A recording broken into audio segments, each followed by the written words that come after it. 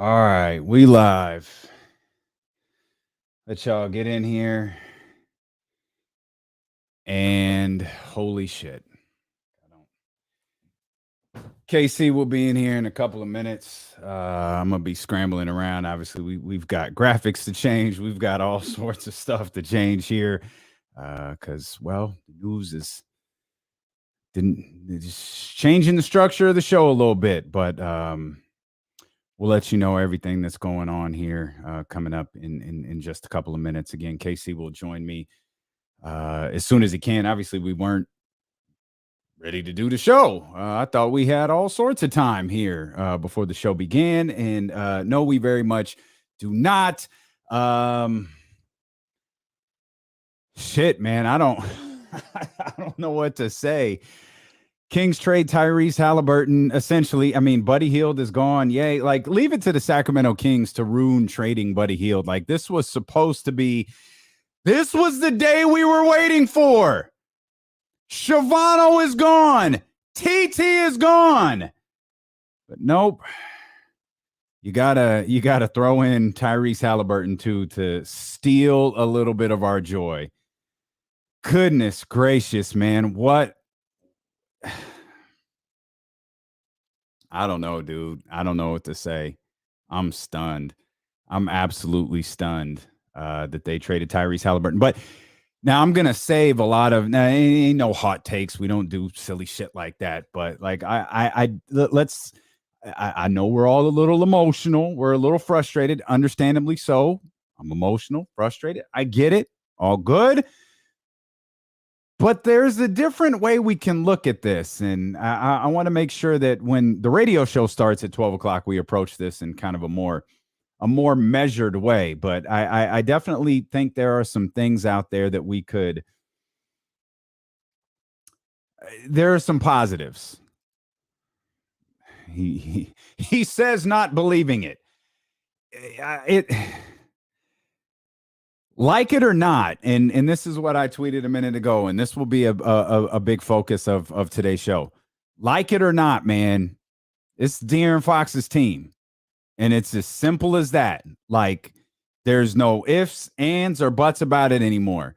You signed that dude to a $130 million extension. You drafted a couple of players who played at his position, and you know, he has the start that he has this year. It's going to be a little bit weird when he returns from ankle soreness tonight, or at least I'm assuming he's returning from ankle soreness tonight, which again, I think that's going to be a little bit weird. But this is De'Aaron Fox's team, and that's been solidified today. You knew to get the maximum return, you were going to have to potentially move Tyrese Haliburton or De'Aaron Fox. And, you know, I know James Ham has used the line that, Tyrese, that's like Monty's firstborn. And it's like, cool. Might be. But the first thing that he did, like his first order of business, Monty McNair's first order of business, was to sign De'Aaron Fox to a massive contract extension. So while Tyrese was the first pick, don't forget what Monty's first order of business was. And it was to lock De'Aaron Fox up long term. That shouldn't be lost in all of this. And we can speculate, and you know, part of what we do is we pit guys against each other, whether we're pitting De'Aaron versus Tyrese, or this versus that. Hey man, like, Monty signed De'Aaron with the intention of him being the focal point, with the intention of him being the pillar. And that was solidified today. You knew you were going to be able to, like, think about this from an Indiana perspective. Indiana, they're looking to rebuild. Clearly, they're moving on from Sabonis. They moved on from Karis LeVert. You know, it's Miles Turner left standing. You're bringing in Tyrese Haliburton. The reason you could bring in Tyrese Haliburton is he's on the second year of a rookie deal, man. It's a sophomore player. You're building. You could build with Tyrese. There ain't no contract. There ain't no money. There isn't even a concern with Tyrese Haliburton. With De'Aaron, because the money attached to him, you have a concern there. With Tyrese, there ain't no concern. And then you got the flip side of all of this. And this is something that I'm sure when Kenny jumps in here, he's going to have plenty to say. And like, remember, it's 11 o'clock. The show doesn't start for 45 minutes. That's why I'm on here by myself. We were ready for the show. We weren't ready for this. So Kenny will be on here soon. But the other question is, what, like, could you even move De'Aaron? You know, as attractive as Tyrese Haliburton is as a player, he's equally attractive contract-wise. De'Aaron ain't got that, man. That attraction level for De'Aaron Fox is much lower when it comes to his contract. Obviously, you know, you're in the first year of $130 million deal or something along those lines. Like, yeah, that's not as cute. It's not the same thing. Bringing my partner here as he gets situated again. We're obviously starting the stream 45 minutes early, so just kind of bear with us as we didn't even get a chance to get my little breakfast in. You know, I was eating breakfast. Yeah, it's just you know, we here now, and I'm floored, Damien. I want to be here for the people. I ain't gonna lie, I'm floored. You're floored, stunned. Huh? Yeah, I'm stunned by this move. Yeah, me too. I didn't think I didn't think they were going to move Tyrese. I really didn't. But that's kind of what we were just talking about. Is Tyrese is attractive. Tyrese is attractive as a player. Obviously, he's a tremendous ball player. But contract wise, he's equally as attractive. De'Aaron, like you're pretty certain. You know De'Aaron's good, right? Maybe, but now the question is, with Tyrese, you can go, well, Tyrese is good. We don't know how good yet, but I know Tyrese is good. With De'Aaron, you go, oh, De'Aaron is good. But is he $130 million good? Hey, like that's a different type of weight on your shoulders for a general manager. And look, man, this isn't Kenny Horowitz at all. But these are the things that I was trying to say. Like I think De'Aaron is a really good ball player. But when it's different here in Sacramento, where we've already done it. You've got him locked in. He's in your system, all this other stuff, as opposed to asking somebody else to take on that. Right? Yeah, right. You know what I'm saying? Like Indiana likes him, but I would like him a little better if he was a blank canvas, so to speak. And I didn't have the contract to go with, you know, and all this other stuff. And that's what it was. That was like my thought when I was. It's not like who wants De'Aaron Fox, because he's a talented ball player. He's a great ball player. There's plenty of people that will want him, but everything else that comes along with him. I'm not saying it's on this level, but it's like how I talk about Ben Simmons. Like Ben Simmons isn't bad. I know, contrary to what people think I feel about, he's not a bad ball player, but you got to take everything else with him. The guy making, you know, $40 million or $30 million for the next 4 years or something like that. Like that makes people say, I don't know. I'll fall back. And I still got to give you something. Right. You know what I'm saying? Right. Like, I don't know. By the way, I told the crew this. You'll have to forgive me for looking away. We pretty much have to change everything that we had the show ready. So I'm changing graphics over here and getting ready to make some changes to the look of the live stream. Kenny may not even know this yet. James Ham's going to join us at the top of the radio show when the radio still starts. James Ham will be with us, and he'll give us some insight on this. So there's a lot ahead here, man. And I KC, as I'm putting together, you know, the graphic tile for the YouTube page. You know, I'm coming across this picture of Tyrese, De'Aaron, and Davion at Media Day today, or at Media Day this year. Like, oh man. That's brutal. It's what might have been what we thought was. It turns out, in fact, is not. It's interesting, some of the things I'm seeing as I scroll through social media, and it's just people people are on both sides. Mm-hmm. Like in one tweet right here on my timeline, I got one that says, what the Pacers just did is incredible. It's still difficult to process how amazing this move is for them on so many levels. Scroll down one or two tweets. Kings pulled a blow-it-up trade and still wound up with the best player in the trade. I ain't even seen no stuff like that. Yeah. And you know what? I mean, I can understand both sides. You know what I mean? And if I was a Pacers fan and I knew kind of what was going to go down with Sabonis, as far as I didn't think he was going to stay here. I didn't think, the front office wanted to keep him. You had to move him and get something for him. Getting somebody like Tyrese Haliburton, I'd be extremely excited. This is a great scenario. And for the Kings, I mean, Sabonis is a hell of a ball player, two-time All-Star. Yeah. 25 years old. Yeah. This is a while I didn't want it to be Tyrese Haliburton, to add somebody like Sabonis, it's a hell of a move. It's a great move. It is. I think there's just always there was no deal to be made where everyone was going to walk away happy. Meaning, and I'm specifically talking about Kings fans. Like there wasn't a deal to be made where everyone was going to go like, yes, we got it. Because as we learned yesterday, which we thought was going to be a focal point of today's show, there are a lot of people who are team De'Aaron Fox. Now, don't mistake what I'm saying. I'm not saying team De'Aaron Fox in terms of Fox versus Tyrese Haliburton.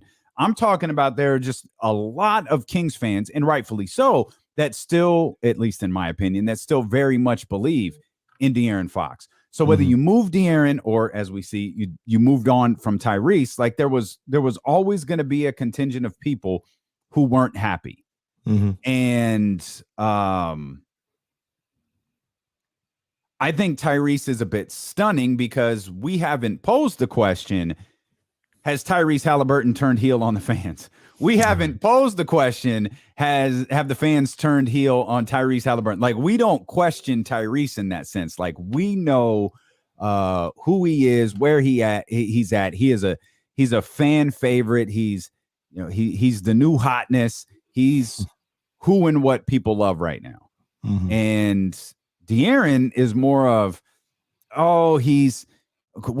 we haven't surrounded him with the right talent, or we have surrounded him with the right talent and he's just not good enough. He's a turnstile on defense. He's terrible defensively, or he's disengaged. He's removed from the organization. He's grouchy. He's lost his smile. And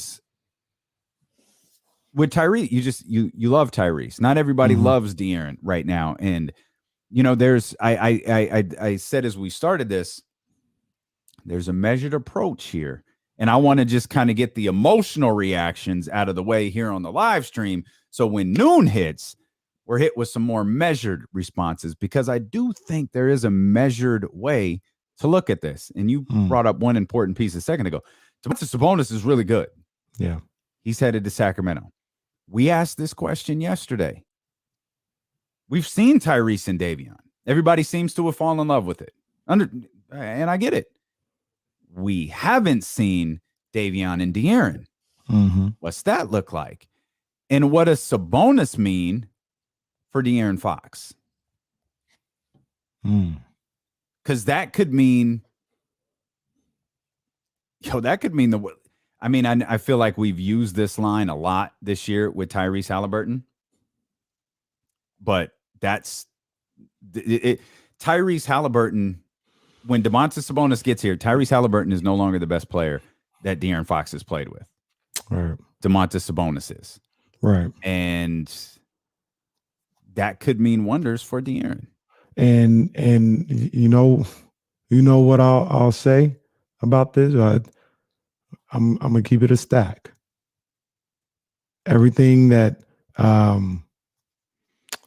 James Ham mentioned yesterday that we think, that's done. Don't want to hear that no more when it comes to number 5. All I need now from 5 is production and winning. I don't want to hear nothing else. I don't want to. If you thought, I think Jazzy was in here talking earlier about, he took off 2 weeks, and the rumors are out there that he took off 2 weeks to try and see. That's done. It's about production now. And if Domantas Sabonis helps with that production and gets them going and gets them in a winning situation, let's get it going. Let's go. I like that. I don't care how it gets done, but I just want to be perfectly clear. All that talk is over. They don't do nothing for them, or they hadn't built. I don't want to hear that no more. Okay. I want results. I want wins. I want production. I hear you. And you want that now? You want that immediately? You want it the second? I don't think Domantas Sabonis will play tonight versus the Minnesota Timberwolves, and I don't think he'll play tomorrow night versus the Minnesota Timberwolves. So I assume the second Sabonis steps on the floor, you want to see some production. Yeah, man. This is from me. And I was speaking specifically about De'Aaron. You want to see? When De'Aaron come out there, like I said, I need production and wins. You know what I'm saying? If he scores 16 points and they win, like, all right, cool. Like, that's good. I'm not here to say, oh, he's not putting up 30. It's about the winning, man. It's about the winning. And whatever it takes to get the W's, all right, let's get the W's. But, like, I say that to say, I don't want to hear no more that ain't nobody done nothing for nobody. Like, it's time to win. Yeah. I hear you. I understand. So, not going to argue that. I'm also interested in the other components. I know the story is rightfully so, Sabonis and Tyrese leaving. Jeremy Lamb is a solid ball player to me. I like Jeremy Lamb, and Justin Holiday is really solid as well. I like those two acquisitions by the Kings. And Jeremy Lamb, I'm not going to act like I've studied Jeremy Lamb recently and his numbers and stuff like that. But from what I know of him, a decent shooter, can shoot the ball. So when you talk about shooting around Fox, I think both of those guys can help. Justin Holiday, he's a guy that can create his own shot as well. So I think those two pieces as well might be able to help Fox and the whole franchise, to be honest with you. It also brings Sabonis two guys that he's familiar with over here, and that they're familiar with him and how they play. So I like those two pickups for, I mean, Tyrese is the big story, but you were able to get rid of two guys that were inconsequential to what you were doing anyway. So I mentioned that right before you joined us. Monty McNair would find a way to ruin the celebration of the Buddy Hield trade. Like, this was supposed to be the Dave Chappelle rig. It's a celebration, bitches. Like, we were supposed to pop all these bottles of Luke Belaire behind us. TT's antics are off to Indiana. Shavano's gone. Like, this was supposed to be the day. And Monty McNair snatched the excitement from right here in the palm of our hands, and he snatched it away by including Tyrese Haliburton. Co, I hear you. That's one of the concerns that's always been with Jeremy Lamb, is he just hasn't been able to stay healthy consistently throughout his career. I don't know. Hopefully he can stay healthy out here. Posting a question on YouTube right now. Removing emotion. How do you feel about the trade? Hate it. Love it. So hate it or love it. The underdogs on top. That's what was running through my head right there. I feel like I know. And again, I'm asking you, take the emotion. Obviously, we're all really disappointed Tyrese Haliburton is gone. I think we all really like Tyrese Haliburton. But once you take that like emotion out of it, do you think that this deal made the Sacramento Kings better? And I think that's the important way to look at this. Did the Kings get better today, or did they not?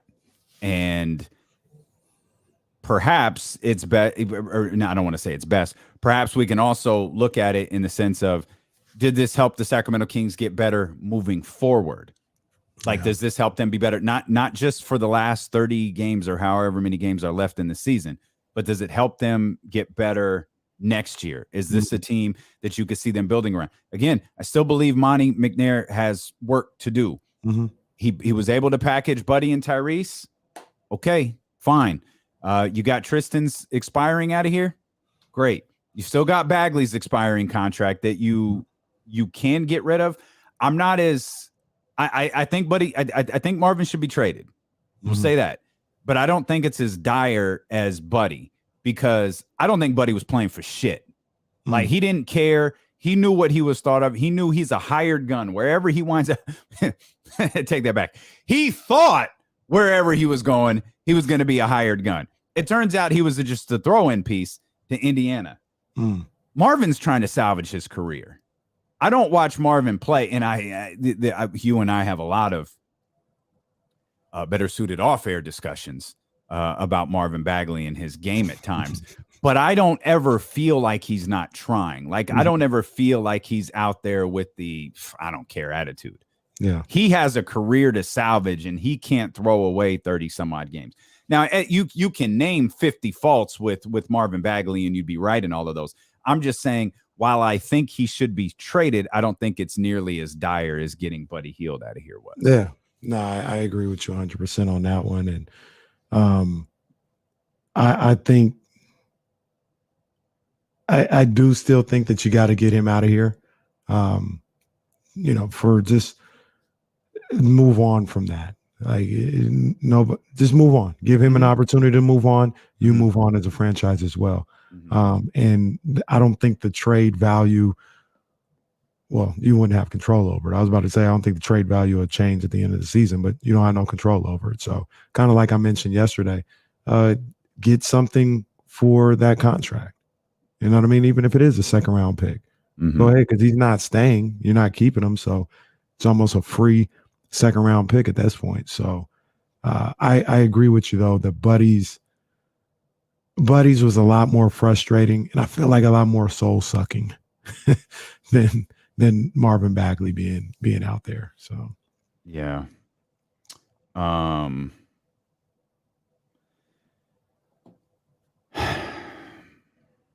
James Ham coming up at the top of the right at the top of the show.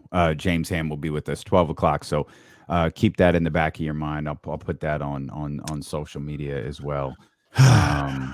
But first shoe is dropped, and look at this. You talk about a Twitter timeline catered to me. There are two names trending, and they both have my attention.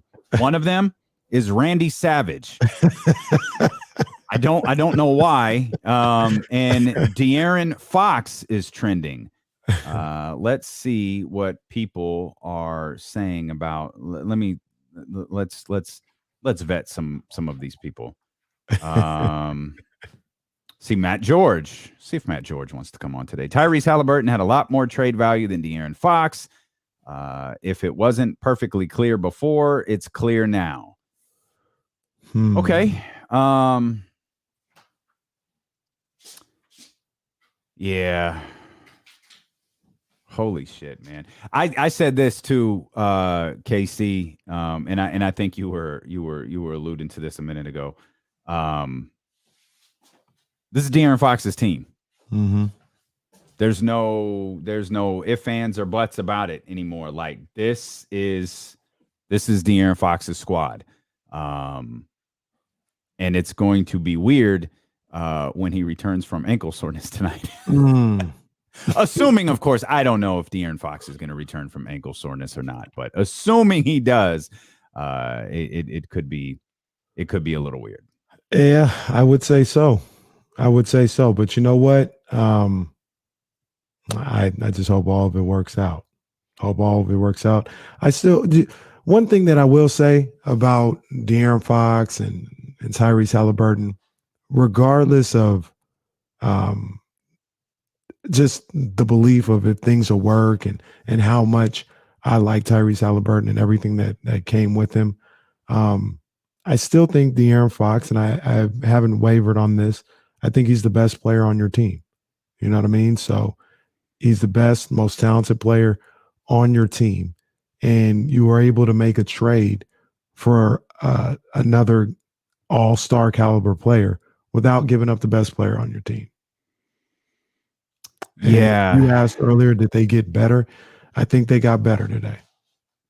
It's funny. I was just about to ask. I was just about to say something along this lines. Our man Yazoo, who used to be or not used to be, still is the photographer for Willie Cauley-Stein. He did a lot of the work I have on Instagram. He just sent me a DM. He said, "Bro, why do people not fuck with Fox anymore?" And as I'm looking at as I clicked on De'Aaron Fox. It's kind of amazing how out so many people are on De'Aaron, and it makes me wonder, I might be in the wrong line of work. I maybe should focus on wrestling. Maybe I don't know what the fuck good basketball is. Like, De'Aaron's really that bad? Like, what do we... Hey, man, I love Tyrese. Mm-hmm. But we're really jumping off this ledge like Fox is garbage? Yeah, that's jumping out the window for me, because even this, like, I'll be honest with you guys, I'm not as confident as I was in De'Aaron Fox as I was at the beginning of the season, right? My confidence in him has been shaken a bit. Like, oh, I don't know if he could be what we hoped he could become. But I don't think he's a bad player. I don't think he's necessarily the problem. I think it's kind of clear that you need other types of players around him. Like, it's not just, oh, go get him a big wing. Like, no, I think you need like leaders around him. Like, I don't think he can be the leader of a franchise. I don't think he can be the best player on a franchise and have them move forward and be this successful franchise. But that doesn't mean he's not good or that I necessarily want him out of here. You know what I mean? Like I said, he was the best player on the team, and they traded for another all-star caliber player without giving him up. That's a win. That's a win. Yeah. Again, I keep trying to remind myself, you're not on the radio. Who cares if it goes quiet? All right, I'm trying. We're trying to figure all this out. Like, I hadn't even like really dove in the way I would here. Oh, we're live, pal. We're live, pal. Yeah, it's the nature of the beast.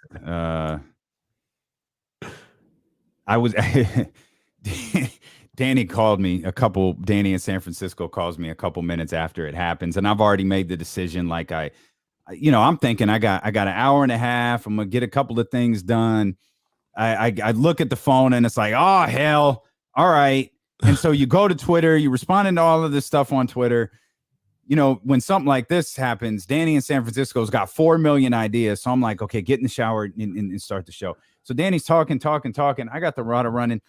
Danny's like, so do you think it's do you think it's worth starting the live stream early? And mind you, this is after Dr. David and David Jackson and everyone's in the mentions. Start the show. And I snap at Danny. Danny, we're a goddamn radio show. We start at noon. Leave me alone.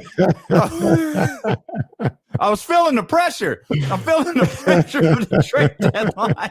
So I finally get Danny off the phone, hopping in the shower, and I just grabbed all of this stuff from downstairs, brought it up here, and was like, dude, just forget it. Just start the show. Like, people have seen us have worse train wrecks than this before. So let's ride.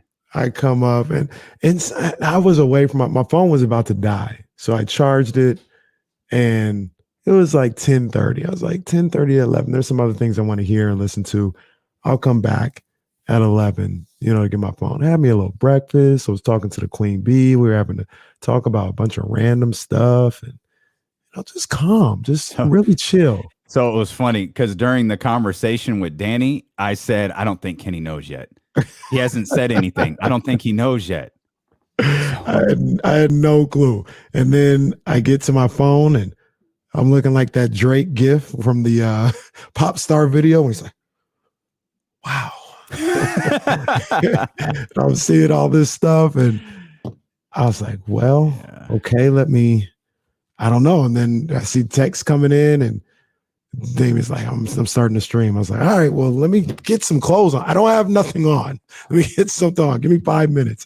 And we here. So I hadn't even really saw reaction from other people. I'm watching. This is all real time for me. My first thought though was, I'm not even gonna lie, and this is gonna sound like shade to Fox, and it's not meant to be that way. It's more about how I feel about Tyrese. I was shook. I was like, Tyrese?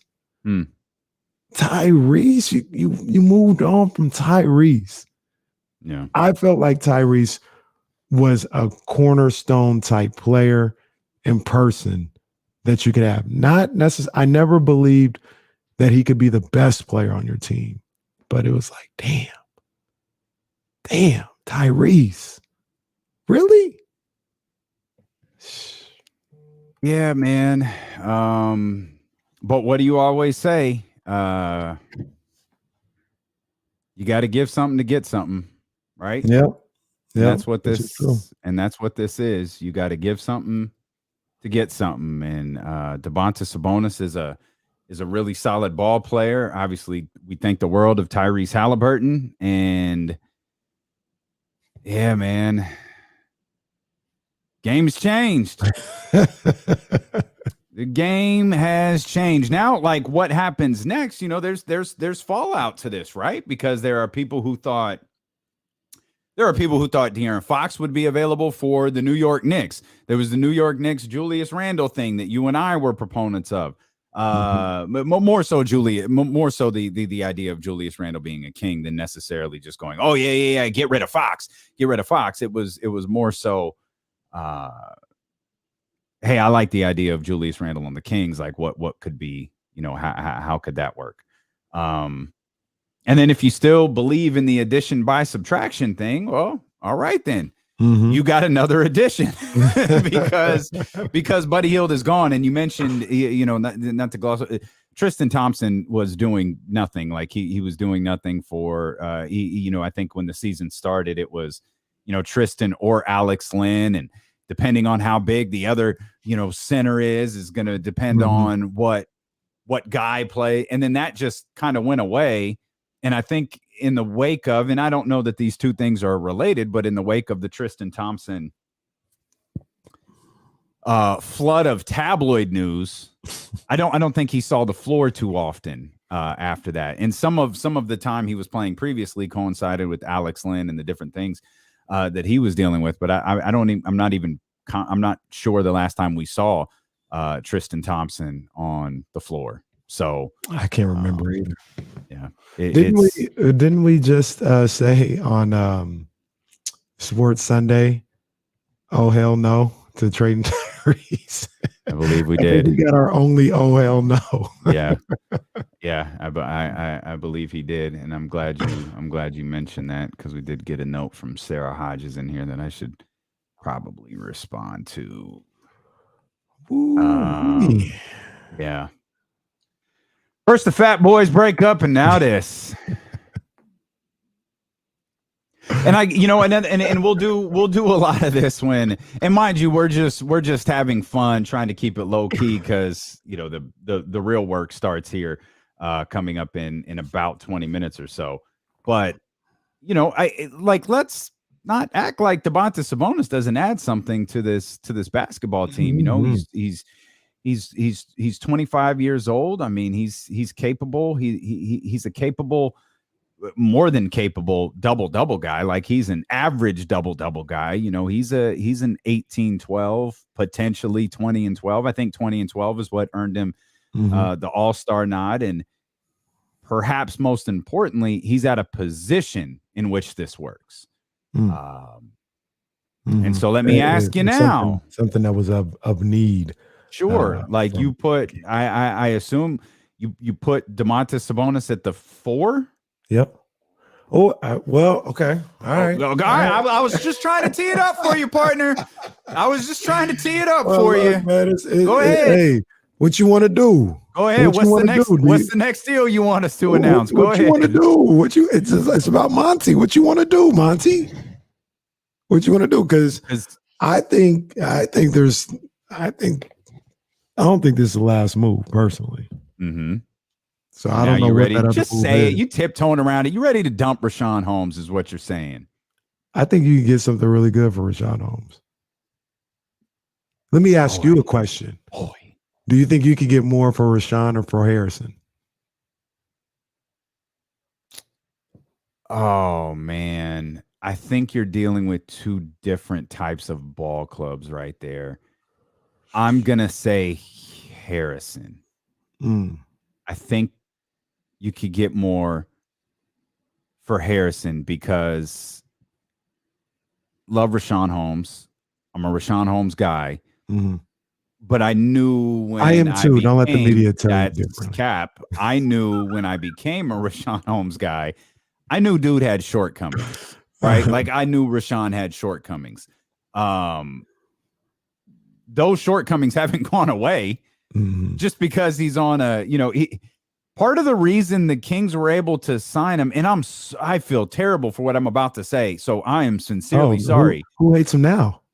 Part of the reason the Kings were able to sign that deal was because no one else wanted to. You know what I mean? So, like, he's locked into that deal. I don't think that makes him more attractive. I don't think it makes him less attractive. It's just whatever the market was for Rashawn Holmes, because we're not talking about 2 years ago. Right. We're talking about last offseason. Whatever the market was for Rashawn Holmes, my feeling is that's still the market for Rashawn Holmes. Yeah. I don't know. Dude, Charlotte, remember we had heard y'all still interested? How's who'd they get? The Plumlee? How's the Plumlee working out? They got Kai Jones. Oh, see. And they're reportedly still looking for a center. Oh, they went to that Monty McNair school of acquiring centers. So then, hey, maybe Rashawn Holmes is the guy for I just feel like whatever the market was for Rashawn then, it's probably the market for him now. I don't know how much different it would be. I don't know how much different it could be because, again, it wasn't that long ago. Right. Yeah. No, and that's, all jokes aside, that's really what it comes down to with me and Holmes is I feel like his contract is more digestible and more attractive for what he brings to the table than Harrison Barnes or at the time Buddy Hield. Like I just thought if I talk about the Warriors all the time, if I can get Rashawn Holmes, the Warriors, we can really start talking about NBA final championship. Like, cause he's a good ball player that we can afford. Like we don't have to break the bank. Why does Rashawn Holmes fit the Warriors so much for you? Because they're looking for a big that's athletic that can I'm not going to say Rashawn could guard all five, but in a switching situation, he could hang with a guard, every now and then. He does the dirty work. You don't need to run the offense through him. I think like they marvel at what Looney's doing right now. I think Rashawn Holmes is better than Looney. You know what I mean? And Looney's having a really good season, but they're talking about how good Looney has been and, and he's such a vital part. I think they could upgrade at that position with the Warriors and more protection for Draymond if he's not 100%, all that, man. So I think that if I was the Warriors, I would really want Rashawn Holmes. But if I was the Kings, I would want Wiseman or Moody back. I'm not going to be crazy enough to ask for both of them, but I'd want at least one of those guys back. And I don't think Golden State would be ready to part with one of those guys. For now, we'll go back down and bring the value down a little bit more. They wouldn't part with him for Rashawn Holmes. They may give you a Looney or, maybe throw Otto Porter in there or something like that. But when you start asking, for these young guys on rookie salaries with, potential, I think you're asking a little too much. Do you think there's still a deal that the Kings will make? I Maybe I don't think so though. I don't know who's available. Sabonis is one of the few guys that we knew was available. CJ McCollum was a guy that we knew was available. I don't know. I don't know who else it would be. I mean, unless you believe the Randall rumors are still out there, maybe that could be a move, but I don't know how he fits now with Sabonis. Okay. So I think deals will still be made, but yeah, I don't know who it would be. TC says, Harrison Barnes or Marvin in a pick for he said Jamie Grant, and he means Jeremy. I mean, that'd be all right. That'd be big. And then you're coming back with Fox, probably Holiday or Davion, either one. Jeremy Grant, Sabonis, and Holmes. The other question about this is, I mean, they're Kings are trying to make the playoffs right now. It would appear that way. Now they're able to do it in a kind of maybe a sensible way, a cool way, because Sabonis has 2 years remaining on the deal. Mm-hmm. So even if it doesn't work out, you still got, DOMANTAS under contract for a couple years, and you'd have the draft pick and all that other stuff. But yeah, they're going for it. They're still in this to make the playoffs. But I think it's see, this is tricky. I think it's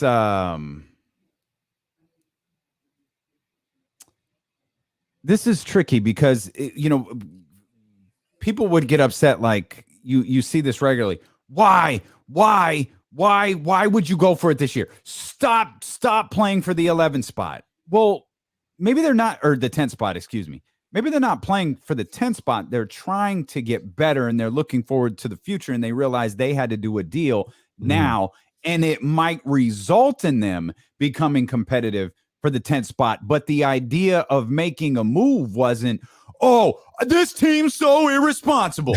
They keep playing for the 10th spot. No, one thing is clear is they're not tanking, which I know that's going to piss off a portion of the fan base as well. But maybe this is too measured of a thought. Maybe let's see how it works out. You can't do that. Yeah, okay. All right. My bad. Get your mind right. Get your mind right, player. E-me. Drewski. Sorry about that. Nah, I mean, I think it's and I guess we're coming from a different place. Like, I don't have a problem with, I absolutely don't have a problem with them trying to salvage the season. Am I saying that's what they have to do? Or if they decided to tank, I'm not saying that. If they decided to, tank before this or whatever, I'd be like, hey, man, do what you got to do, because this season was a mess to begin with. But I'm also not in the camp of, if they're like, hey, man, we're still trying to be competitive out here and make a move for this season, I don't have a problem with that. And like you mentioned, it's not something where they traded Tyrese for James Harden, who's a free agent at the end of the year. You know what I mean? And went for the 10th seed. That'd be crazy. You're trading to possibly get better this year, but also possibly be better moving forward. And yeah, I think I'm okay with that. I'm okay with this move, and if it results in them being able to do it. Now, the interesting thing is, and we're thinking way down the line here, is, will they be able to say everything works out great with Sabonis? Will they be able to retain him when he's up for free agency? Because with Tyrese, you had club control. There was no question about it. That's right. If you wanted him, you would have him. There's a lot of risk with Sabonis now, because he could leave you in 2 years. That's right. And it should be mentioned to Lamb is an expiring contract. Yeah. I don't know if we mentioned that. Yeah, Jeremy Lamb is an expiring contract. Yeah. Boy, there are really some people jumping out the window with this to steal one of your lines. I like Tyrese, but of all of the things this organization has done, it's weird that this seems to be the one that has upset people so much. Like, I don't know. I feel like people are more mad about this than they were about trading DeMarcus Cousins for Buddy Hield. Well, it's because it's what you talked about. I mean, I think Tyrese Haliburton had a 100% approval rating in Sacramento right now. That's right. He had a one. There was. That's right. There was nobody that I've come across on the other side with Tyrese. They all liked him. They all thought he was a good ball player, and it's a good thing that he's here. So, yeah, that, and I don't think anybody saw this coming either. You know, it's such a shock. Like I didn't think he was gonna be traded at all. I thought they would unload so many other people before they got to Tyrese. Nope. Tyrese first. Everybody else got to go. Tyrese first. Tyrese got to go. Tyrese is the problem. Get his ass out of here. Sarcasm. Let's check the poll results. This will be interesting. Thank y'all for hitting the thumbs up, man. I know there's probably a lot of new viewers here. The show. This is actually the pre-show. If you're not familiar with D'Lo and Casey, the show starts in about 6 minutes, and it's going to start with a bizang as James Ham is going to join us at the top of the 2:00 hour. Poll results right now. 278 votes. Okay, not what I expected, but I feel like people are sensible here. Removing emotion. How do you feel about the trade? 55% say they hate it. 45% say they love it. That's a lot more balanced than I was expecting. So I'm happy to see that, because for me, love it also, like, I feel like if you're going to fall into the wait and see category, you're probably leaning towards love it. Like, because if you hate it, you hate it. Like, you don't care about Domantas Sabonis. You don't need any time to process. Right. You know, you're just angry that Tyrese Haliburton is gone. So that's essentially what that is. We welcome those watching on YouTube, on Twitch, and the one person watching on Facebook, which is almost certainly Joe. Joe, we appreciate you. Even if you just pop in on Facebook, man, make sure you hit the thumbs up, heart, and all of that different stuff. And remember, James Ham's going to join us here for the start of the show coming up at 12 o'clock. It's coming up in about 3 minutes or so. Jason Jones will be with us. We're kind of booking on the fly here, as they say. So we'll text a few other people. We've got a number of text messages out. And, we'll see how that ultimately goes. Let's see. Man, Chris Thomas in here. D, we got Sabonis. Not the way I wanted to get him, but this is a win. Sure enough. Yeah, sure enough. I think Sabonis is a win for sure. To answer your question from earlier, and I'll say it again, we'll talk about it on the show or whatever. I think, yes, the Kings got better today. Kings got better. And I agree with what Chris said. It's not necessarily the way I would have hoped it would have happened, but they got better today, you know, and they got the guy that was, they gained an all-star without having to get rid of a guy that's, I think, the best player on the team. It's a positive. I agree. He says, thinking it through one last time before doubling down on it. I'm with you. I'm anxious to see.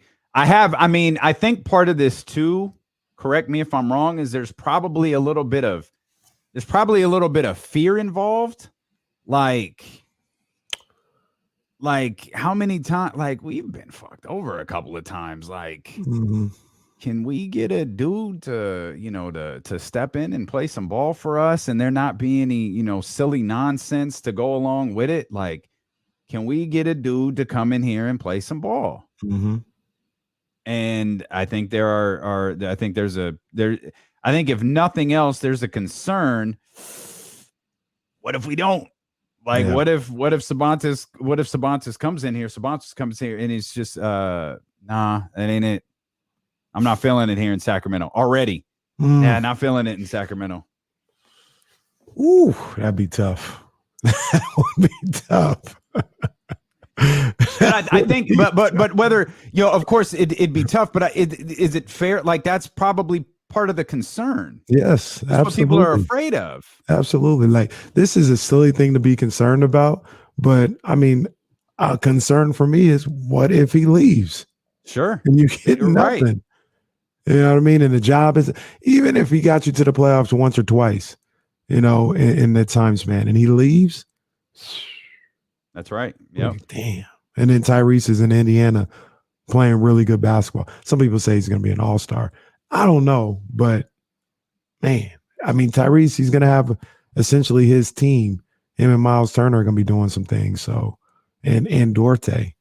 Let's bring in James as the show. The show is about to start. Hammer. Show's going to start in 1 minute. Hammer. All right, man. What's going on, James? Busy morning. Yeah. I'm sure you haven't been busy at all. What do you mean? It's easy work for James. It's funny. As soon as something like this happens, like, everyone decides to text you. Yeah. Facts. I know. Facts. But it's like, do they not know that, like... That's right. Do they not know what we do for a living? Yeah. Like, look... here, you can read my work here at thekingsbeat.com. Yeah. No, I want your thoughts now, James. Like, right now. Give me your thoughts. Let's talk about this. Yeah. Jesse, we'll go till 28 for sure. And I'm sure James has a lot of work to do. So we'll figure everything out from there. Okay, here we go, guys. Okay.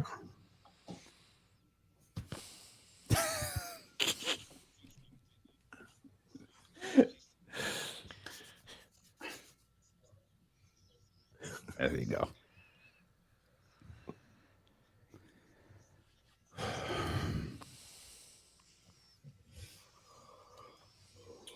Well, let's get this show started. We welcome in those on the Odyssey app. We welcome in those listening on 1320 AM. We've been on for about an hour over on YouTube, Twitch, and Facebook as well. There is some Sacramento Kings news to report. There is some major Sacramento Kings news to report, and here to talk about it, our 1320 Kings insider and creator of the Kings Beat. Now is the best time ever to become a subscriber over at thekingsbeat.com. Tyrese Haliburton, Buddy Hield, Tristan Thompson out, Domantas Sabonis, Jeremy Lamb, Justin Holiday in. James, let's start with this before you break this all down. Did the Sacramento Kings get better today? I think so. Boy, that's the hard hitting. That's the hard hitting news you come here for. I thought James was saying. I think. Well, I won't speak for Damian. I said yes, they got better. Does it kind of hurt that Tyrese is gone? Because I love Tyrese. Yes, absolutely. But I think just if a yes or no answer, I think they got better today. Yeah, I mean, look, Kings fans are going to go through the 7 stages of grief right now. Like, there's no question. Tyrese Haliburton is probably the most likable King I've ever covered. He's an absolutely spectacular young man. He's got an incredible spirit. His ability to communicate both on and off the court is just, it's better than any player that we've ever had in Sacramento. And I think that losing him is a huge, huge blow to this franchise. But you just landed a 25-year-old All-Star. You just landed a 25-year-old All-Star. And just going to be absolutely blunt, you just did addition by subtraction because Buddy Hield is no longer a member of the Sacramento Kings franchise. The remaining $40+ million on his contract are gone. This is almost a net neutral trade when it comes to the salary cap. The Kings saved about $1.5 million this year, 1.7, something like that. They save about $500,000 next year. When your payroll is $130 million, that means absolutely nothing. This is a neutral trade, and to be honest with you, I'm excited to see what Sabonis can do. But here's the caveat. I will not, at this point, tell you that I can't wait to see him with De'Aaron Fox, or I can't wait to see him with player X, player Y, because this team ain't done. And like this whole entire this week, it just got started. And so do not start like expecting me to break down on how Domantas Sabonis and De'Aaron Fox look next to each other, because we got to wait until Thursday. This thing ain't done. Oh, man. That's a hell of a tease, bro. I don't even know where to go with that. That's a hell of a tease right there. Oh, man. So, James, tell us what you can tell us about this whole situation. And I'll focus a little bit more so on Tyrese Haliburton. Did this kind of, like, were their arms twisted in this one? They didn't want to get rid of Tyrese, but maybe Monty and everybody was feeling the pressure, and they felt like the only way to get a deal done was to move Tyrese. Like that's kind of how it comes off to me. Like if they wanted to get somebody of Sabonis' stature, a Ben Simmons stature, Fox wasn't going to get it done. Is that accurate, or how did they come to the conclusion that Tyrese was the guy that we're going to move? Okay, so first of all, I'm not teasing a Fox trade for people who are out there. I don't know what's going to happen. What I'm telling you is do not plan on anything. Nothing is for sure at this point. So we need to see what's going to happen. When it comes to Tyrese, like, look, the numbers in this deal made sense. Indiana is so we've talked about this early on. Every team is looking for something different when it comes to the trade deadline. Every team. We look at what Portland's doing, who just waved the white flag and gave up player after player for nothing. Like, just get rid of the contracts, right? We look at a Kings team that wants to improve, they want to be better now, they want to be better next season, they want to be better the season after that. They know they have a broken roster. They know they are trading a young, talented player for a much better player today. Whether he'll be a better player in 3 years, we don't know the answer to that. But we do know that Sabonis, at 19 points, 12 rebounds, 5 assists per game, is a better player than Tyrese Haliburton right now. And in addition, you got rid of a contract that you did not want around. You got rid of a player that you did not want around your team anymore, that did not want to be around your team anymore.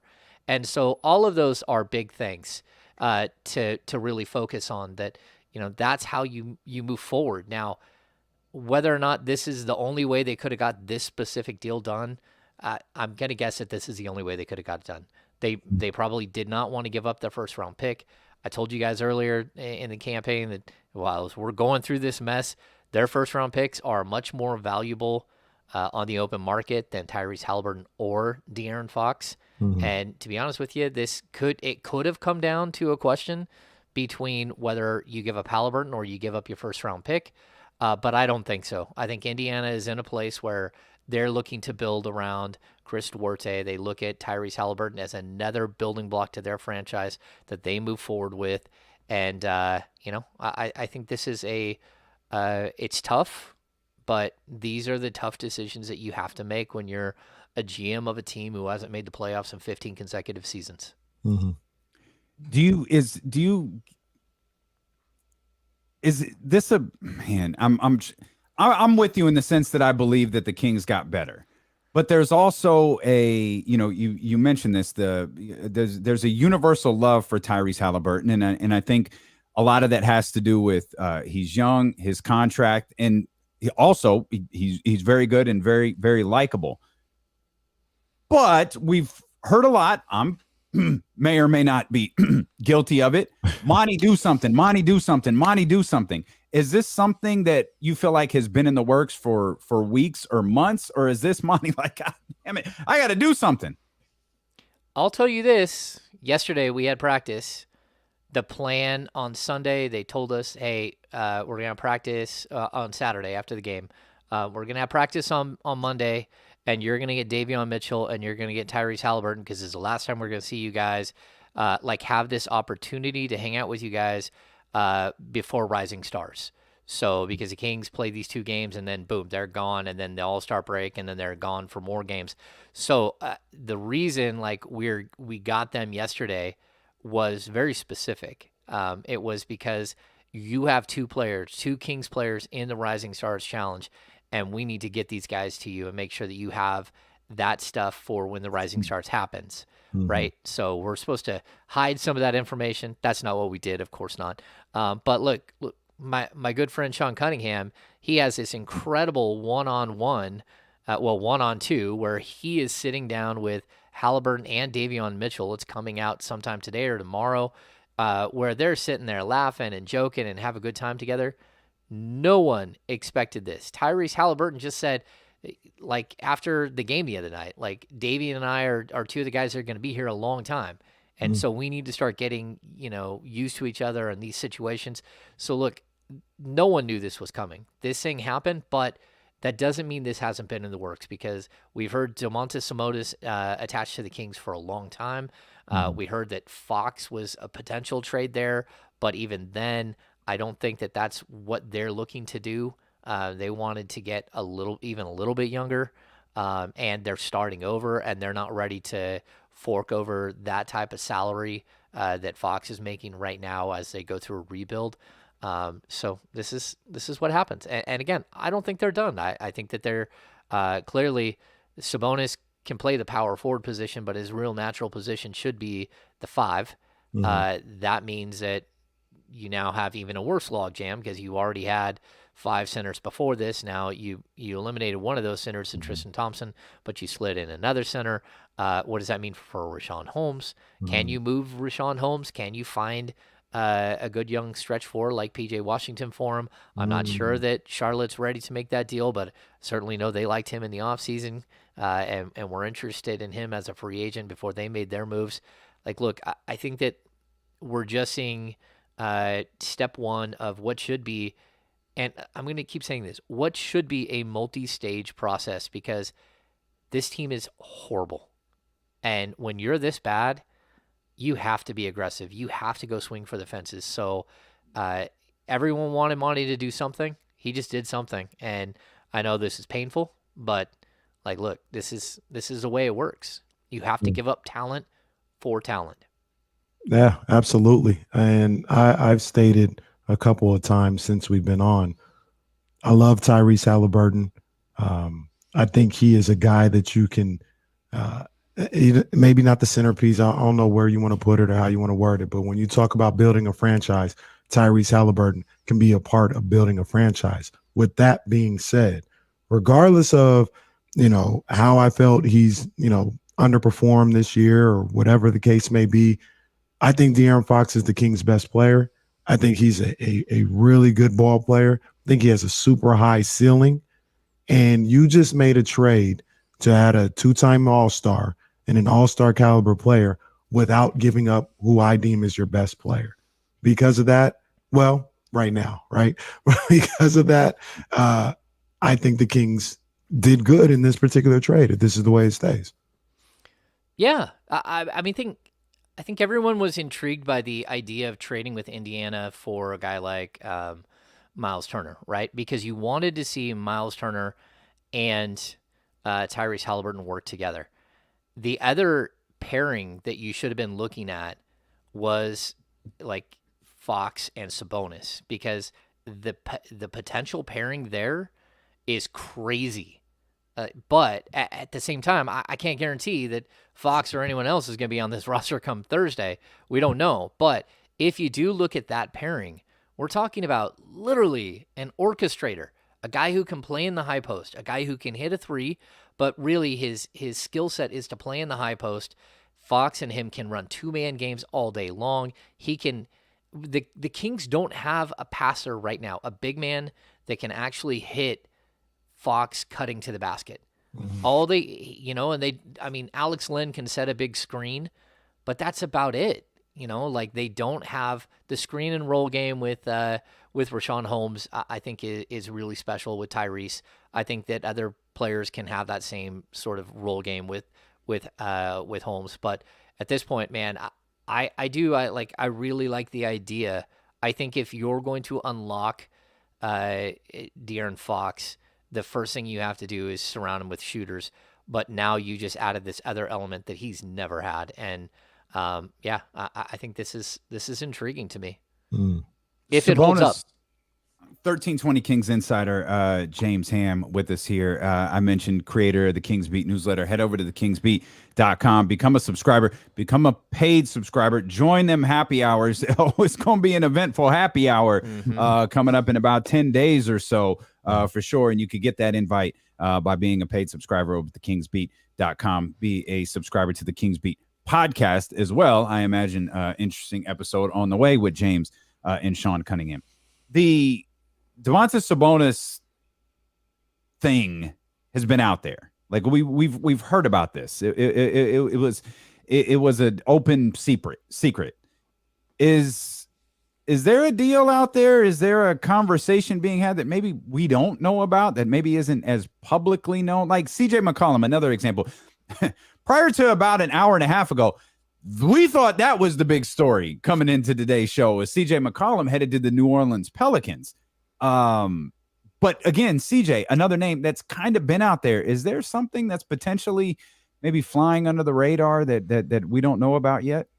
Heck yeah, there always is, right? You don't make a move for a starting level center when you still don't have a true power forward that fits his roster long term. I think you can have, especially like I'll even say this, like Sabonis at 12 rebounds a game now allows you to put Harrison Barnes at the 4 and bring in a 3. So it opens up different opportunities for you. That doesn't mean you're going to do that. Harrison Barnes could still be moved. You could also try to get younger at that position and reset your player arc back to the 24 and 25-year-old Sabonis and Fox. I think there are a lot of different options that we can look at now, but having a player like this opens up your ability to go chase different types of players. Because if the only thing you got right now is Rashawn Holmes as your pick and roll guy coming into this, and you got some shooters, but you don't really have an elite rebounder. You don't really have a gigantic big. You don't have a tough guy to punch people in the face.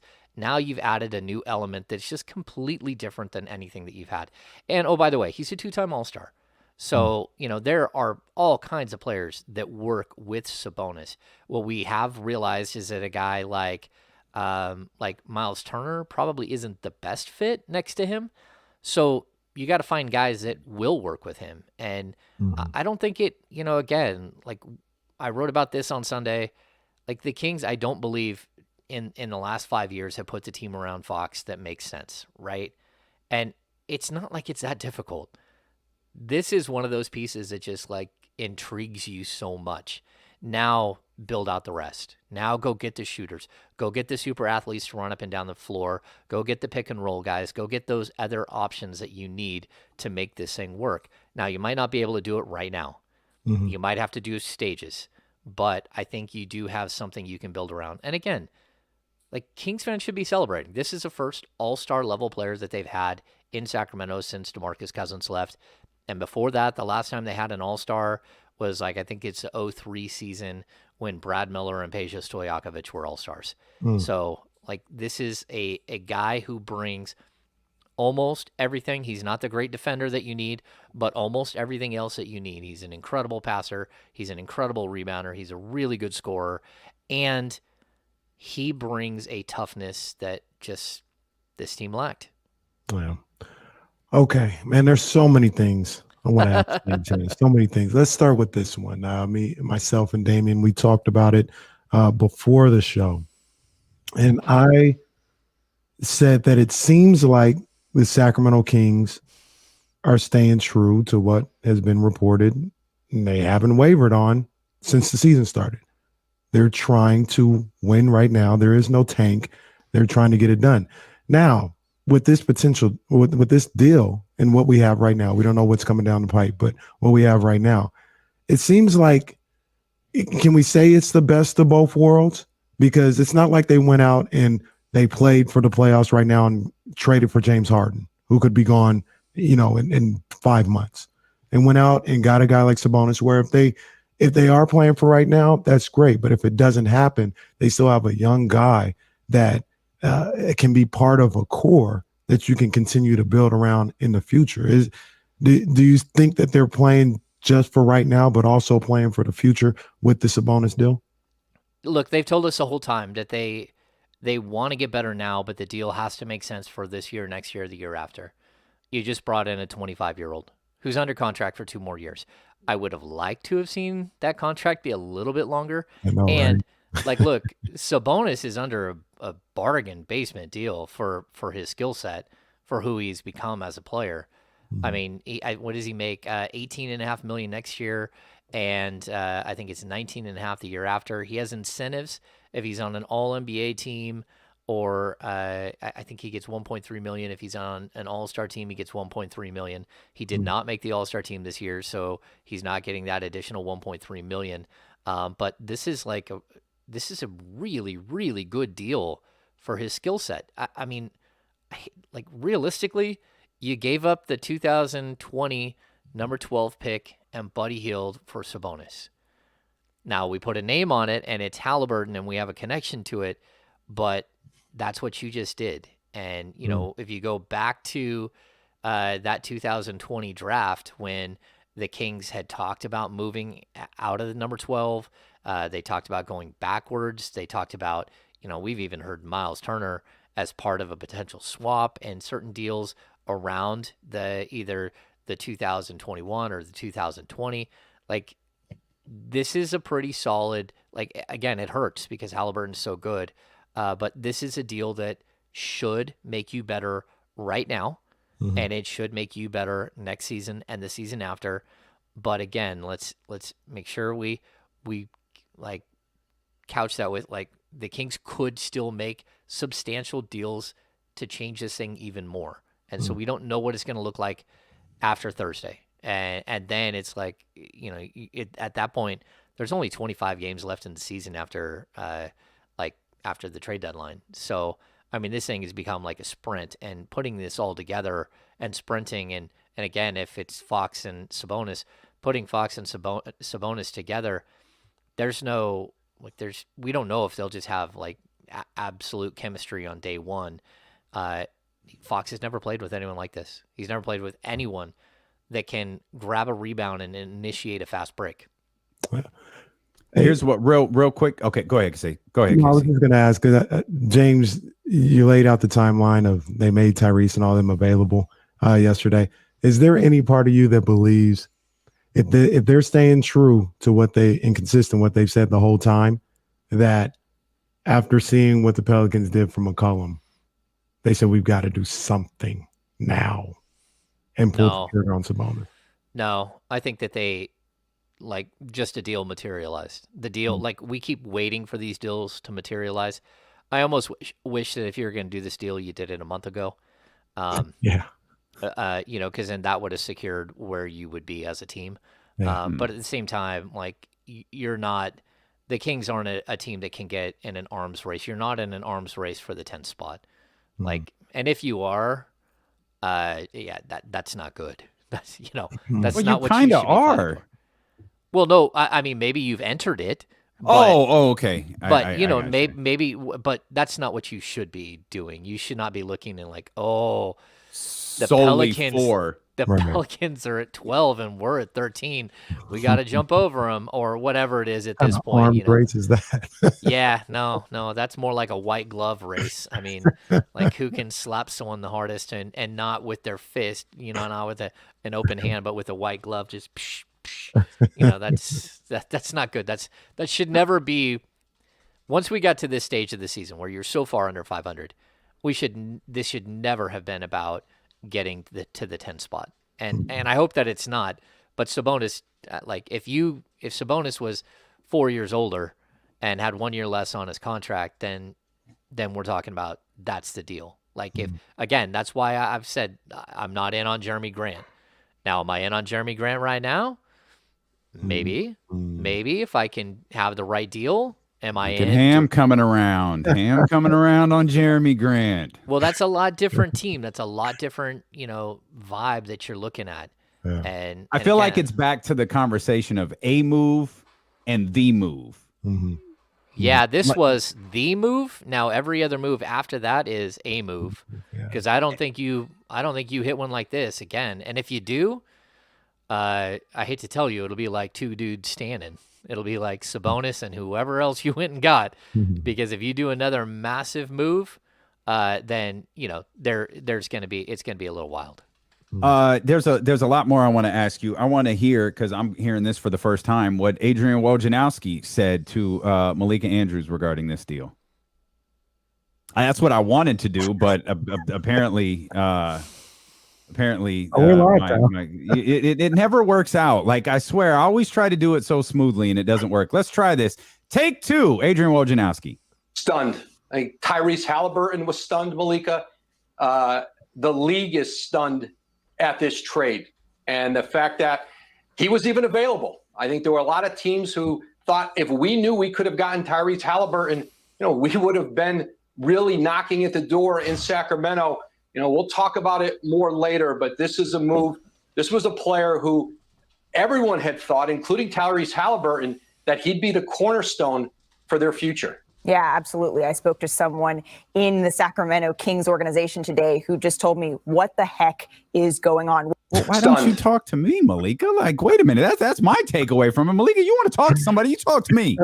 Do you have a response to that? Because yeah, like, which other team had Sabonis? That's what I was thinking too. Like, okay, you could have wanted them all you want, but we don't want. We don't. But want what is that? Yeah, like, what exactly does that mean? Because, like, look, Brad Stevens, we could have offered you Dennis Schroeder. Yeah, come on. Oh man, yeah. So I mean, it's funny. Yeah, teams around the league are stunned. But why would you be stunned? Like, have teams around the league not really been listening to every single thing that's been out there about the Sacramento Kings and how every single player is available? Like, come on now. Come on. Like, look, if some other team wanted to go get him, they would have to offer more than, let's just flip this around. If they wanted him, they would have to offer more than a 25-year-old two-time All-Star and be willing to take on Buddy Hield. So let's just put that out there. Any team that wanted Tyrese Haliburton needs to give you a two-time 25-year-old All-Star and take on the next $40 million of Buddy Hield over the next 2 years. So let's like make sure that we're understanding this correctly. That because filters out the. Did somebody else miss that? I'm not sorry. sure. I just laughed at the realization Buddy went from Hollywood to Indiana. Like, that's not a knock on Indiana. It just dawned on me he went from being a Los Angeles Laker competing for an NBA championship to a rebuild with the Indiana Pacers. It's rough. Hey, James. And Laker fans continuing to believe that Buddy Hield would have made a difference in their season will continue to be my favorite part of the rest of this season. Sorry for you. Sorry to those Laker fans. James, let's talk. I know Sabonis is the big fish here. Two other guys in the deal that I like. I like Justin Holiday. I like Jeremy Lamb. Are they just cap filler or trade filler or anything like that? I know Lamb's an expiring, but I like both of those players. Jeremy Lamb has an issue with staying healthy, so and he's expiring, so maybe that dims the light on him a little bit. But what do you know about the other two guys? Yeah. I mean, if you look at Jeremy Lamb has always had a history of injury, which is too bad because he actually is a dynamic scorer when given the opportunity. To be honest with you, could he be the Kings starting shooting guard the rest of this year? Sure, he could. Like, why not? Justin Holiday, to be honest with you, I like Justin Holiday as well. To me, he's like a shooting guard, small forward version of DeLon Wright. He's a guy who knows how to play. He's 32 years old. He's a grown man. He's going to go out there and, give people the business. He's a guy who does play defense. I think he's a good addition. I think he's a solid addition. He's under contract for I think it's $6.3 million for next season. So I definitely think that if you look at those two players, they make more sense than, especially with Buddy Hield being gone and Terrence Davis out for the season. That's where I think Jeremy Lamb kind of fills either the role as like a really nice coming off the bench scorer, like what Terrence Davis would be, or if you need him to, be your starter and bring Davion along a little bit slower, I think you have some options there. And then I think Justin Holiday instantly should slide right into the rotation and start getting minutes because his team has lacked like a road grader 3, a guy who can really get physical with people at the 3, and and I think that he can do that. He's a serviceable rotational NBA player. James, we got to let you go. You got a lot ahead of you here. By the way, there is a game tonight. Just yes or no. De'Aaron's ankle feel better? You don't have to. Don't answer that. I don't even. Don't answer that. I don't want you to answer that.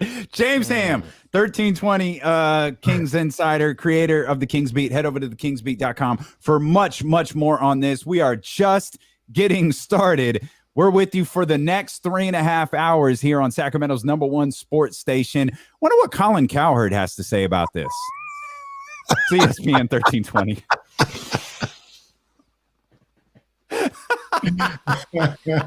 Uh-oh. Oh, man. He might have had something to say about it if he was live. Hey, we're not live. Hey, we're taped, pal. Yeah, we're taped, pal. All right, James. Yeah. All right. I got some more writing to do, and then I'm podcasting with Sean. We'll have all that up hopefully before I get in the car to drive to the arena for what should be a crazy day. Do I think Fox will play? I think there's a chance, but I also know that this is going to be a rough 2-game stretch now because losing Haliburton, that puts you in a weird position. So he better be ready to play if they want to win the game. Yeah, but are you going to win the game? This is one of those emotional ones where the team is stunned. In all honesty, the team is going to be like a bit of a shell tonight. I mean, this is a big blow. Simon Shumpert all over again. Yeah, my son was just stunned, how and it's that's why I bring up the 7 stages of grief. People will get it. Look it up. You're gonna figure it out. And now I got to go mediate. The corgi is beating up on the pug and hurting the little chubby dude all over the house. Oh my! The pug just wants to go lay down. The corgi won't let it happen. Yeah. Oh my God. It's an eventful day at the Ham House. All right. Yeah, everyone just left me. Now I got 3 dogs and podcasts and writing to do. We'll see how the day goes. Hey, good luck with everything today. Again, they ain't done. They ain't done. All right. Well, we're here. We're talking soon then, James. We'll be all right. Soon. Yeah, if I have to come back, it is what it is. All right. Thanks, James. Pull up. Oh, man.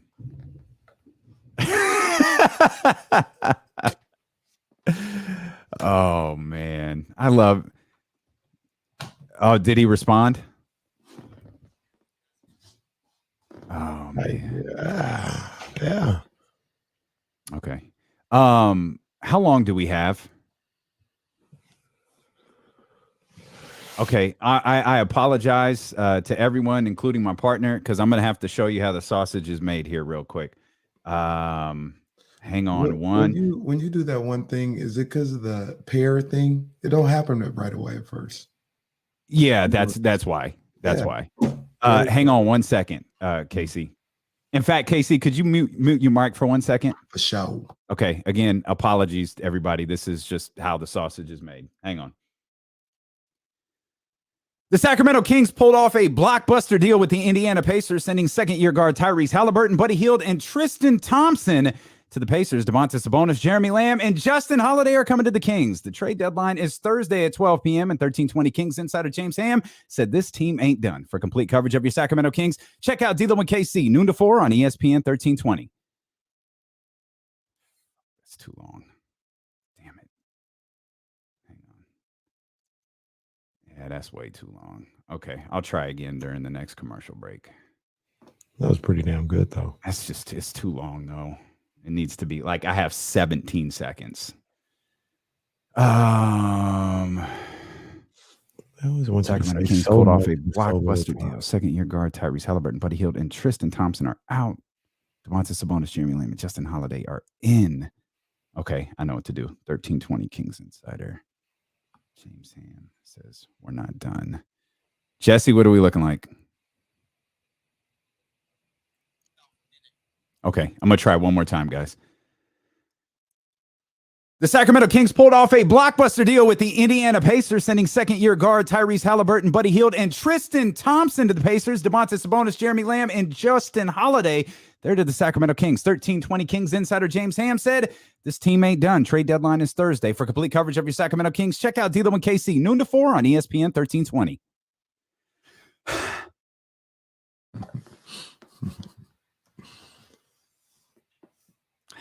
Damn it, man. Yeah, I just don't want that old. That ain't gonna work either. I'm gonna have to re-record the whole thing. That's trash. Do better, D'Lo. The Sacramento Kings pulled off a blockbuster deal with the Indiana. Oh, I know what the problem is. Don't say sending. Idiot. Second-year guard. All right, I'll get it the next time. I got it. Oh, David knows what time it is. That's what it is.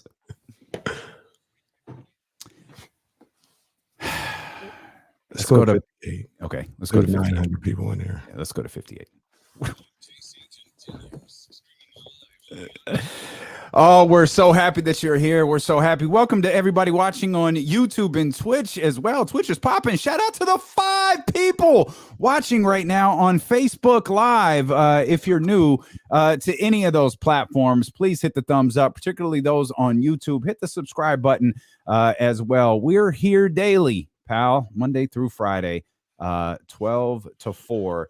Pacific Standard Time. Obviously, the news of the day, perhaps James Ham just dropped some news. Kings trade Tyrese Haliburton. He's on his way to the Indiana Pacers. DOMANTAS Sabonis is coming back. There's a lot more to that deal that we'll dive into. We'll also dive into what's next, which that's kind of the question mark sitting over our head. Is the first thing James Ham said when he joined us is, this team ain't done. Not done. I was resistant. Boy, why don't we just get rid of everything I love? Tyrese Haliburton is gone. It makes sense now to move Richaun Holmes. Yes. I don't like it, to be clear. I'm not co-signing this, but let's ultimately let's also acknowledge the most important part is the end game. Mm-hmm. And, you know, James talking about the 7 stages of grief and understanding, you know, I know a lot of us are frustrated because of the way we feel about Tyrese Haliburton. Shoot, our first introduction to Tyrese Haliburton, the night he was drafted, his dad came on the show. Mm-hmm. We did, you know, send our love to his dad. Obviously, I'm sure he's not interested in, you know, doing interviews right now. They just got, you know, uprooted, but we certainly sent our love to the Haliburton family. And, you know, we're disappointed that Tyrese is gone. But the cold part of the game is we want the Kings to get better. Yeah. And that's the frustrating part with having to acknowledge, like, okay, Kenny's 3-week plan of ridding the Sacramento Kings of Richaun Holmes makes a lot more sense here now that DOMANTAS Sabonis is on his way in, and I have to reluctantly get in this car with Kenny because it makes a little bit more sense. I don't know what the return is or what the return would be for Richaun Holmes, but you know, there's another funny, you know, component to this. It's cool. James says the Kings aren't done. You know, Tyrese is gone. He's done. Kings got 2 more games before the trade deadline. Man, our game tonight. They got to play tonight, and they got to play tomorrow. So it's almost like you're conceding. I don't want to say you're conceding both of these games, but if there are more deals to be made, yeah. Y'all want Jamias Ramsey in Freeport and that whole. You might get him over the next 2 games if any more deals are done before 7:00 tonight. And don't think that they can't be, because Amon Shumpert was traded at like 6. Right. He just finished his warm-ups. That's right. Dude, no cap. That's the truth. The brother who he was traded for was warming up. I'm trying to think. The guy who was traded for, I think, was on the bench. He was on the bench for, was it the Rockets? Harrison. I think Harrison was on the bench and got pulled out of the game. He didn't get pulled out of the game because of the trade, but Harrison wasn't traded for Amon Shumpert. It was part of the 3-teamer. No, Harrison wasn't a part of that trade. Or was it Justin Jackson? Yeah, it was. I think it was just. Maybe it was Justin Jackson, but it was. I think Cleveland was involved. I think it was a 3-team trade. Cleveland was involved. And I think it was Houston. Right. It was a different trade, right? It was. I think it was Houston. The kid. It was a different trade, though. One of the kids who was in one of the young men who was traded was on the floor by himself, warming up with his coach with his headphones on. I remember. Yeah, you told us. Someone came out and he took his headphones off, and we're watching from the other side of the court, like, oh my God, this dude's being told he's been traded, and you can the word, like it was something like, oh word, or oh really, and he goes okay, and he puts the earphone back, finishes shooting, and then just kind of, daps up the coach he was working with and goes to the back. Yeah. I'm trying to think. I guess it was Harrison for Justin Jackson, but I know I shouldn't say I know. I think Harrison was in the game. It was mid-game in Dallas, and he got subbed out just in general. And while he was on the bench, I think he got traded. Okay. I don't remember that one as much. I just remember Shump so vividly because I was watching it. Watching it all unfold. By the way, I'm sorry to address this on the y'all don't learn. I learn. Yes, shout out to Kenny. Shout out to Kenny who learns. Y'all have to pay attention when you start talking about trades and what. Don't be fooled. Don't be Kenny. Kenny got fooled over free agency. Can't get fooled again. Y'all are over here talking about if James just dropped a bomb. I mean, not to sound like it. Don't you think we would know? Y'all are out here retweeting stuff, tagging us and stuff. Y'all got to stop this. Y'all, look, don't fall for the banana in the tailpipe. Investigate a little bit further before you start retweeting stuff. All right. Look at the no James Ham. No James Ham bomb out there. No James Ham bomb. Y'all got to stop. You got to stop. Y'all got to stop doing that. Yeah. So there's a couple things going on with this trade that is interesting, and this is I'm really sitting here and I'm trying to envision what may be coming next, and is it safe to say if the Kings, if there's somebody out there that we don't know about? Because remember, that's one of my big hangups with the trade deadline is, outside of Simmons, Sabonis, there's not a lot of guys out there. Yeah. If there is somebody out there that we don't know about, is there a package available? Do the Kings have enough with Barnes, Holmes? Maybe you throw Davion in there. Maybe you throw first rounder to go get another big fish. A big fish, okay. Yeah, big fish. But who is? Yeah, I don't know who the big fish is. I mean, I know a lot of people in the chat earlier were contract saying contract wise, Harrison and Marvin make up big fish, salary. Yeah. I'm sure. I guess you're not going to get Dame Lillard. You know what I mean? Hell, you're not even going to get Ben Simmons. The Kings didn't trade a draft pick either. That's what I'm saying. Kings didn't trade a draft pick. I don't know if they have a big fish available though. That's the thing. That's right. But I think they have enough where they can just throw it all out there. Just throw it all out there. Okay. See what it nets you. Oh, shoot. At this point, why not? Why not? I'm intrigued by there's more deals to be done. I'm intrigued by the line that they're not done yet. Yeah. I want to see this roster round out. It still is unbalanced. There's still some flaws in it, but ultimately the goal is we want the Sacramento Kings to be better. That's what we've been talking about frustratingly for weeks and weeks and weeks on end. Mm-hmm. We want this team to be better. Unfortunately, we thought today would be a day of celebration with Buddy Hield being traded, and I'd like to mention that there is a double-edged sword there, because as Jason Jones tweeted earlier, Jason Jones will join us in the 3 o'clock hour. We ain't got Buddy Hield to blame anymore either. So the joy of the Schiavone trade was taken away by Tyrese being included on this. But if it ultimately makes the Sacramento Kings better, isn't that what we all want? And that's that's a question we can't answer today.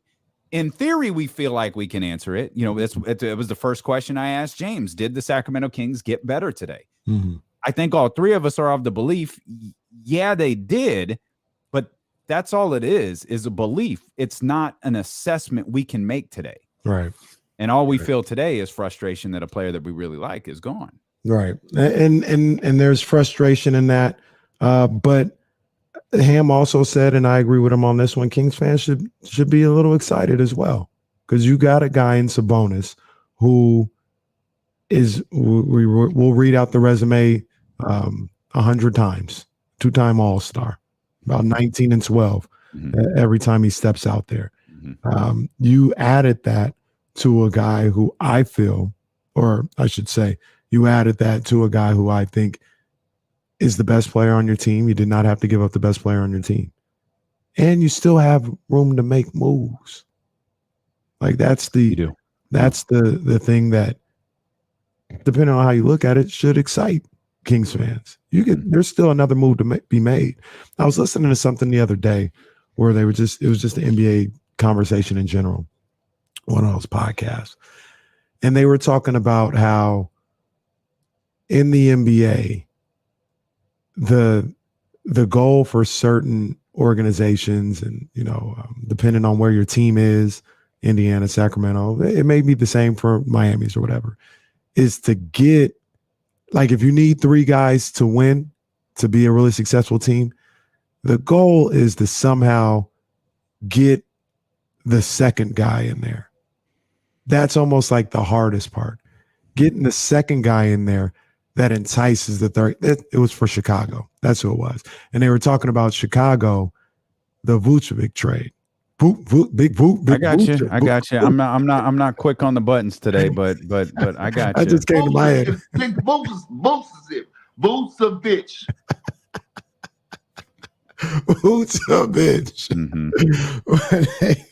When they got Big Vooch in there, they say they wouldn't have been able to. People theorize, right? They speculate that without him, even though he's not playing up to what people expected him to play, they wouldn't have been able to get DeMar DeRozan, because DeMar DeRozan saw Levine, Vucevic, and was like, they've got 2 guys there.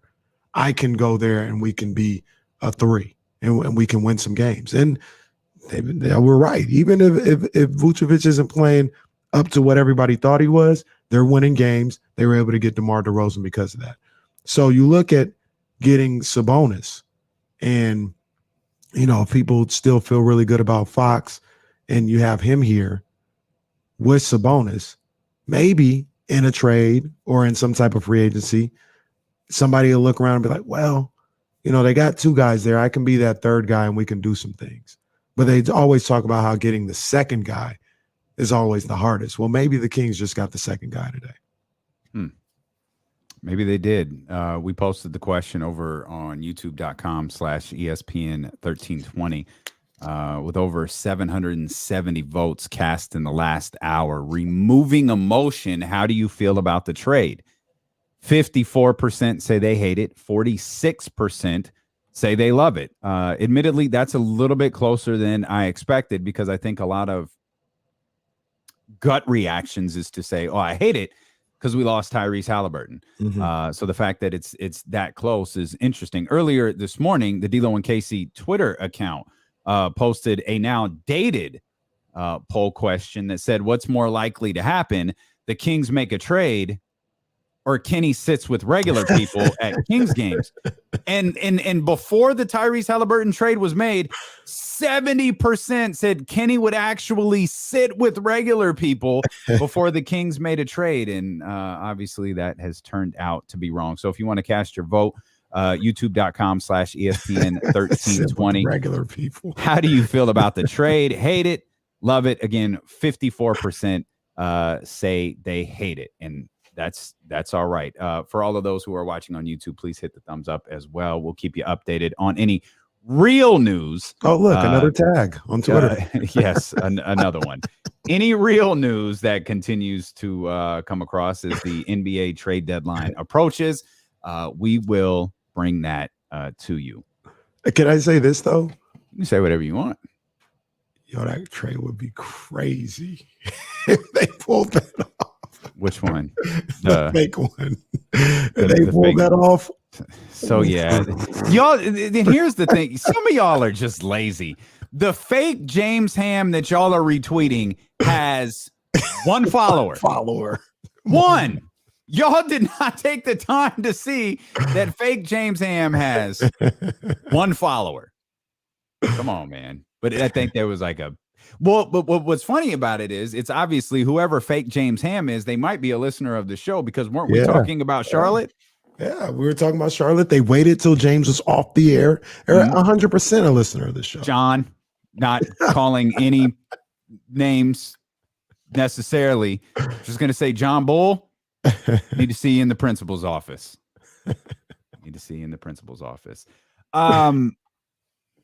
Would the tone be different regarding Tyrese Haliburton if, and I'm going to try to phrase this delicately, if De'Aaron's ankle hadn't been sore? Like if De'Aaron had been out there for these last 8 games, fighting it out with the rest of the team, would the tone be different? Because I think this is weird. The De'Aaron thing is weird, and it got a little weirder today because we've talked about Tyrese and De'Aaron playing together. We've heard just how much those two like each other, how well they get along, all that different stuff. But we've questioned their chemistry on the floor. We've seen Tyrese excel with De'Aaron out of the lineup. And now there's this, oh man, De'Aaron's ankle. Okay. All right. He's missing the Bucks game. Oh, he's missing 2, 3, 4, 5, 6, 7. He's LeBron James, not 3, not 4, not 5. He's up to 8. He's missed 8 games. He practiced in full yesterday. It's still a game time decision today. And I don't know. I just wonder if right now the current, De'Aaron Fox just has left a bad vibe, whether intentionally or unintentionally, has just kind of left a bad vibe with Kings fans right now. I think so. And I think this season in general, for De'Aaron Fox has been the season from hell. When you talk about where the team is, most importantly, where the team is. I think all the other stuff could have been swept under the rug if the team was 35-19 or whatever the record is, as opposed to 19-35. But when you talk about where the team is, when you talk about his poor play to start the season, and when you talk about his demeanor, at least what we can see when we see him on the court, when we see him in press conferences, that his demeanor doesn't necessarily have to represent how he actually feels. You know what I mean? He can look like he can not care, but he could be torn up inside. We never know. Like, you got to take that into account. But I mean, we're talking about the appearance, and the appearance has looked as if he's been cavalier with his attitude and not particularly engaged the way people would like to see him engaged. And I think all of those things considered have soured a good portion of the fan base on De'Aaron Fox. They've jumped out the window with their takes on Fox a lot of the times. Like, I haven't liked anything that I just mentioned, but I still think De'Aaron Fox is a really good ball player. And I still wasn't completely ready to see him moved on. For the right person, like, yeah, I'd pull the trigger. But just Fox is the problem, get him out of here. I thought people were going, I didn't agree with that. I didn't agree with that. John Bull just forwarded me an exchange that he had with De'Aaron's fiance, and John tweeted, he needs to sit today, if nothing more than pure optics. And is it Reese? Reese responded, well, this is going to be awkward. So I assume I think John Bull and Reese may have just broke that De'Aaron Fox is back tonight. Oh man. Boy. You're damn right it's gonna be awkward. You're damn right. Yeah. Yeah, that's I'm not breaking this. I'm not saying this. I like a good joke every now and then. This is kind of funny. Is Fox Seth Rollins? Tyrese is Roman Reigns. Oh man. he may very well from many years ago. Yes. Thought it was all good and then just right in the back with the chair. It just seems like an appropriate time for whose side is he on? like yesterday at practice, it was De'Aaron Fox walking down the aisle. Hulkamania is back, and then today he dropped the big leg on the Macho Man. Whose side is he on? De'Aaron Fox just dropped the big leg on Tyrese Haliburton, and he's looking at Sabonis and Jeremy Lamb. This right here, brother, is the new world order of the Sacramento Kings, brother. And the irony of Tyrese being such a big wrestling fan. Oh, now I'm going Kenny Caraway, Tyrese. Man. And who was the other buddy? Is Macho Man? Wasn't Macho Man like thrown out of the ring? Or who got thrown out of the ring? No, Buddy's like Lex Luger. Who got thrown out though? Sting. No, Randy Anderson, the referee, got thrown out. That's Buddy Hield. Because it was a tag team match between Hall and Nash and Randy and who? Sting was on the outside. Okay. And Lex Luger had gotten taken out earlier. Okay. All right. Tristan Thompson's Lex Luger. Like that, he's Lex Luger in the in this NWO situation. Let's also mention. I'm gonna let you finish, Kanye. But I want to mention the phone lines are open 916-349-1320. Yeah, get in here, man. Let's and I think Matt George is going to join us as well. Okay. I don't know what the hell. Dilo and KC and friends today. Yeah, that's pretty much. It's pretty much. And speaking of friends, it's our friend Mitch in New Jersey. Mitch, what do you think, man? DB, Casey, how you guys doing? Well, good, man. How you doing? Good. It's a beautiful day to park. I'm almost done. Okay. All right. Now I could the whole 3 hours without stopping for people and lights and everything. Anyway, I love it. I'm sure that Tristan Thompson was the icing on the cake. Had to be. I'm glad we kept Fox. I wonder how those two guards from Indiana are going to pan out for us, though. They are younger. Mm-hmm. So I'm happy for the trade. Okay. All right. I like the trade, too. And Mitch brings up a good point. I like the two guards too, man. I like Jeremy Lamb. I know Jeremy Lamb's expiring and he can't stay healthy. That's the only thing that really gets me pause with him. Like 10 caveats right there. I know. I understand there's a problem here. That gives me pause, but I like his talent. I like his skill set. And I really like Justin Holiday. Now, hope to see him on the court. Yeah. Yeah. I got you. I don't know how that's going to work out. Let's mention this again. You could call from anywhere in the world, 916-349-1320, whether you're listening on the Odyssey app, you're listening in Northern California on 1320 AM, you're watching on Twitch, YouTube, or Facebook.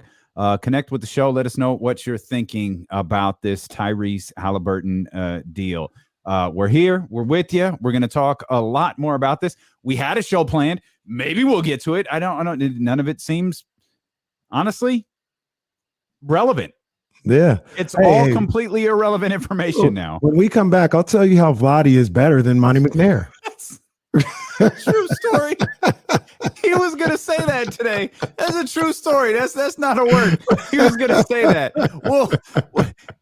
We'll save that for another day and time, man. We'll come back. Stilo KC here on Sacramento's #1 sports station.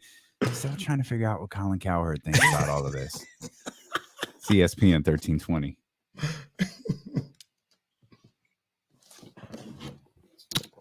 Dang, let me get a quick second real quick. Yeah, go ahead. Cause guy, I'm gonna try this. I'm gonna try this read again, guys. All right. Normally, I swear to you, every morning I do these. Normally I can get them in one take, but I had to write this one while we were talking to James and then see if I can get this going. Hang on.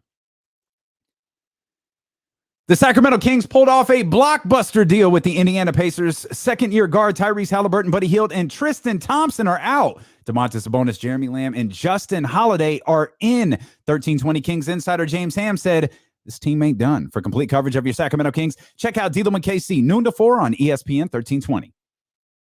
I think we got it that time. I think we got it. So let's get that. That's close enough. Yeah, we can make that work. We get that.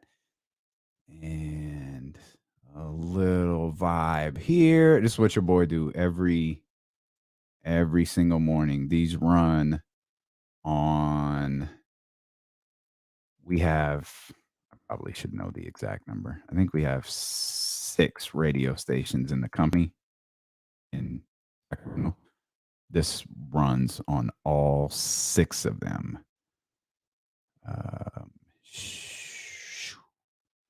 All right. Just got to do one more part. Don't mind me. Told y'all getting the full display today. Take a quick peek. Yes, they did.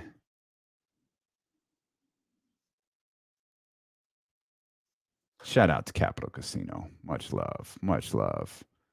It's our people right there. Now your boys got to mix this down.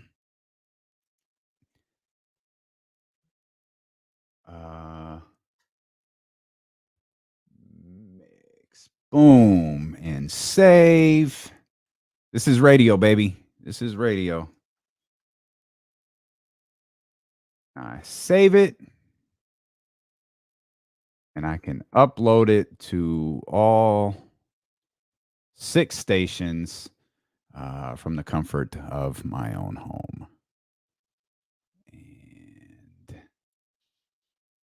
This is bonus work. Didn't even nobody ask me to do this, man, but I'm getting extra credit. I'm not getting extra credit. Got it. All right, done. Hoops report updated, baby. How you like me now? Oh, man.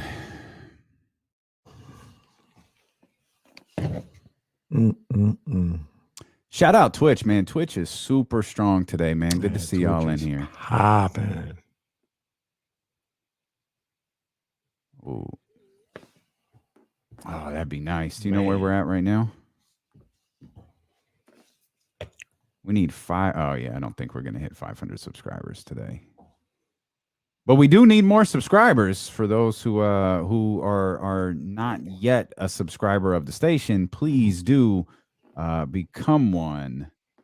We're hoping to get to 2,000 here. Those of you who... Oh, my goodness. We were 20 away from 2,000. Oh, my. It's those people in Indiana who had their ears to the street in Sacramento out here. If there are 27 people who are watching and not yet subscribing, help us get to 2,000, man. That would be dope to get to that 2,000 marker. And thank y'all for hitting the thumbs up, by the way. We're at 361. If you haven't hit the thumbs up yet, please do. So Shout out to my man Sean if you're listening. Sean, he needed a little calming down this morning. We got you, buddy. Okay. Lazy Ramsey. Oh man, it's the all-star crew here. Funny tweet here. Buddy Hield and Malcolm Brogdon officially on the same team feels right since they are already co-captains of the players way older than you thought. Shout out to the YouTube crew who's repping super strong today. Yeah, we called for just a couple of people to hit the subscribe button. We said we needed 27 to get to 2,000, and we just clipped the 2,000 marker over there on YouTube. Man, come on, man. Hold on. Let's just stop playing. Get these 2,000 subscribers. Let's go. Yo, man, we built this YouTube channel from scratch, man. So we really appreciate everything you guys have done to help build this, and all the wonderful people who join us on a regular basis to help continue to build that channel in this station. And we've often joked, but by joked meaning dead serious, we're the people station. We want to hear what you have to say. 916-349-1320. Matt George is going to join us some point whenever he wants. He's got the link. He's going to come on. Leezy's with us now. Leezy, what's happening? Hello, KC. What's popping, man? What's up, Leezy? Y'all sound more excited than me today, man. Hey, as you guys say, the streets caught a body, so I'm down bad today, but it's all right. Hey, so, wait, Haliburton was your guy? That was your favorite King? Come on, man. You guys know this. You know I've been Team Hallie, but it's good. Just want to talk about the trade. Kind of feels like a panic move. I know this organization team, they want to get in the playoffs, but, Sabonis, he doesn't address your issues at defense. You guys still got to fix defense. May need another shooter, and I just feel like there's going to be more moves coming down the line. Going forward, I don't know, man. It just seems like a panic move to me, and that's all I want to say. You can't trade for a two-time All-Star and it be a panic move. Right. And it is a panic move, and it should be a panic move. This team should be panicking. They're lost. They're far worse than I or Damian would imagine they could be or would be going into this season. People aren't coming to the games. They're turning their back on at least attending the games, things of that nature. If now ain't the time to panic, I don't know when is. That's right. Absolutely, it's a panic move, and they should be panicking. 916-349-1320. Ramsey, a rare appearance here on the phone. Wow. Ramsey, what's happening? Not too much. I mean, normally I don't like to call about Kings talk because we got too much of that. But while I love Tyrese, love Tyrese, you can't get one of four people in the NBA that's a walking 20, 10, and 5 every night on your roster every single day. I mean, Sabonis, other than him, it's Randall, Giannis, and Nikola Jokic are the only three other players that are walking 20, 10, and 5 coming out of bed. Yeah. I mean, you can't. It's one of other moves because there's other pieces with this move being made that could be happening. You got two players that basically play the same position as a Mo Harkless. I don't want to see Terrence Davis gone, but very similar to Terrence Davis. And who knows what they do with Alex Len either. Yeah, well, don't forget you're not going to see Terrence Davis. He's out for 3 months. You're not going to see him. Appreciate you, Ramsey. Always good to hear from you. Also want to give Ramsey a shout out. His Arizona State Sun Devils got smacked around in the rivalry game against the Wildcats. They were up early. It looked like they were going to, they had upsets on their mind, but then the Wildcats turned it on in that second half. Sorry, Ramsey. R.I.P. to the Arizona State Sun Devils. Let's get Daniel in here. 916-349-1320. What's happening, Daniel? Casey D-Lo, how's it going? We good, man. What's on your mind? How you feeling right now? Good. Pretty bummed right now, man. Hey, real quick to Casey. TV12 will be on the Niners next year. I guarantee it. Guarantee. Wow. Reveal your sources. I don't want to bring those up yet. I will though. I swear I will. Hey, okay. With, the one guy I loved watching. He's the only guy I really enjoyed watching in the Kings, man. And they get rid of him. Why couldn't they get rid of Fox, man? I thought that he had a lot more pull than trying to get rid of the young kids. I thought they would have got rid of Fox instead. But why? Why so against Fox? I'm not against him, but I would have rather kept, the kid in his contract. Okay. Understandable. I mean, there was a part of me when I first heard the news where I was like, if I had to choose, like I would have moved on from Fox to get Sabonis. But I also feel, and I'll continue to say it, De'Aaron Fox, best player on the team.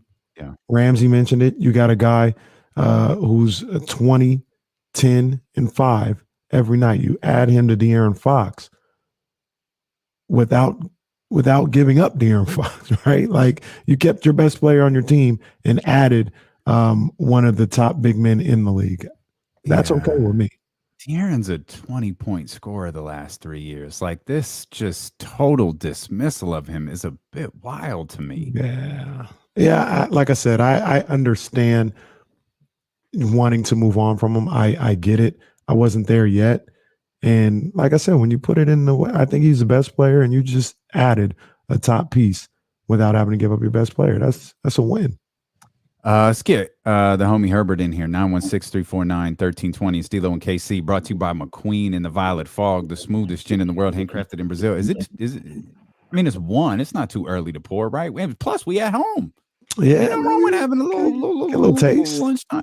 Little taste. Herbert, what's happening? Hey, what's up, KC? What's up, D? Herbert, what's up, man? What's up? Hey, so I'm feeling good about the trade. I would rather it be Fox, but sometimes you got to, hurt a little bit to get over the hump. It hurts to get rid of.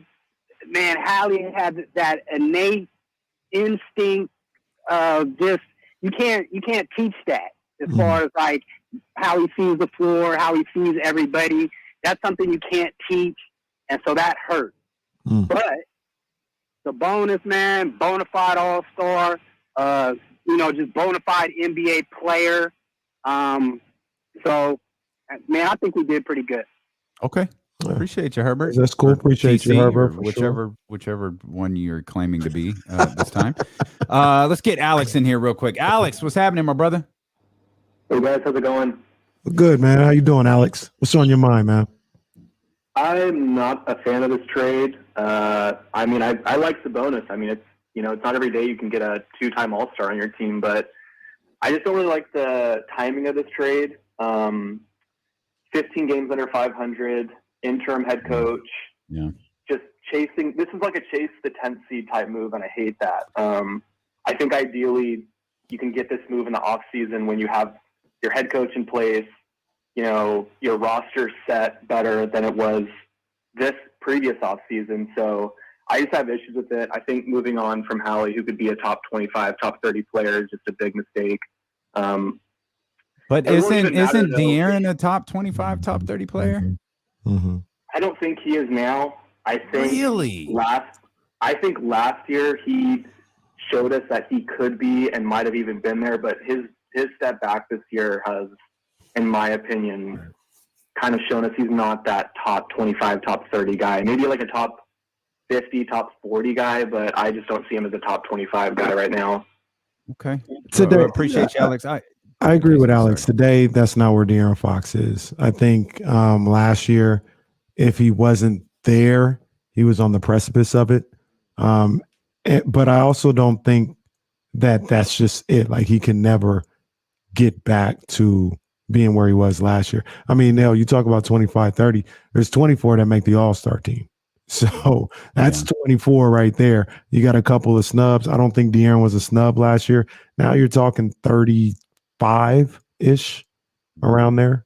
So I think that's kind of where he is, but he could get up into that 30 range again. Yeah, I mean, Sabonis is a top 25, 30 player. Like I want to talk more about De'Aaron. We'll bring in Matt George. I mean, Matt George is here. Jesse, do we have to go? We got to go to commercials, right? Or do we? Thanks, guys. Now Matt, are you good? Can you hang? Okay, let's step out. let's pretend like we actually have responsibilities here on the radio. Let's step out. We regroup. Matt George will come back with us, host of the Locked On Kings podcast. We'll get his thoughts on everything going on with the Sacramento Kings and what may be ahead as well. It's D'Lo and KC here on Sacramento's home for real Kings coverage on ESPN 1320.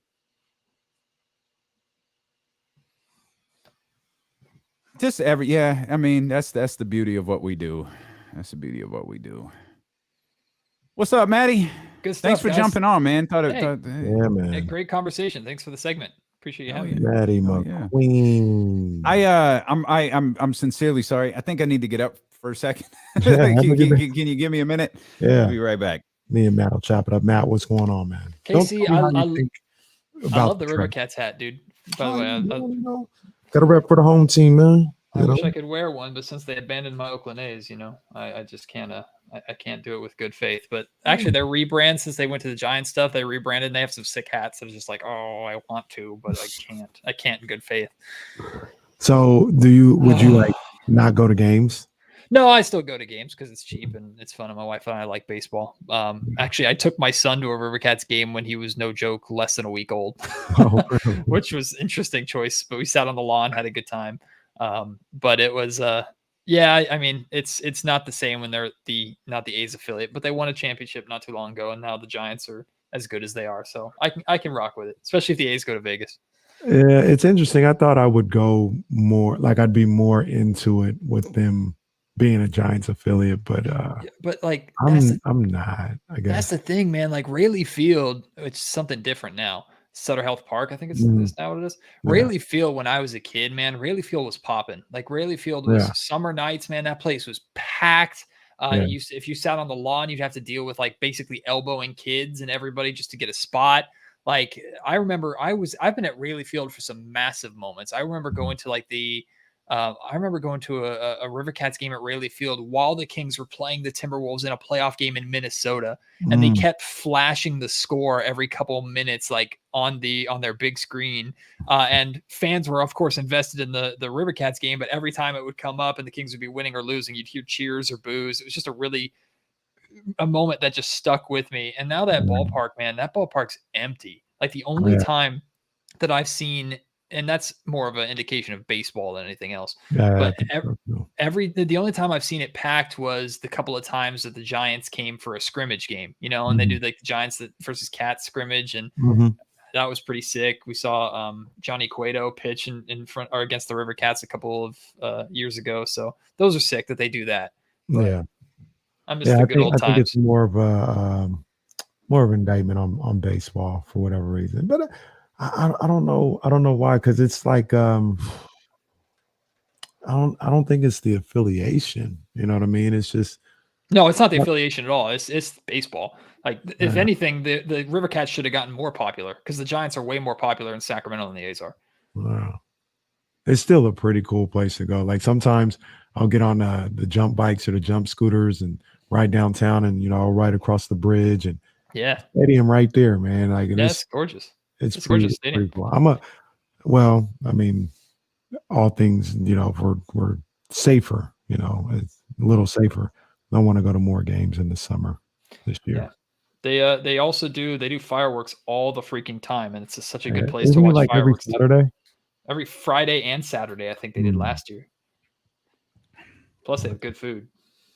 Unrelated, but shout out to Press Juicery, who's using Black Artist for some of their bottles this month. Oh, that's cool. Dope. That's very cool. Pretty dope. Wait till you see the new shirt, David.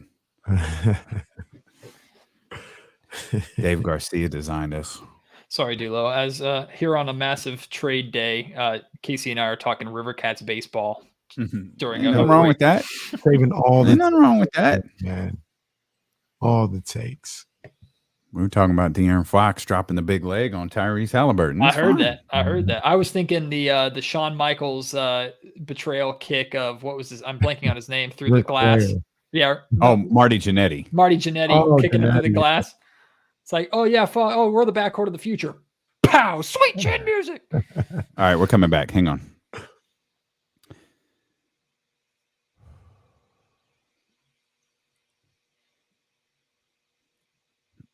Dealer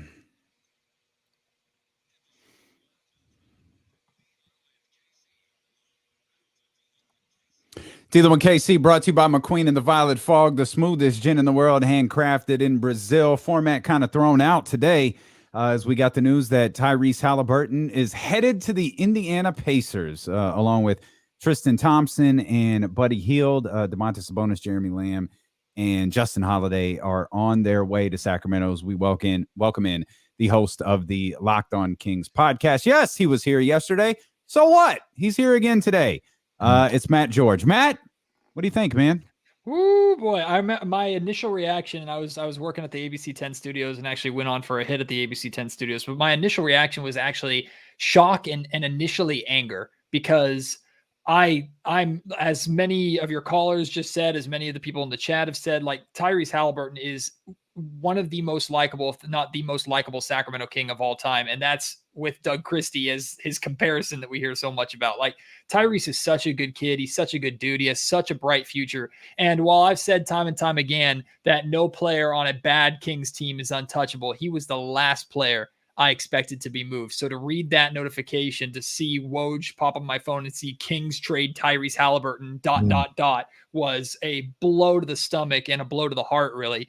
That being said, thinking about it a little bit more, like, the Kings got better today.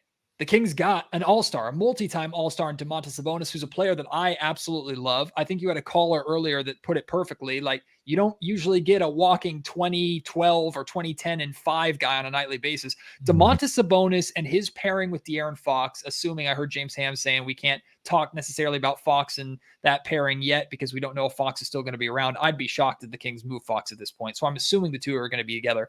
That duo is, in my mind, what the Kings were hoping Fox and Marvin Bagley would be when they drafted Marvin in 2018. Sabonis fills all those stat categories. He's obviously a way better player than Marvin Bagley is.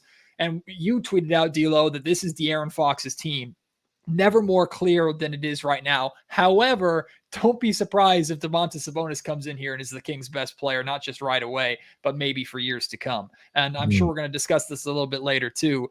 There is a significant gamble element of this trade. Casey, you touched on it with Sabonis's contract in a couple of years, but and McNair has to figure that out. Don't get me wrong. And it's going to suck to see Tyrese shine in Indiana, because make no mistake about it, he's going to absolutely shine in Indiana. But short term, the Sacramento Kings got an all-star today. They got better. The addition of Lamb and Holiday is also no joke either. And most importantly, guys, Buddy Hield's no longer a Sacramento King, baby. Oh, Matty McQueen out the ball. Let's go, baby. All right, I did that once. No, I'm glad. I'm glad you did. We've been debating pouring our own glass here through the first. It's like, why does it feel like the show has been so long today? Well, because it has been. We've been on since 11 o'clock. Like a damn draft day show. Yeah, that's all right. That's all right, man. These are the days. These are the days we're made for. And it's funny. I'm curious how people this time of year consume, like, how you digest those tweets that come across. Because when I pulled out my phone was in my pocket. When I pulled it out and looked, the first thing I see is Sabonis. And then I scan for Sacramento and I see Sacramento, and then I read the tweet in its entirety. I'm curious how people do that when these alerts come through. Do you immediately scan for Sacramento? Do you look for names, or are you normal and you just read the tweet like a normal human being would? Because I just pulled my phone out, scanned. I saw Sabonis. Oh, Sacramento. Oh, God. And then I saw Tyrese Haliburton. It was like, oh, okay, well, today's going to be different. Hey, well, we were calling for Monty McNair to make a move, and lo and behold, he made a freaking move. And this was me. I like 4 or 5 hours earlier, I was tweeting cricket gifs after the CJ McCollum trade went down. And good on McNair and the Kings for stealing the thunder of the Pelicans a little bit. That being said, the Pelicans and Kings are in a direct race right now. Just to be clear, I don't think they stole the thunder nationally from the Pelicans. Maybe here in Sacramento, the CJ McCollum deal isn't that big, but nationally, I had the NBA Daily on. I had NBA Daily on earlier. CJ McCollum was the lead, not Domantas Sabonis. Well, was it CJ McCollum gets traded for basically nothing and only 1 first-round pick? Now, I like Josh Hart, but the I don't know what in the world Portland is necessarily doing with that move. James Ham said basically they're waving the white flag, which is a good way to put it. So I mean, I'm looking at this deal, and this deal, the Kings deal, makes so much sense for both sides. Like, I want to give the Indiana Pacers so much freaking credit, because we were hearing rumblings of this deal and this conversation, these trade talks, maybe a week ago. And it was like, oh, the Kings are interested in Sabonis, but they don't want to trade Haliburton. They're offering a package of Barnes and this guy or Bagley and picks or whatever it was. And suddenly the Indiana Pacers get Tyrese Haliburton. A team that is rebuilding gets a absolute stud piece in Tyrese, who they now have contractual control over long-term, who is good right now and is only going to get better. Like, full props to the Indiana Pacers. This is a home run move for them. And for the Kings, it has a potential to be both a short-term and long-term home run. Obviously, we're going to be paying more attention to the short term this season, because the Kings, if you're trading away Tyrese Haliburton, you better be winning right away. Like, there's no excuse for trading away Tyrese and still trying to play the long game. So you better be winning right away. But Fox is 24. Sabonis is 25. Like, they're on the same timeline. It has a chance to work long-term as well. It's just not as guaranteed necessarily as what Indiana is doing. So I look at this trade and I look at how it affects both teams and the pieces being moved. And of course, my Kings bias and the Locked On Kings podcast bias, I think it's way more impactful and interesting than the CJ McCollum trade. What, when you look at this trade for Sabonis, it's coming to the Kings, does it give you the feeling that they are going for this 10th seed? They're going for the play and they're staying consistent to that, something they've said throughout the season, as opposed to planning for the future? Or is this the real trade, the rare trade that allows them to kind of do both? I mean, you have Sabonis for another 2 years after this year, yet you can get better immediately with De'Aaron Fox and Sabonis and Jeremy Lamb and Justin Holiday. So is this the rare situation where not only can they compete now, but they can also kind of set themselves up for the future? You know, I think it's that, Casey. And D'Lo, you put it very well early on in the show when you were talking, either right before James Ham came on or when James was on, which is like, it doesn't have to be one or the other. It can be a mixture of both. And in the end, like, the Kings got better. The Kings added an all-star. They made an improvement, and it doesn't have to have immediate results for it to be considered a success. However, what it does for me is it removes all excuses. Like, we were expecting more from a Fox Haliburton backcourt this season, right? Very clear. That hasn't been erased by any means. And De'Aaron Fox, quite frankly, wasn't living up to those expectations when Tyrese Haliburton was, in my opinion. But now the excuse of, well, you got two young guards who are going to try and figure it out together, that's gone. Even if Domantas Sabonis is coming in here, has never played a day with De'Aaron Fox in his life, he's coming in with the expectation that this team has to win right away. This move isn't being made a quarter into the season. Like, you're in the, especially 15 games under 500 or wherever the hell they are, you're in we got to turn this around right freaking now. So the expectation immediately is this team has to win. And then, KC, we talk about the contract situation, which is Domantas Sabonis is under contract for the next 2 years. So this isn't a rental. That being said, Monte McNair has 2 years to get this team right. Because if in 2 years Domantas Sabonis leaves and is not traded away for a good asset, but if the Kings lose Domantas Sabonis in free agency, Monte McNair is out of a job because the Kings gave away Tyrese Haliburton. So there's a clock ticking in that sense too. Kings have to figure out how to make it work. But if, I guess, worst case scenario, the Kings make the play-in and miss the playoffs, or don't even make the play-in. Maybe they get a worse draft pick and that sucks, but they still have an off season and at least one full season to try and figure this thing out. Plus, like James and you Ham still said, have 2 days. Yeah, to you're not make done. Deals. Right, Yeah. you're not done. Or at least, hopefully, you're not done. Matt George of the Locked On Kings podcast joins us here on D'Lo and KC in reaction to Tyrese Haliburton and Domantas Sabonis, the Sacramento Kings and the Indiana Pacers. That deal happening here just about 48 some odd hours before the NBA trade deadline. Where are you with De'Aaron right now, Matt?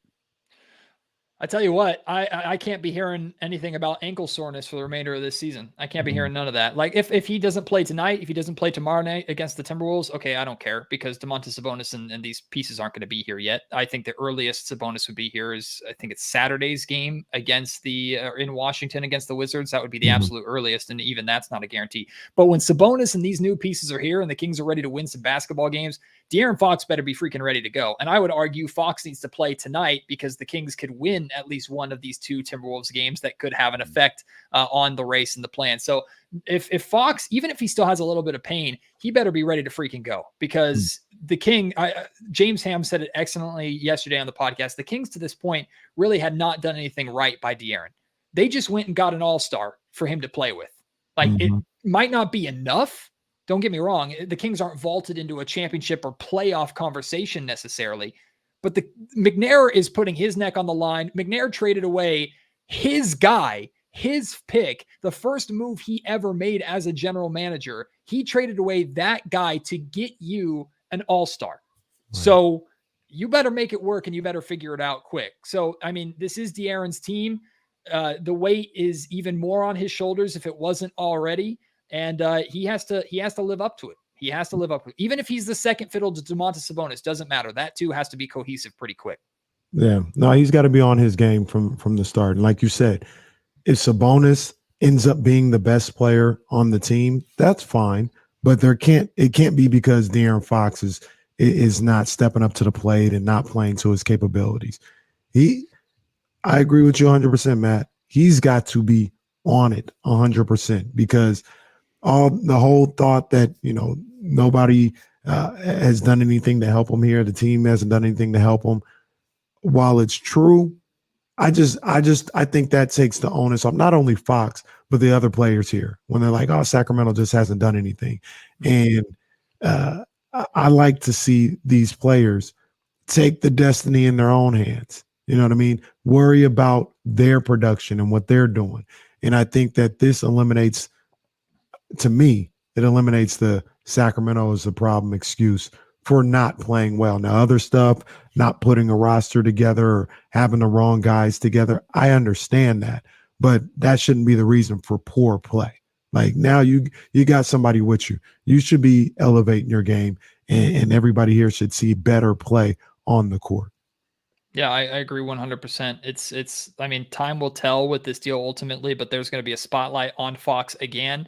Thank goodness the Kings have given us a reason to pay attention to and buy back in, but the patience level is low. There is no patience for let these two figure it out. There's none of that patience. The expectation is, all right, if y'all going for it, you better go for it and you better get results. If not, you better shut things down. And I find it very unlikely that the Kings would trade Tyrese Haliburton away for an all-star piece that then they would proceed to tank. That might even be the smart decision to shut both of them down and try and add a top 5 pick to that duo. Who knows what you get? That might be a smart long-term play. It's not a play that this Kings team makes by trading away Tyrese Haliburton at the deadline when he is arguably the smartest long-term move that he can make. One area that I disagreed with James Ham, as he said earlier, that draft picks Kings draft picks have more value than Tyrese Haliburton. I disagree with that because Tyrese is young. He's under contractual control and you know what you're getting. Draft picks have a potential to be great, but you'd be lucky if most of your draft picks turn into a Tyrese type player, especially if that draft pick is not going to be top 3 or has a low chance of being top 3, I should say.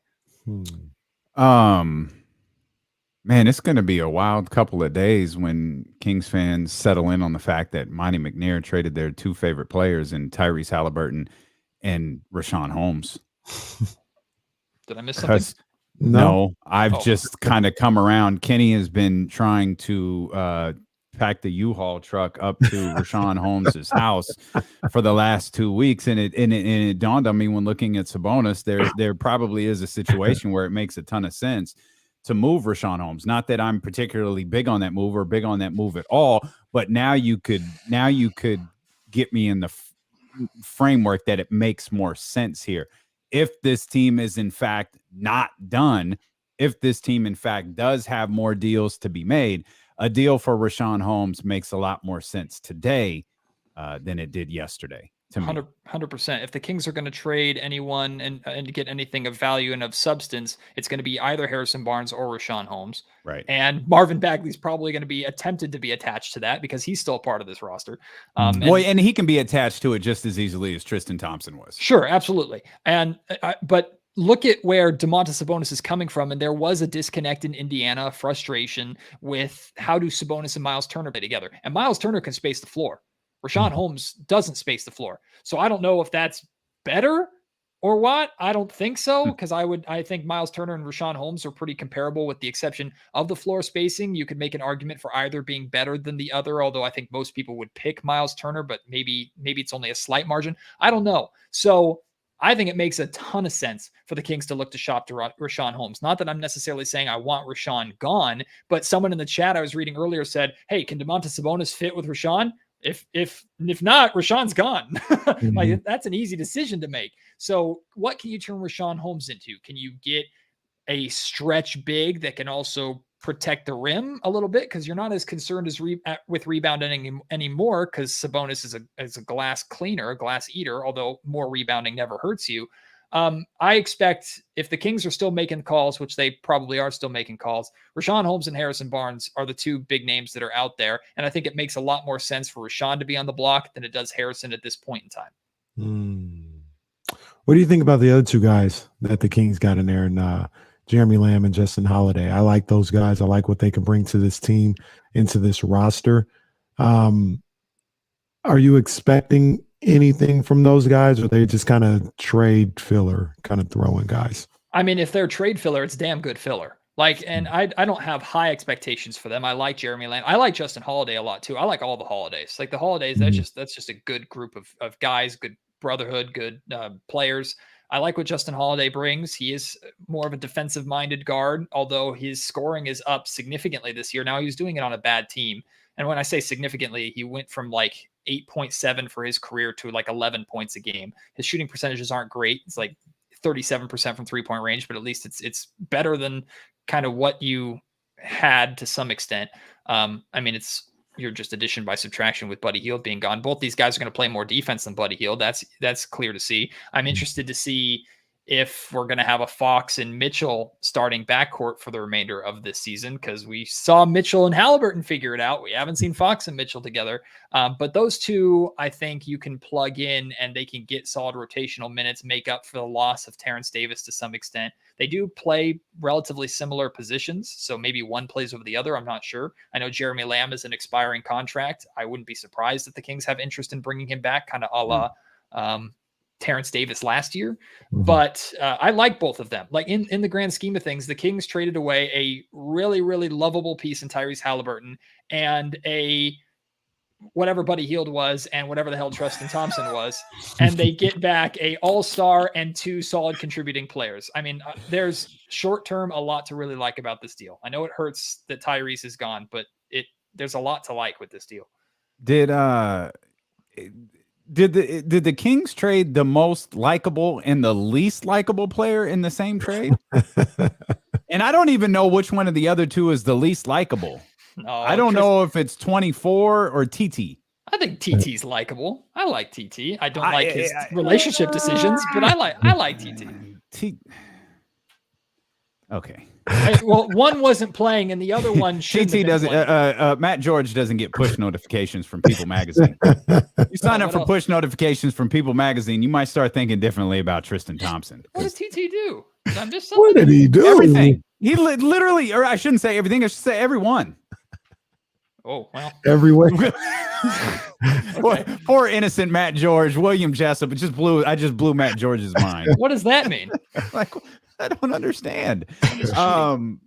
Boy, Buddy is the what? Buddy and Marvin, is that the no? I'm trying to mark. Would Buddy and Marvin mark the end of the Vlade Divac era, or does it still exist because De'Aaron and I guess Harrison too, right? I think Domantas. I think the era is now over with the acquisition of Domantas Sabonis. Like, I think that the Divac era is over, and you were never going to completely replace his roster, especially with De'Aaron Fox still being here. But I think it makes it easier for me because De'Aaron's contract was McNair's decision versus McNair didn't inherit that contract. So it makes it easier with Fox still being part of that core. I think the last bit of Vlade on this roster is Marvin Bagley, and that's a massive chunk of Vlade. Obviously, with how important that pick was to the demise of Vlade Divac, and I'm still rooting for Bagley to be traded just so we can put this colossal failure, and it will go down as one of the biggest failures in the history of the Sacramento Kings, which is saying something. It will go down as that, and I'm ready for that saga just to be over completely. But Domantas Sabonis being added to this roster, Domantas Sabonis is more impactful than everything that Vlade did basically combined. Like he just is, or the expectation is that he's going to be. The Kings have a legitimate all-star on their roster. The biggest move Vlade made was trading away an all-star who we know how everything went down with DeMarcus. So I think I can officially say bon voyage to Vlade, and I know Casey, I would have listened to a conversation. Oh, it was going to be good. Oh, it was going to be good. You had a point. You had a point too with Monty sitting on his hands. Monty's not sitting on his hands anymore. I said this trade takes cojones. This move takes cojones to trade away a very likable player, a fan favorite player, and your first ever pick for Sabonis and for the gamble that is, and to commit to Fox really again. You financially committed to him. Now you've picked him over your guy. That takes cojones to do. I give McNair credit. I hope it works out for him, because if not, we're going to be in a world of hurt again for probably another 5 years, and Tyrese will be on a playoff team in Indiana.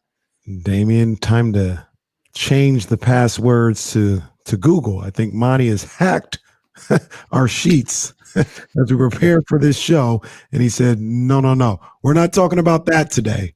Watch what I do. It's a real talk. Kenny said on the call today, I have this idea, like Monty's not doing anything.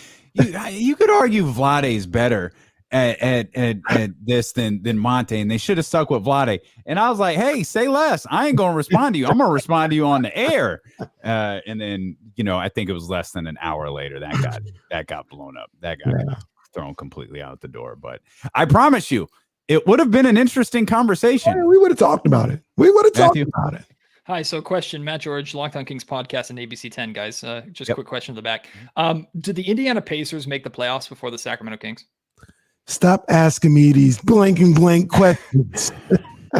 Can you imagine how many teams have leapfrogged the Kings? If Tyrese leads the Pacers to the playoffs before the Kings get there with Fox and Sabonis, oh boy.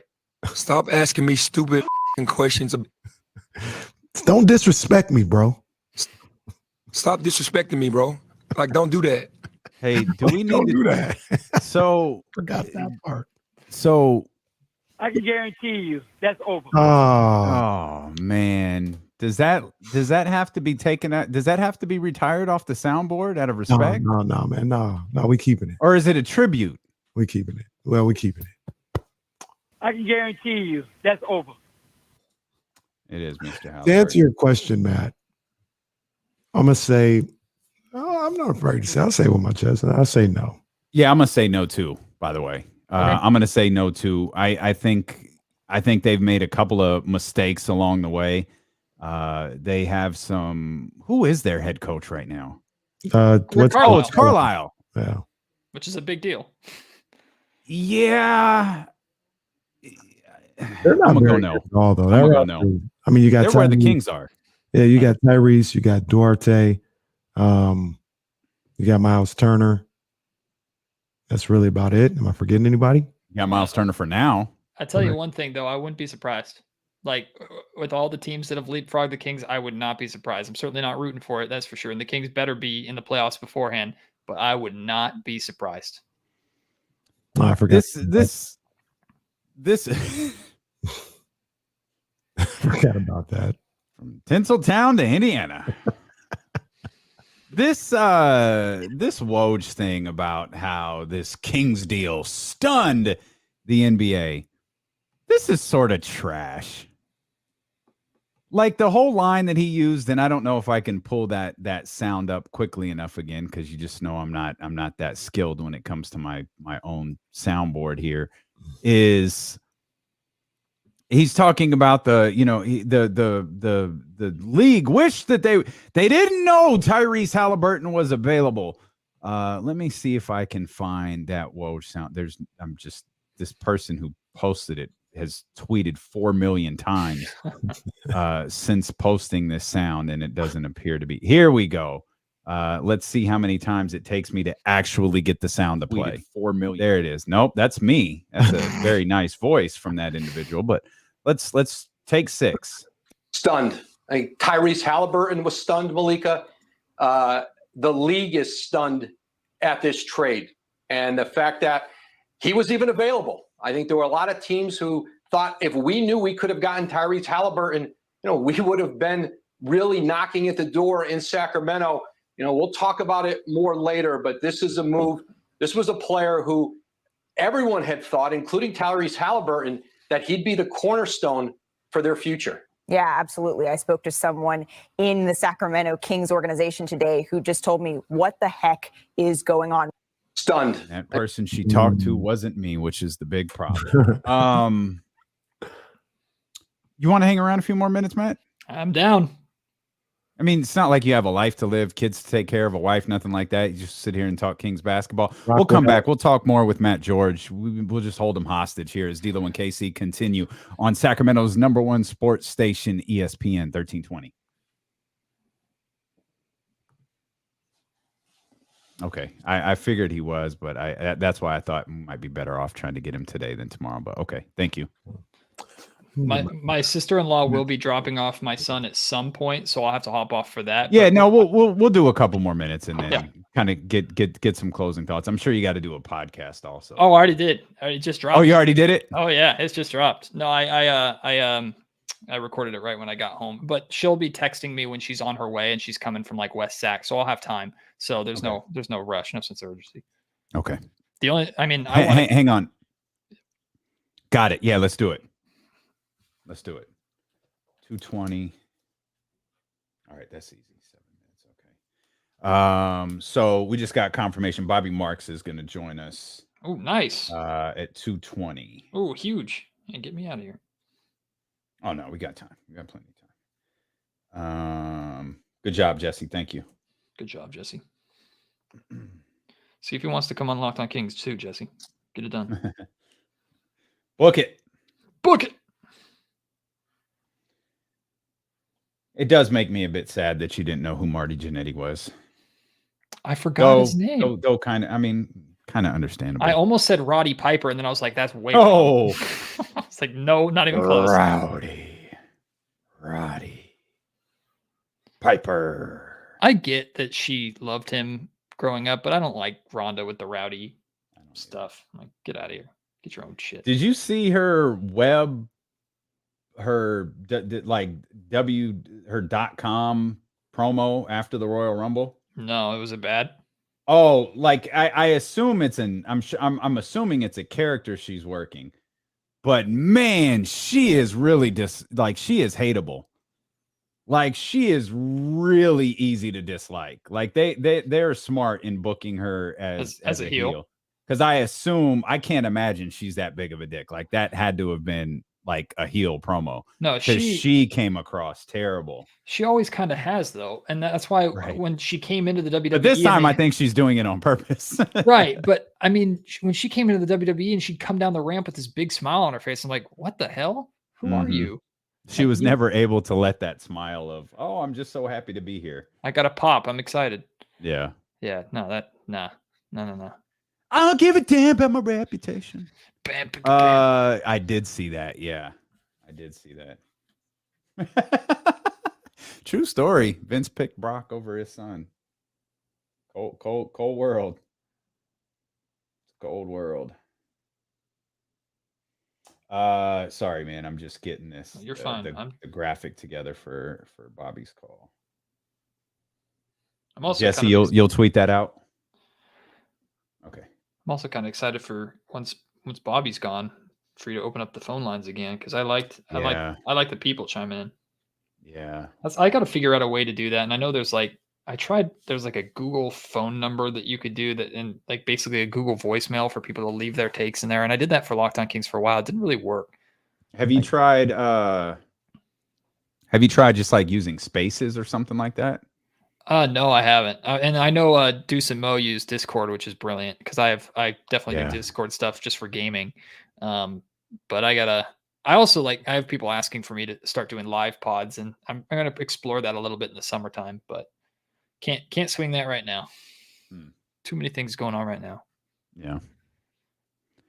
I'm having trouble loading this. Let's see here. Oh, we should pop. James is recording the Kings Beat. We should just pop into it right now. Like, hey guys, what's up? With my boy Shawnee.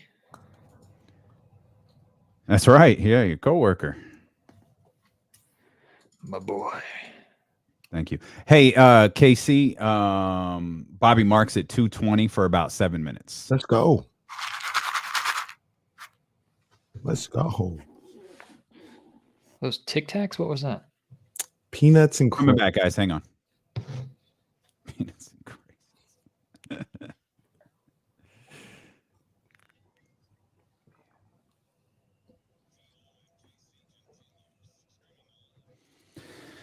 Live on the Odyssey app, live on 1320 AM. We're live on Twitch. We're live on Facebook. We are live everywhere, and we're so happy that you are here with us. Just got confirmation that ESPN front office insider Bobby Marks is going to join us coming up at 2:20 to let us know what he thinks about this deal with the Sacramento Kings and Tyrese Haliburton. Matt George of the Locked On Kings podcast still with us here on D-Lo and KC as Tyrese Haliburton is headed to Indiana. DOMANTAS Sabonis on his way to Sacramento. I feel like one thing that shouldn't be lost in all of this, and I'm not sure if anybody's actually like said it or at least phrased it this way.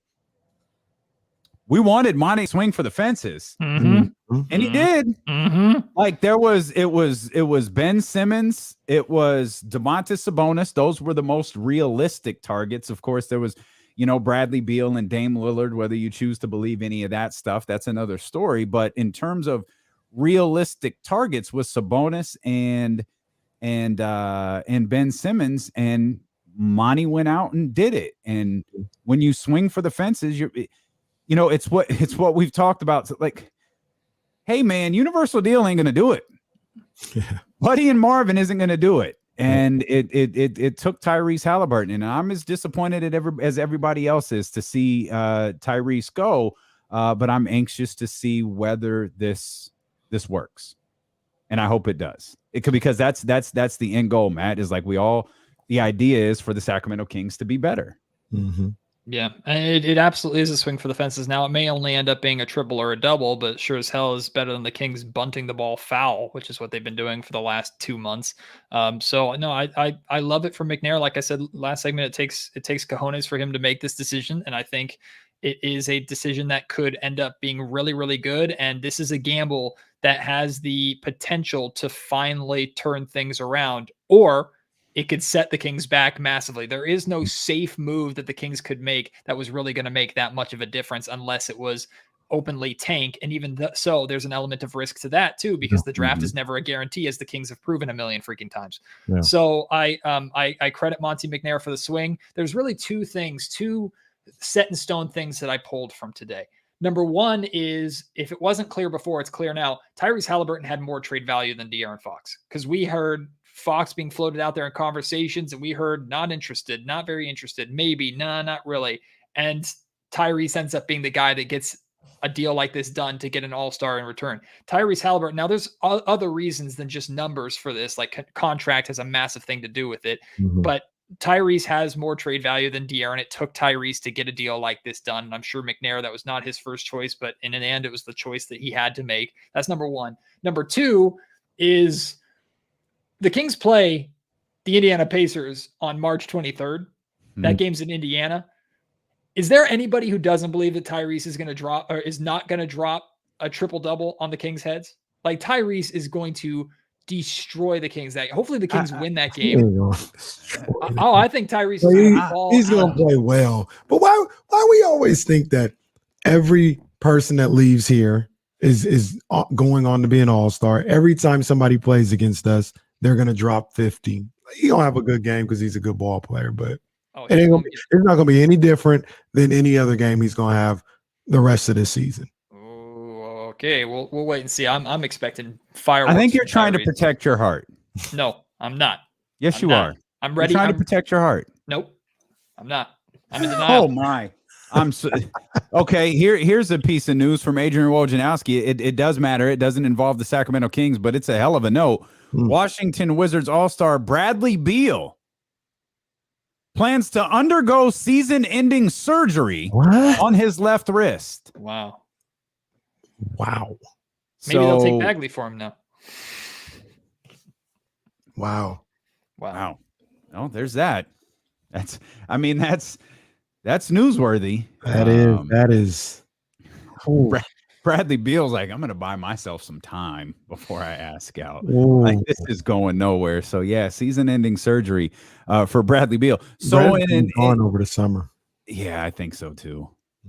I think so too. So, De'Aaron, Bradley Beal, DOMANTAS Sabonis. Come on now. Like that's the squad right there, right? Play with me. The no defense squad right there. We're used to that. Don't play with me. So trade dominoes just kind of keep falling, even though that wasn't a trade. We know that CJ McCollum is off to the New Orleans Pelicans, and the Pelicans look like they're trying to lock themselves into that 10th spot. And I guess the Kings are going to be competitive for that spot.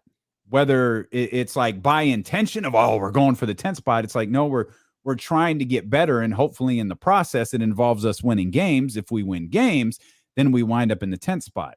But it did get a little bit more interesting with the New Orleans Pelicans appearing to go up, the Portland Trailblazers appearing to go down, and we'll wait to see what the Sacramento Kings wind up doing. Yeah, do you think the Pelicans and that trade happening today had any significant influence on the timing of this deal? Like, if that trade doesn't happen earlier today, does McNair pull the trigger on this deal or not? I thought it did. James Ham said absolutely not. I thought it did because from everything that was being talked about, what James Ham was saying, the Kings were making Tyrese available to the media and Davion before they go to the Rising Stars and stuff. It seemed like 24 hours ago, everything was all good. It was, let's showcase these guys to our media because we're not going to – it's all good. And I'm not saying that they like – there was no deal or no offer. They heard that trade and then they started offering. I think something might have been on the table. They might have talked to Indiana and said, hey, what does it take for Sabonis? And they're like, well, Tyrese Haliburton, we can start there. Kings might have been like, we'll get back to you on that one. And after the CJ McCollum trade, I think they got back to Indiana on that one. And they were like, all right, we're ready to make that move. James said it had nothing to do with it. He's got more connects in this one maybe than I do. But I to answer your question, man, I think it did have something to do with it. Are the Kings ahead or behind New Orleans still? Not just standings wise. I mean, in terms of overall talent. This could be with or without Zion, because there's a big difference there. I think they're behind. That's my opinion. Even without Zion? Yeah, I think so. I think so. Because the best player is on the New Orleans Pelicans, right? Even with Sabonis is a king, the best players on the New Orleans Pelicans. Is that Ingram? Yeah. My 3 are on the Kings. You said the next 3 are on the Kings? 2 and 3. So 2. Okay. 1. De'Aaron, 3 are on the Kings. Sabonis. Okay. And I don't even really know. Were we talking about Herb Jones after that? Well, no, they got CJ McCollum. Oh, CJ. I forgot CJ's there now. Well, they might have 1 and 2, to be honest. Okay, so that's what I was going to press you on. Yeah. So they got 1 and 2. Then maybe the Kings have 3 and 4. But I think the caveat to all of this is they're in a position in that 10th spot to where they're like, yeah, of course we want it. Why wouldn't we? I don't care what we do in the draft next year. Theoretically, we have Zion Williamson coming back. Also, do you think this move helps their case of, because we've heard already reports, not that he has control necessarily, but we've heard reports of Zion already being unhappy and thinking about getting out of New Orleans. Does this help? CJ's there. You still got Ingram. That team's got to win, obviously, but I would think so. I would think so. If I'm Zion or I'm his people, I'm looking around and I'm seeing that they have 2 guys that can help shoulder the load. with Zion and with CJ and Brandon Ingram. So I think it would help. Yeah. Does Zion even still have that influence? The man hasn't played since May, and now you got CJ and Ingram there, who are, especially if that team starts winning without him, It depends. Call his bluff. It depends. Is Zion still 320 or is he 275 right now? Because I'm going to guess 275 Zion Williamson has a lot more influence than 325 Zion Williamson has. I agree. Matt, thanks for jumping in with us, man. It was unplanned. We know you already did the Locked On Kings podcast, which is available for everybody. As soon as D'Lo and Casey concludes, of course, you can go check out the latest edition of the Locked On Kings podcast. Again, man, thanks for carving out almost an hour and hanging out with us, man. We appreciate it. Anytime, my friends. These are the days that I live for, and we'll see how it plays out. Kings fans, there's reason to be terrified and happy at the same time. So let's go party together. Yes, indeed. Words of wisdom from Matty McQueen right there. Matt George. Thanks, buddy. You're listening to, why does everybody do the weird wave when they leave now? Like he does the James Ham wave on his way out. It's like you're listening to D'Lo and KC on ESPN 1320. KIFM West Sacramento, KRXQ HD2 Sacramento, and Odyssey Station, and driven by Lasher's Elk Grove Dodge. She's Kenny Caraway. I'm Damian Barling. Bobby Marks, ESPN front office insider, set to join us coming up here in about 20 minutes to talk about the financial ramifications of this deal with the Sacramento Kings and the Indiana Pacers. And of course, we'll get his thoughts on the deal and the move of Tyrese Haliburton and some of the other things that may have gone into this as well when he joins us again. That's at 2:20. The phone lines are back open for you. If you want to jump in here, 916-349-1320. Of course, we'd love to hear from you. It's been a busy day. We've been on the live stream since 11 o'clock. Of course, radio show begins at noon. If you want to catch up on anything that you may have missed, you could download the podcast on Odyssey, Apple, Spotify, Google Play, wherever you get podcasts from. We welcome all the new viewers on Twitch and YouTube. We hope that you'll hit the subscribe buttons on either of those platforms, and we hope you'll hit the thumbs up if you're watching on YouTube as well. And with all this said, KC? Yes, sir. We've got Kings tickets to give away. We've got Kings tickets to give away right now, as a matter of fact. They'll be taking on Denver on February 24th. First game after the All-Star break. Caller number 3 right now, 916-349-1320. We know that team will feature Domantas Sabonis. Who else will it feature? We'll find out over the course of the next 46 hours or so. Again, caller number 3 right now, 916-349-1320. Hey, got a question. Are you surprised at how upset some people are about this trade, and not just moving on from Tyrese Haliburton, but what you got in return isn't enough for some people? Like, I see a lot of people, national, local, fans, reporters, whatever, just talking about like, I mean this with love and respect, but they're talking about Tyrese Haliburton like he's LaMelo Ball or like he's Anthony Edwards. Like he's an all-star already. Yeah. And he's not. Gotcha. Yeah. You know what I mean? And I was shook when it was announced. Yeah.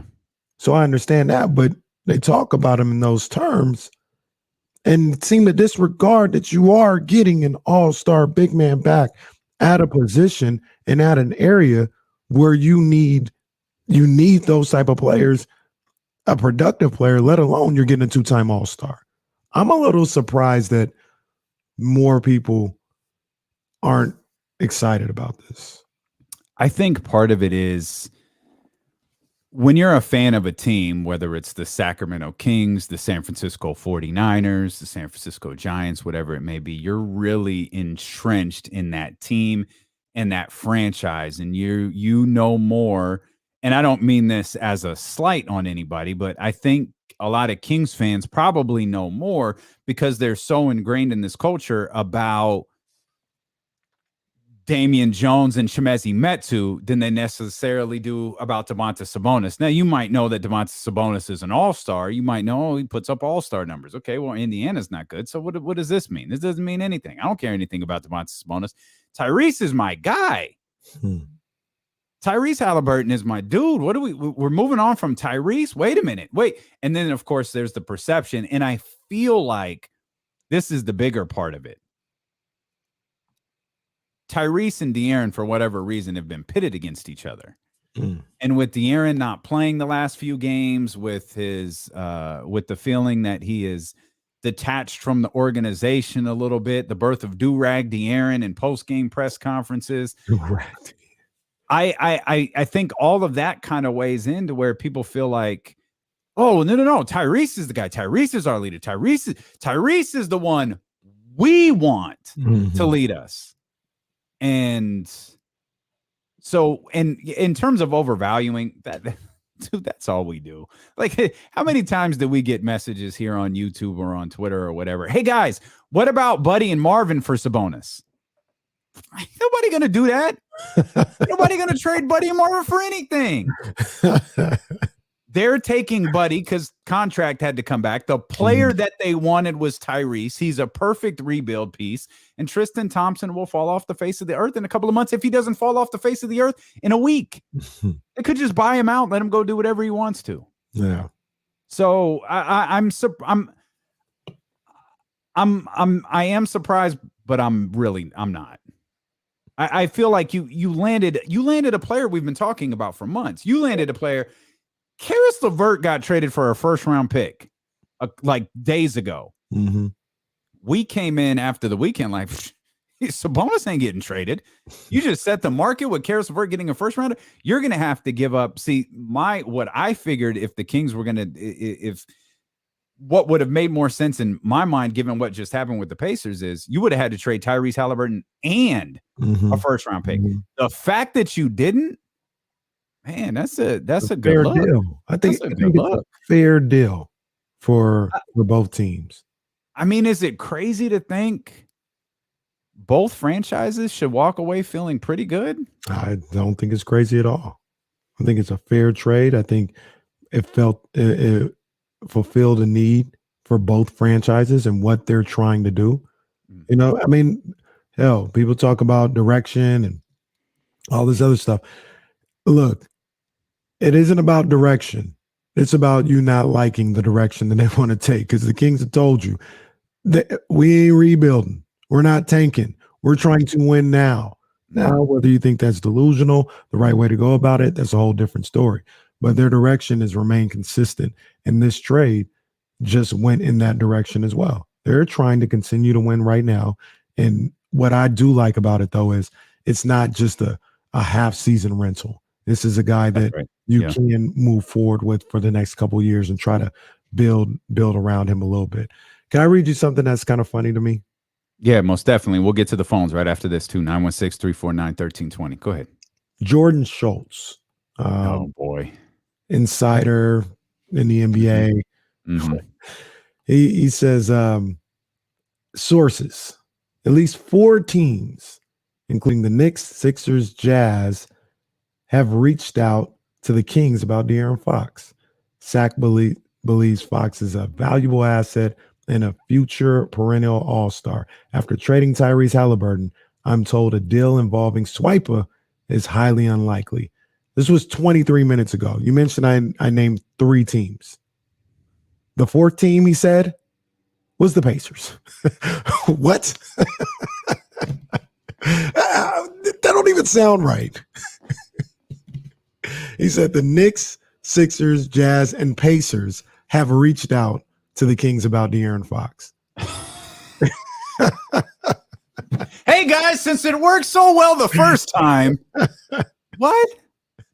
That's why I had to read it, because that was just hilarious. If he would have left the Pacers out, there would have been some validity to what he's saying. But now I don't believe a word he's saying, because you put the Pacers, who just got off the phone with the Kings after making a deal, reaching out again.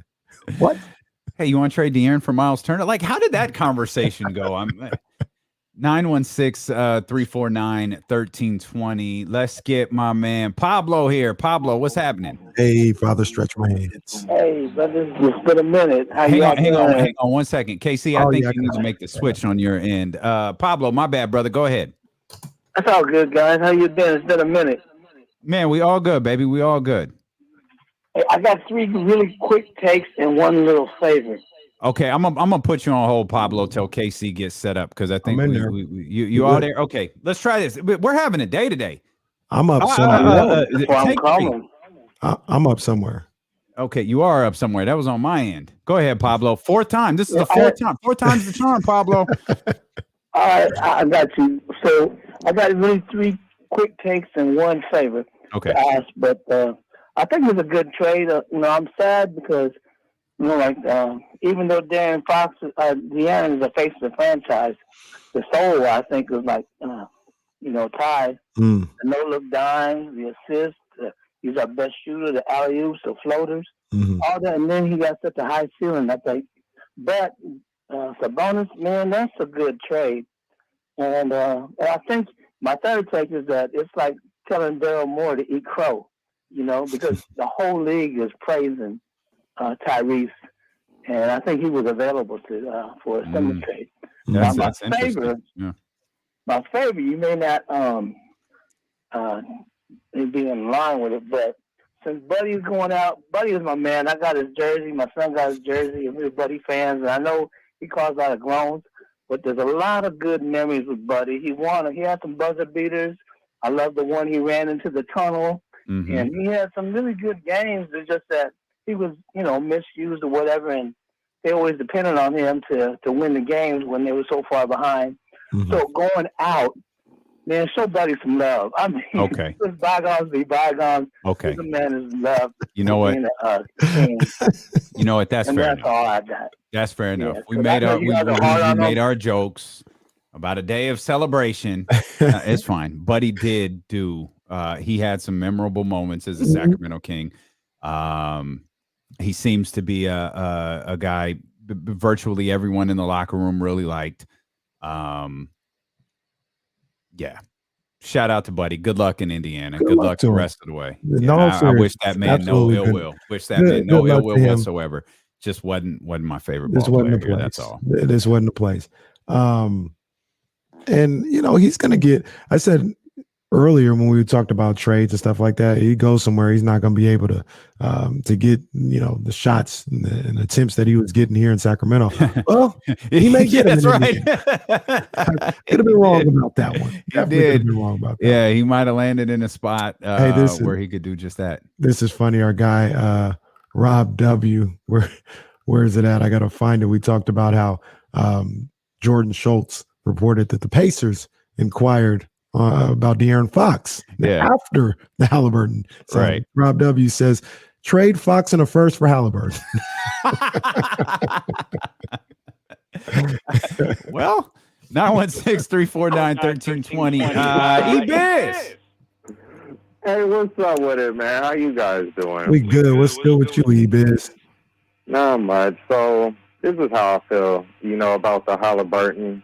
I think it's exactly with what James said. He said that basically the number one thing is that we all have right now is fear, because we don't know where we're going to go from here. And that's what I really feel it is. People are giving up on De'Aaron Fox because how he started out bad, but I don't know if people realize how good he was doing before he got injured, and he's still that guy. And we all need to just really believe in him still like that, because he's still our cornerstone, and I really feel he's somebody that we all should still continue on believing in, because I still believe in him, and I really feel we're going to go somewhere. But it was just like what James said. It's like really the fear, because that's how I felt. I'll keep it 100 with you. Okay. I feel you. And look, man, I know I, for one, absolutely hope De'Aaron Fox returns to the player that we saw last season, that he was starting to get into this year before he went down with the ankle injury. He was starting to come out of, at least it felt like he was starting to come out of the slow start that he had at the beginning of the season and was starting to get more consistent with his play.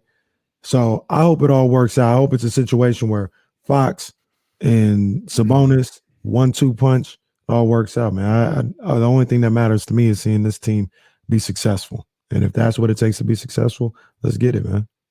Yeah, and it's not really. I guess we're. How can De'Aaron finish this season, right? Because I think we're far past the point of a slow start, and we're in a stretch now where it's just like, okay, this isn't De'Aaron's best season, Right. and I kind of go into the argument, and I guess I'm just going to ride this argument until I feel like it doesn't work anymore. But you've asked this young man to improve year after year after year. You asked him to take a step year after year after year after year. And every year he did it without fail. Even when I thought he couldn't anymore, every year he managed to take a step, except this one. And now we're ready to bail. And I'm not. I'm close, but I'm not. I think there's I think there's still a lot to De'Aaron's game, and I'm flustered, if you will, to see so many people out on De'Aaron Fox. I still think he has a lot to offer this ball club. I still think he has the ability to be everything that you have wanted him to be over the course of the last few years. And it sucks that it seems to have come at the expense of Tyrese Haliburton. But we're going to get a national perspective on this. We'll talk to ESPN front office insider Bobby Marks about this deal with Tyrese Haliburton and DOMANTAS Sabonis. We'll get the financial ramifications of it, and we'll get his opinion on it with one of the great young stars in Tyrese Haliburton, now headed to Indiana. That's all coming up next here on Sacramento's #1 sports station, ESPN 1320. Yeah. KC, you gonna do the 13th round? No, I'm gonna just chill. Okay, I'm gonna get up for a second then. Again, those you gotta go. You guys don't mind me. I mean my craisins and peanuts.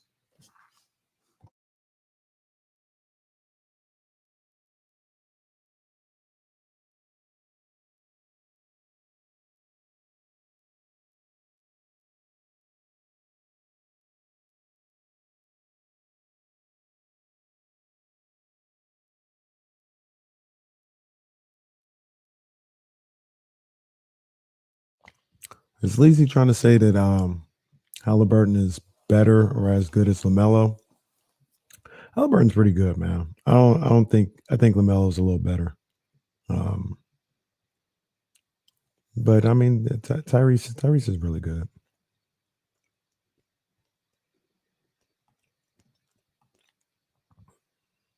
Lemon Oreos. Yeah, we bodied a bag of those last week. Where's the McQueen? I didn't pour no McQueen, man. I just got some orange juice here. I got some water over there. McQueen back there. You know what I'm saying? Always, that little McQueen on deck. Hopefully the Kings win tonight somehow, some way. Have a little Sacramento splash, man. I ain't had a Sacramento splash in a while because I've been out at the games, and by the time I get home, it's been late. So hopefully tonight I will be home. There will be McQueen right there, chilled in the wine fridge. I got some strawberry lemonade or blueberry lemonade, excuse me, simply. So Sacramento splash, possibly. You know what I did yesterday? I don't know if this is a thing, but it's definitely going to be a thing now. I was feeling adventurous, and I just wanted to chill. So, Bamboo Original with Vylon. You can do a lot with that original Bamboo. Ooh. What kind of taste did it give you? What kind of taste? Those two drinks mesh really well together.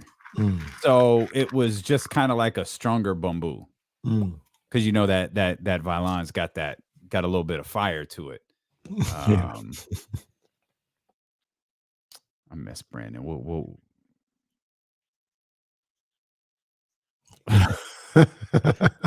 Oh yeah, let's see if the I just thought of that. The announce crew must be devastated.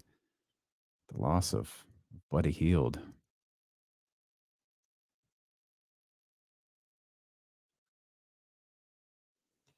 Sabonis' Chris Webber comparisons coming. Yeah, that's a good idea. Yeah, good idea. Okay.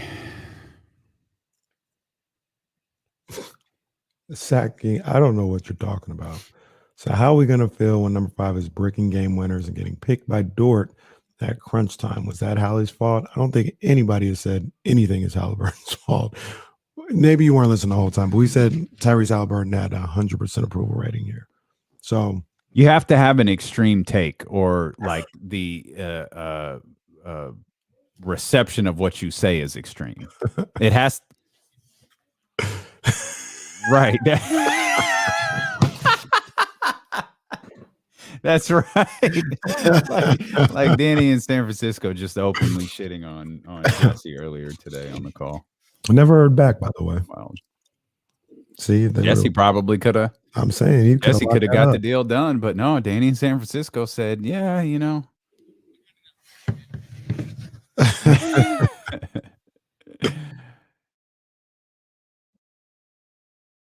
No, that wasn't a roast. I just thought it was silly to point out Julius Randle playing like crap when he finished with he balled out yesterday too or something. Yeah, no, I think he had like 34 yesterday. Run, buddy, run.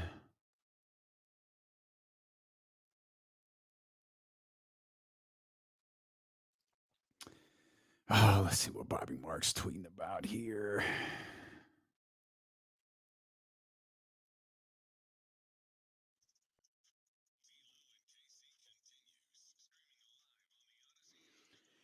ESPN front office insider Bobby Marks set to join us coming up here in just a moment. Obviously, a very busy day with the trade deadline just about 46 hours away from right now. It started with CJ McCollum headed to the New Orleans Pelicans. It continued with the Tyrese Haliburton, DOMANTAS Sabonis, Sacramento Kings, Indiana Pacers trade.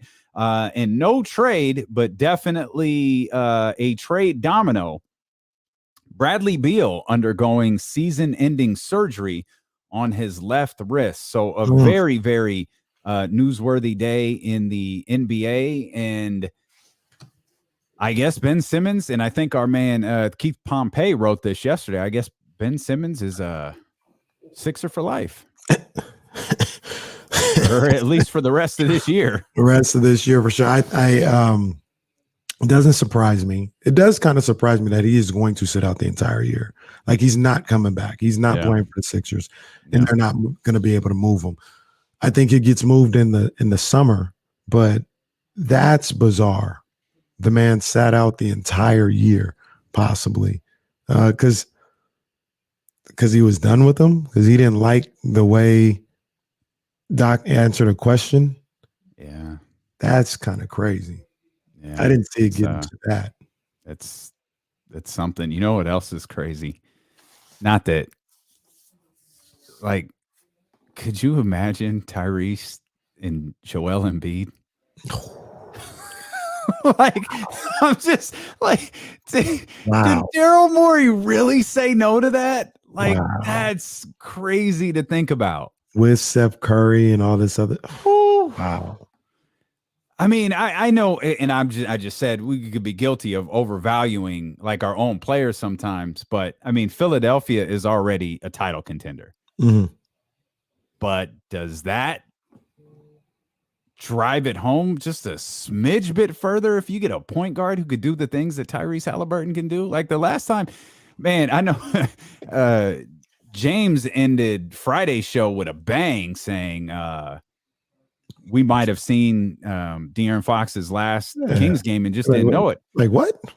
What are you talking about? Turns out 17 dimes and a win against Oklahoma City was going to be our last impression of Tyrese Haliburton. Indeed.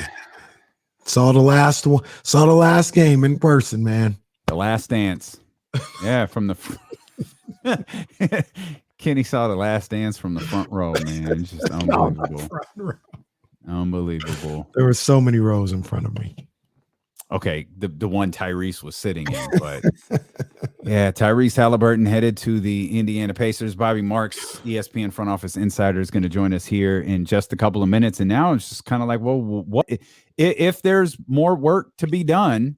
Well, we know there is more work to be done, and you know we'll dive into what that is or what it may be here shortly as we welcome in ESPN front office insider Bobby Marks. Bobby, thank you so much for carving out a few minutes for us. Know how busy you are today and this time of year. Before we get to the financial ramifications of this deal, curious your thoughts on Tyrese Haliburton and Domantas Sabonis and all that going down. Yeah, I mean, I'm a big fan of Sabonis. I mean, he's all-star level player. I think he's a center. I don't think he's a 4. So now it's a matter of how does he fit with Holmes. I think there's probably still a couple more things to figure out, with this roster here. So, yeah, I mean, I like the player. I like the contract. I think, as I said, he's an all-star player. I also like Haliburton a lot too. I mean, that's the problem with when you have to trade for a really good player, and you're not going to include draft picks. You're going to have to give up something of extreme value. And I mean, this might sound a little outlandish. I would have thought about maybe putting Fox out there, not Haliburton. Boy, you just lit the fan base on fire, Bobby, because there are a lot of people who feel the exact same way you do. I like De'Aaron. I do. But he's a max guy, and I don't think he's a franchise player. I think he's a max guy based on circumstances, and he's a really good player. I don't think he's an all-star. And I look at, if you could have, you build around Haliburton and Sabonis and just kind of go from there, and then it gives you a ton of more flexibility. And so that's kind of my 2 cents on that. I'm just interested to see what I always say. Like, there's always another part 2 and a part 3, and what's next. But I know there's a high priority to get into this, to that 10 seed, right? Like, they're 2 games out, and we'll see. Bobby, is this one of the, because we talked about it a little bit and we tried to see it from both sides. Is this one of the rare occasions? I know it's sacrilegious in this day of Twitter and instant analysis, but where both teams maybe got what they were looking for and got better today. I like Tyrese having his team in Indiana and being able to do what he can. We love Tyrese Haliburton, but I think Domantas Sabonis, the Kings getting a 2-time All-Star, a guy that we've talked about a number of different times, is a walking 20 and 12 and 5 assists. I think the Kings got a little better as well today. No, I agree. I mean, yeah, this isn't Portland, right? This isn't what Portland has done the last, couple days here, where they basically have, it's been a lot of salary dumps, to kind of build, I guess, through the draft and have, we're touting cap flexibility here, where, Sacramento is not doing that because, as I said, you're swapping out a really good player for an all-star.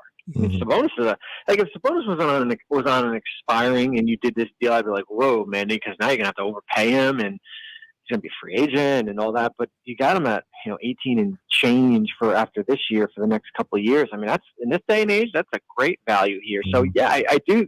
I think it is one of those trades where you can understand it. You can understand it from both sides. Bobby Marks, ESPN front office insider with us. You mentioned Portland. It feels like the direction of Portland is clear, as you outlined. It feels like the direction of Indiana is even clear. And I think that's why the Tyrese Haliburton versus De'Aaron Fox fit makes a little bit more sense because of, you're the numbers guy because of the contracts. Yeah, sure. Yeah. Where are the Sacramento Kings going? We'll see after, I'll probably have a better answer for you after, 3, I guess noon Eastern on Thursday here, as far as what the direction is going to be, because you still have, I thought there's a lot of good pieces, whether it be Harrison, certainly Buddy was part of the deal that teams like that probably just don't fit. So what is the next step? What's going to happen with Marvin Bagley? What's going to happen with Rashawn Holmes, guys like that? If you think Sabonis is going to be your center, or you just kind of ride out, see what you have, and then he'll be in position to hire a new coach in the. I feel like we say that all the time. Hire a new coach in the offseason. So I don't know. I don't have a clear vision yet as far as what is next, and I could probably give you a better answer after Thursday. Yeah. This Sabonis deal contractually, he's under a good contract. He's there for another 2 years or so. They were able to move on from the Buddy Hield contract. One of the things you kind of touched on a little bit was the fit with Rashawn Holmes, or the lack thereof, where they may have to move Rashawn Holmes. Do you think his contract, even though he just came off an off season where he was a free agent and anybody could have signed him and he ended up having to come back to Sacramento, do you think his play combined with the contract that he's under makes him extremely attractive to guys like Charlotte or the Warriors or something like that?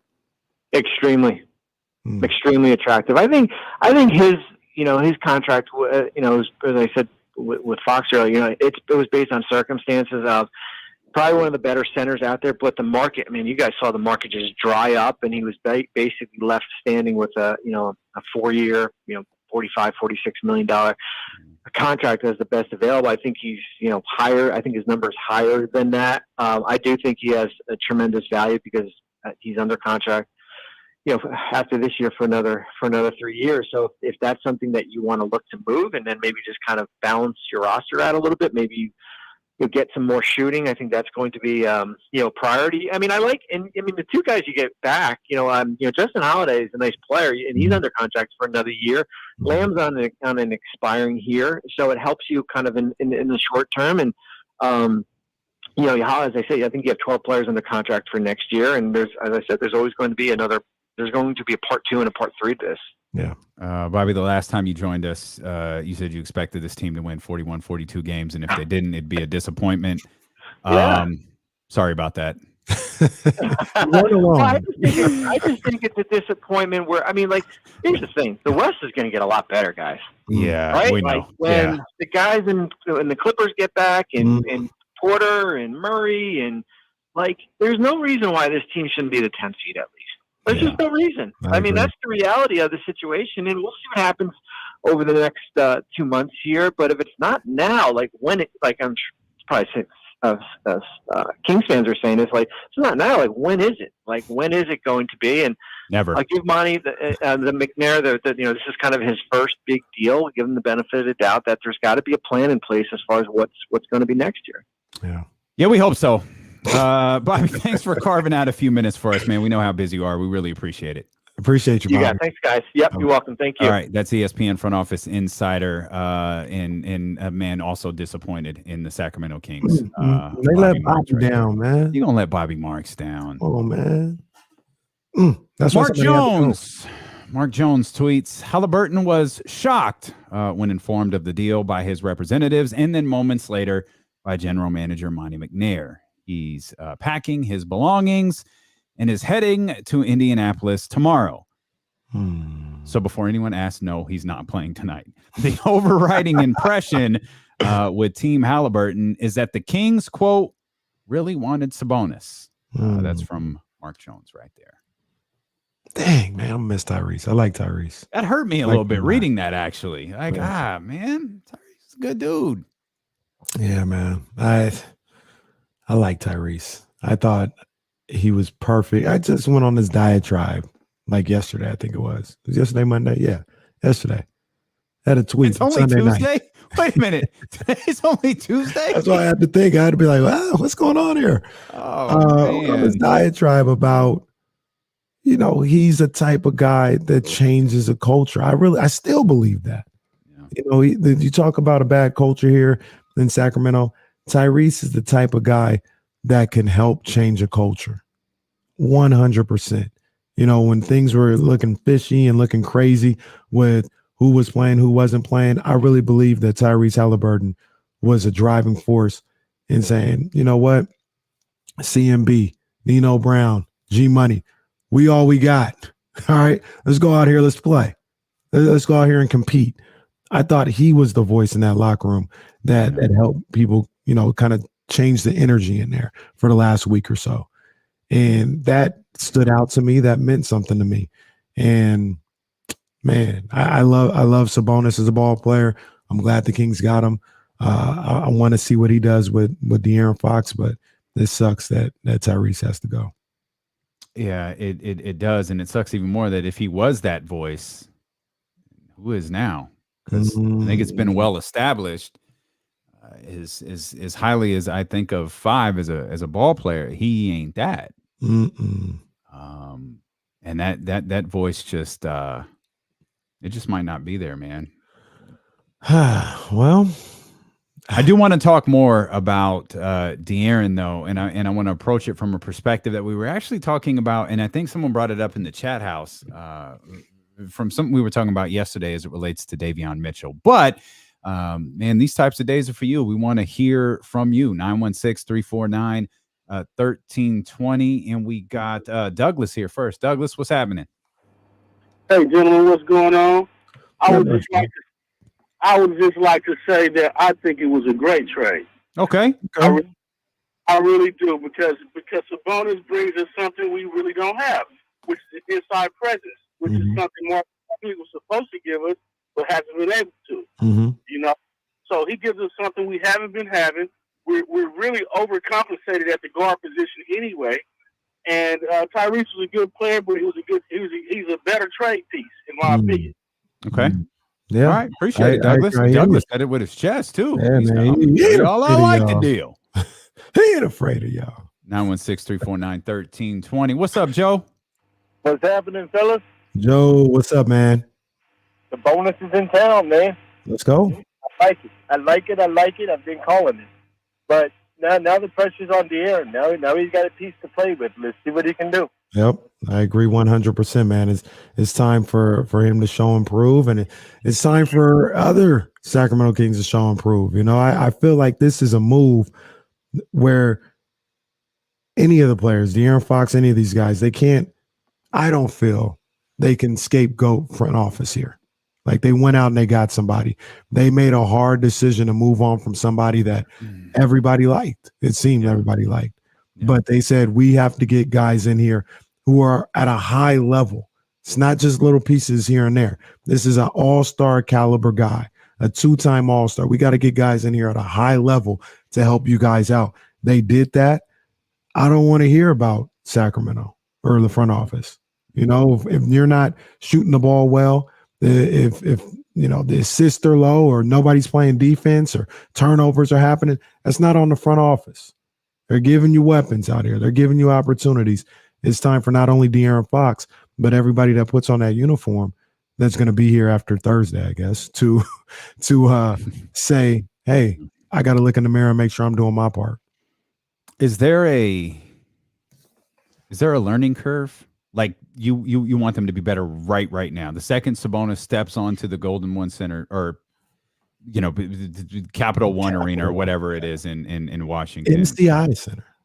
That's old school right there, boy. That's old school. Y'all know about that.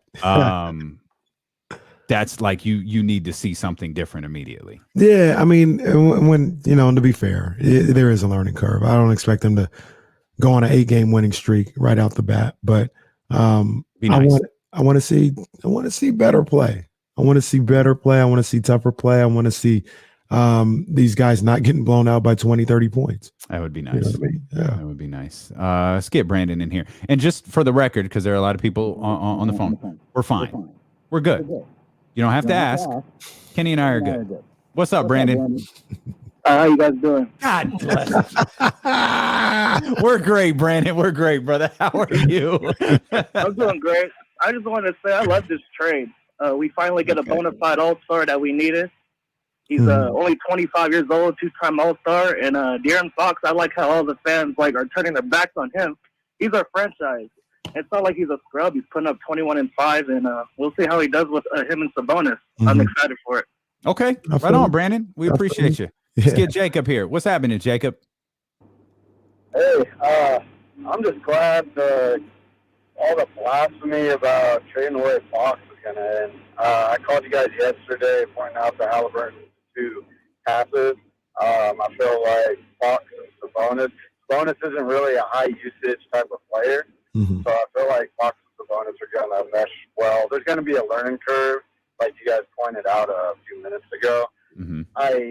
As happy as I am about Freddie leaving, we are going to need some spacing, and I think that might be an issue because now it's just Barnes, and I think Jeremy Lamb's decent as a decent jumper outside, but hopefully Monty addresses that. But that's it. Okay. It does kind of sneaky suck. Not sneaky. Obviously, we want the brother to be healthy. But now that Buddy's gone, who we wish the best. Yeah. It really sucks Terrence Davis isn't here, man. I know, man. TD. Yeah, that's TD, just. I mean, I know. Big opportunity for him. And yeah, man. And now, you talk about my heart sings for TD because he would have been getting work. Yeah. You would have been getting work here with this squad. Yeah. So tough break for TD. So let's get Scott in here. 916-349-1320. What's up, Scott? How are you guys doing today? Good, man. You guys have actually been a very level-headed conversation over the air to listen to. We'll try to do better. Emotional. Sorry about that. No, you guys have been good, man. Everybody's emotional about Tyrese leaving, and everybody loves him. I get that. But being a first-time caller, long-time Kings fan, it's been we don't really have much. We haven't had much hope, right? I think the last time I had hope in the program was when Boogie got traded, and that was a long time ago. Bringing new people in, like we haven't been doing anything forever. So what's working right now has been working. Sucks to see Tyrese leaving. Fox is definitely one of the most. I forget who was saying it earlier out of you guys. He's one of the most athletic people in the NBA. That guy can run. So pair that with some other people, do something different. And also, like you guys are talking about, it's like, who do we? I love the Kings, right? I'm from Sac, but we don't really get any players here. So the fact that we got somebody, we got a 1, we got a 2, maybe get a 3, do something different, just to shake it up, to do something. I mean, we haven't had hope for so many years, and this has been the worst. The worst year we've seen and witnessed and watched. And I turn off games. I go to games, and I won't go to games. I love the Kings, but it's kind of what it is right now. But to have some sort of hope and in the right direction, that the front offices are making moves and doing what they do, then I'm on board. So let's go. Okay. That's right. Appreciate you, Scott. Man. And Scott brought up a good point that I agree with as well. It's been a long time since you got 2 guys that you think are at a high level. You know, when you had De'Aaron here, you just had De'Aaron, and even last year you had Haliburton. That's a little different. Haliburton's not an all-star right now. You believed in the growth of Tyrese Haliburton. You believed in the potential. Exactly. Exactly. It's been a while. I guess Rudy Gay, DeMarcus Cousins, that time, that's time is flying now. That's what 5, 6 years ago, 7 years ago, since you had those 2 guys here. 30. So, it's been a long time since you had 2 guys that you could say, hey, we got a little duo here. And that's something that has me excited. But I will say this, because a lot of people are talking about, somebody asked me earlier, they're like, is Fox still the straw that stirs the drink? And this is what I say. I think he is. I got to see more Sabonis, but I think he is. I think Fox is the straw that stirs the drink. And that's the good and the bad. And a lot of people are like, oh, you're blaming Fox for everything that's gone wrong. It's not necessarily that, but I've said this team goes as De'Aaron Fox goes. And if he didn't show up, this team's not going to show up. They weren't, at the time, they weren't good enough to overcome his slow start and him not playing well. If he plays well, I think this team would be a better team. And that is like the definition. The straw that stirs the drink isn't always a good thing, right? It's the person that is going to make or break your season, good or bad. So far, earlier in the season, he didn't show up. This team didn't show up. They faltered. Now he's got some reinforcements. See if maybe we can turn this thing around. Let's get TC in here. 916-349-1320. What's happening, TC? Man, my 2 brothers, man. What's popping? Not much, man. Not much. We got another all-star here, man. So it's a good day. It's a good day. Man, it's a good day. Yes, sir, man. First and foremost, I only got 2 things. This might have that Chris Webber effect, man. I mean, this might turn everything around, in my opinion. I think it's a Chris Webber effect. And second of all, man, not to y'all, but I mean to every other Kings fans, bro. Listen, check it out. Everybody's complaining about this. We needed an all-star. We didn't give up any draft picks. I mean, I love Ty. But we gave up Ty and Haliburton, bro, for 3 players. And a second-round pick in, 2027. We won. Sacramento won. We're always losing. We won today, and everybody's pissed. I'm not getting it, bro. I feel you, man. I hear what you're saying. We got to see how it plays out on the court. That's the only thing that matters here in Sacramento right now is how it plays out on the court with wins and losses in the standings. That's what matters. But I feel his excitement here, man. I'm it sucks that Tyrese is gone, but man, you're getting such a good player in Sabonis, man. I'm anxious to see how it plays out. David, what's good, baby? Hey, not much. How you guys? Long time listener, first time caller. Appreciate you. So I've been listening for a while, and granted, I'm a basketball fan. I'm a Dallas Mavericks fan first and foremost. Ooh. I know, but I miss those days when we saw compete, back in the 90s and so forth. Yeah. And so my thought process was this. Y'all have had some good pieces come through here, but it kind of feels like to me that there's no direction still. We can put all the pieces in the world together. It's like a chessboard. You have a bunch of pieces that are super strong, but if you don't know how to use them and develop them, you're just getting it ready for the next guy. That's what I think needs to happen. And I'm calling because I have two kids in my home that are strong Sacramento King fans. And to hear a 19-year-old just go, I'm done, that's tough for me. Yeah, I got you. I got you, David. Here's what I think, because we see some of those. How many times have some of y'all been done? Some of y'all been done a lot. Some of y'all were done after the Lakers.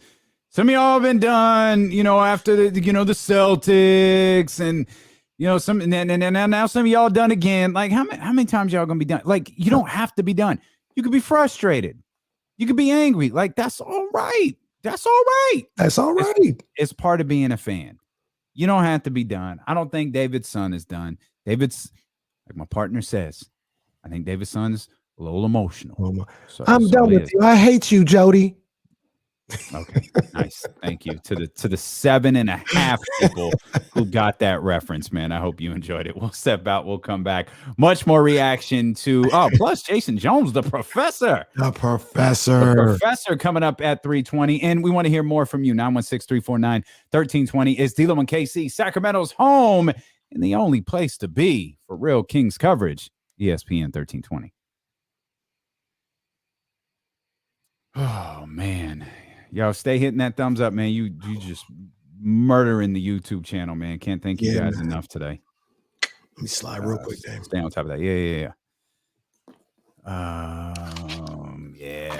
Y'all doing that. Appreciate you. Just keep hitting that thumbs up. And most of all, if you're new, man, hit the subscribe button. Like we're a good show, man. I promise. You'll like us. I love how my man said, "Hey guys, how you doing?" We're always fine. Hopefully that changes, because I'm not gonna argue with you. Like hopefully that changes. There you go, Tyler. You got it.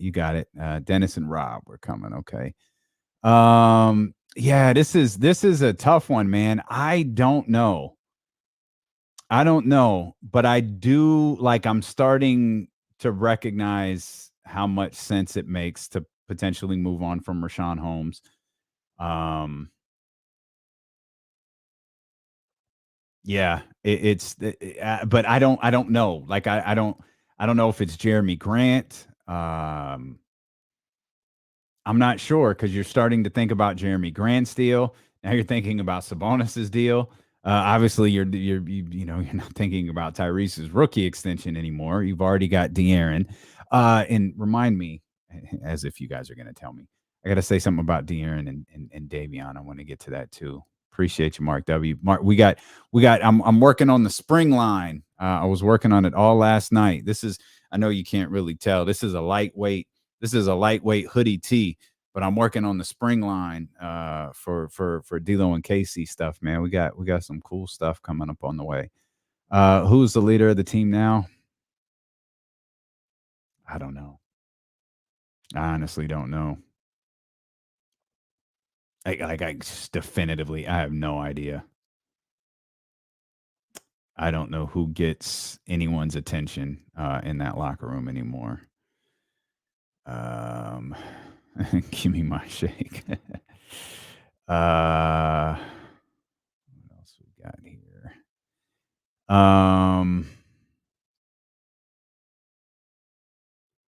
Yeah, I wonder if it does for some, man. It does for some.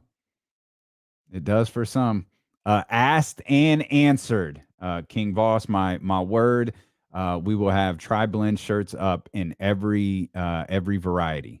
Like tri-blend shirts are they're going to be the new norm, for sure. He could be. I mean, I don't know enough about his personality to know if he like immediately takes on that role. Yeah, why would Golden State do that though? Like he's a legitimate all-star. Like why would they do that? That don't make any sense. And what would you possibly be sending their way besides Rashawn? Sending back Harris? Yeah, I don't think that makes any sense. Yeah.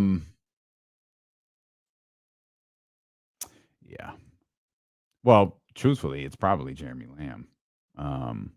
This would have been so much easier had Terrence Davis been healthy, because he just would have slid into that role perfectly. Yeah, I don't know. Maybe Davion is the rookie. What's the BHM shirt? Cole, go to the website. Yeah, I haven't started promoting it because we haven't started the sale. We'll start a sale, but it's up there right now. I posted it last night. Just the only thing that's up right now though is the hoodie and maybe the long sleeve tee hoodie. I think those are the only things. Let me know what you think of it, Cole. DLONKC.com. Danny in San Francisco. Booking on the fly.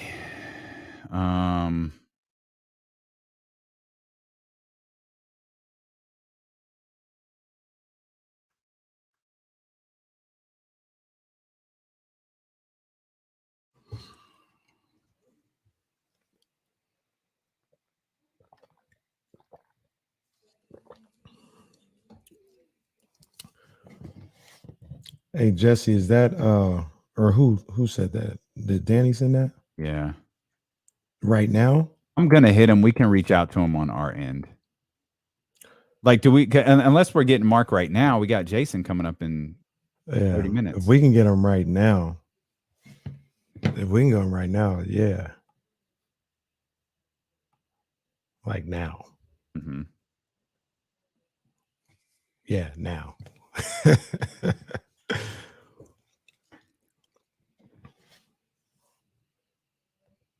Okay.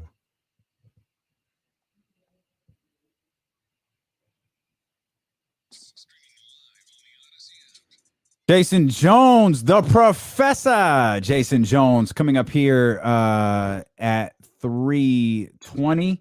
And you could hit us on these phone lines right now, 916-349-1320. As a matter of fact, I think we've got a couple people. We sure do. Dennis, what's happening, man? Warrior fan here who would just like to see the Kings be good again. Okay. I like that. I like trade that. Today, it reminded me of when the Warriors traded Monte Ellis for Andrew Bogut. Oh, boy. You know, because Monte Ellis was averaging 20 points a game, and, you know, he was the Warriors' best player at the time. Mm-hmm. And it didn't seem like it was a good trade at the beginning, you know, but it turned out well in the end, because you just never know how things are going to work out. You know, if Haliburton's going to be as good, you know, if he's staying on a good path, and how, Sabonis is going to fit in. But to me, in my opinion, I think that it all depends on how Davion Mitchell is going to turn out as good as I think he's going to be. That's a good point. And I think that you won't miss Haliburton as much. Plus, you're getting somebody like Holiday. Holiday is a good, he's a good bench player. So, you can get some of that outside shooting, kind of the same game, as Haliburton gives you. But to me, I think it comes down to how Davion Mitchell's going to play, and then, how these guys fit in, the ones they're bringing in. I think it's good for the Kings in the long run. Okay. Appreciate you, Dennis. Thanks for the call, man. Thanks for listening, most of all. Let's get – I want to talk about Davion. Mm-hmm. I'm going to do what you do. Don't let me forget to talk about Davion. 916 Where's my notepad? Get There we go. I'm acting like I don't have a pen and a notepad right next to me. And I act like I don't have a pen and a notepad every time I tell you that. Davion, let's get Rob in here. Rob, what's happening, brother? Yeah, it was Rob Starks from the Chatty House. Rob, what's up, man? Nothing much. Hey, fellas, look, the Pacers, their fans think they fleeced us. They think it's the same dumb Kings. They think they got us again. I just need you guys to talk about that a little bit. Tell me what you think. Thank you, fellas. I'm going to take it offline. Appreciate you, man. I think some of that has to do with the fact that they knew they weren't keeping Sabonis. So they're like kind of how we feel with moving on from Buddy and TT and Marvin. Like, we're not keeping those guys anyway. Might as well get something for them. So I think some of that has to do with that. I think they really like Tyrese. I don't know exactly how they feel about Sabonis.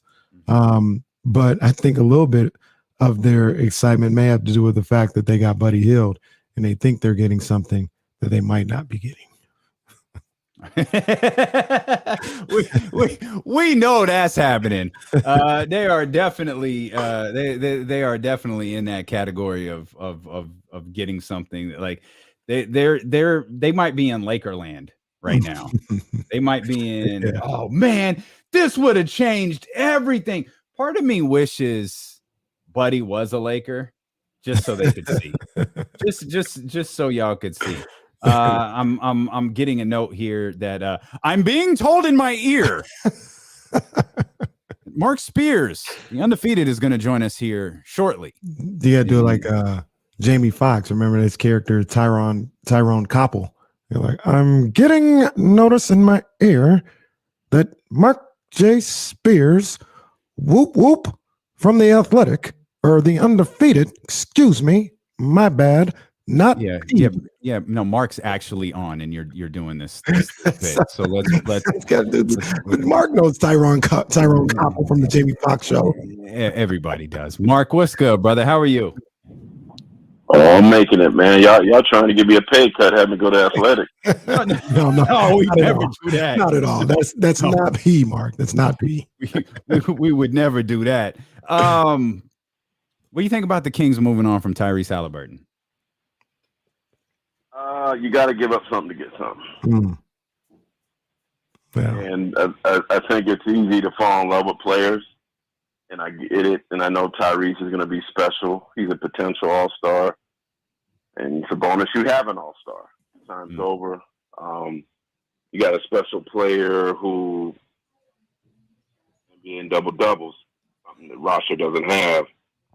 The only other player that averages at least 18, 12, and 5, because Sabonis is a good passer too, is Joker. Those are special numbers. So I say that Tyrese isn't nice. That's not to say that Tyrese won't be great in a Pacers uniform, but you got to give something to get something. Yeah. You know what I mean? Like, I think the NBA world, a lot of times fans are like, get people for free, man. This guy is like really good. It's the best big since a healthy Cousins. It's the best big.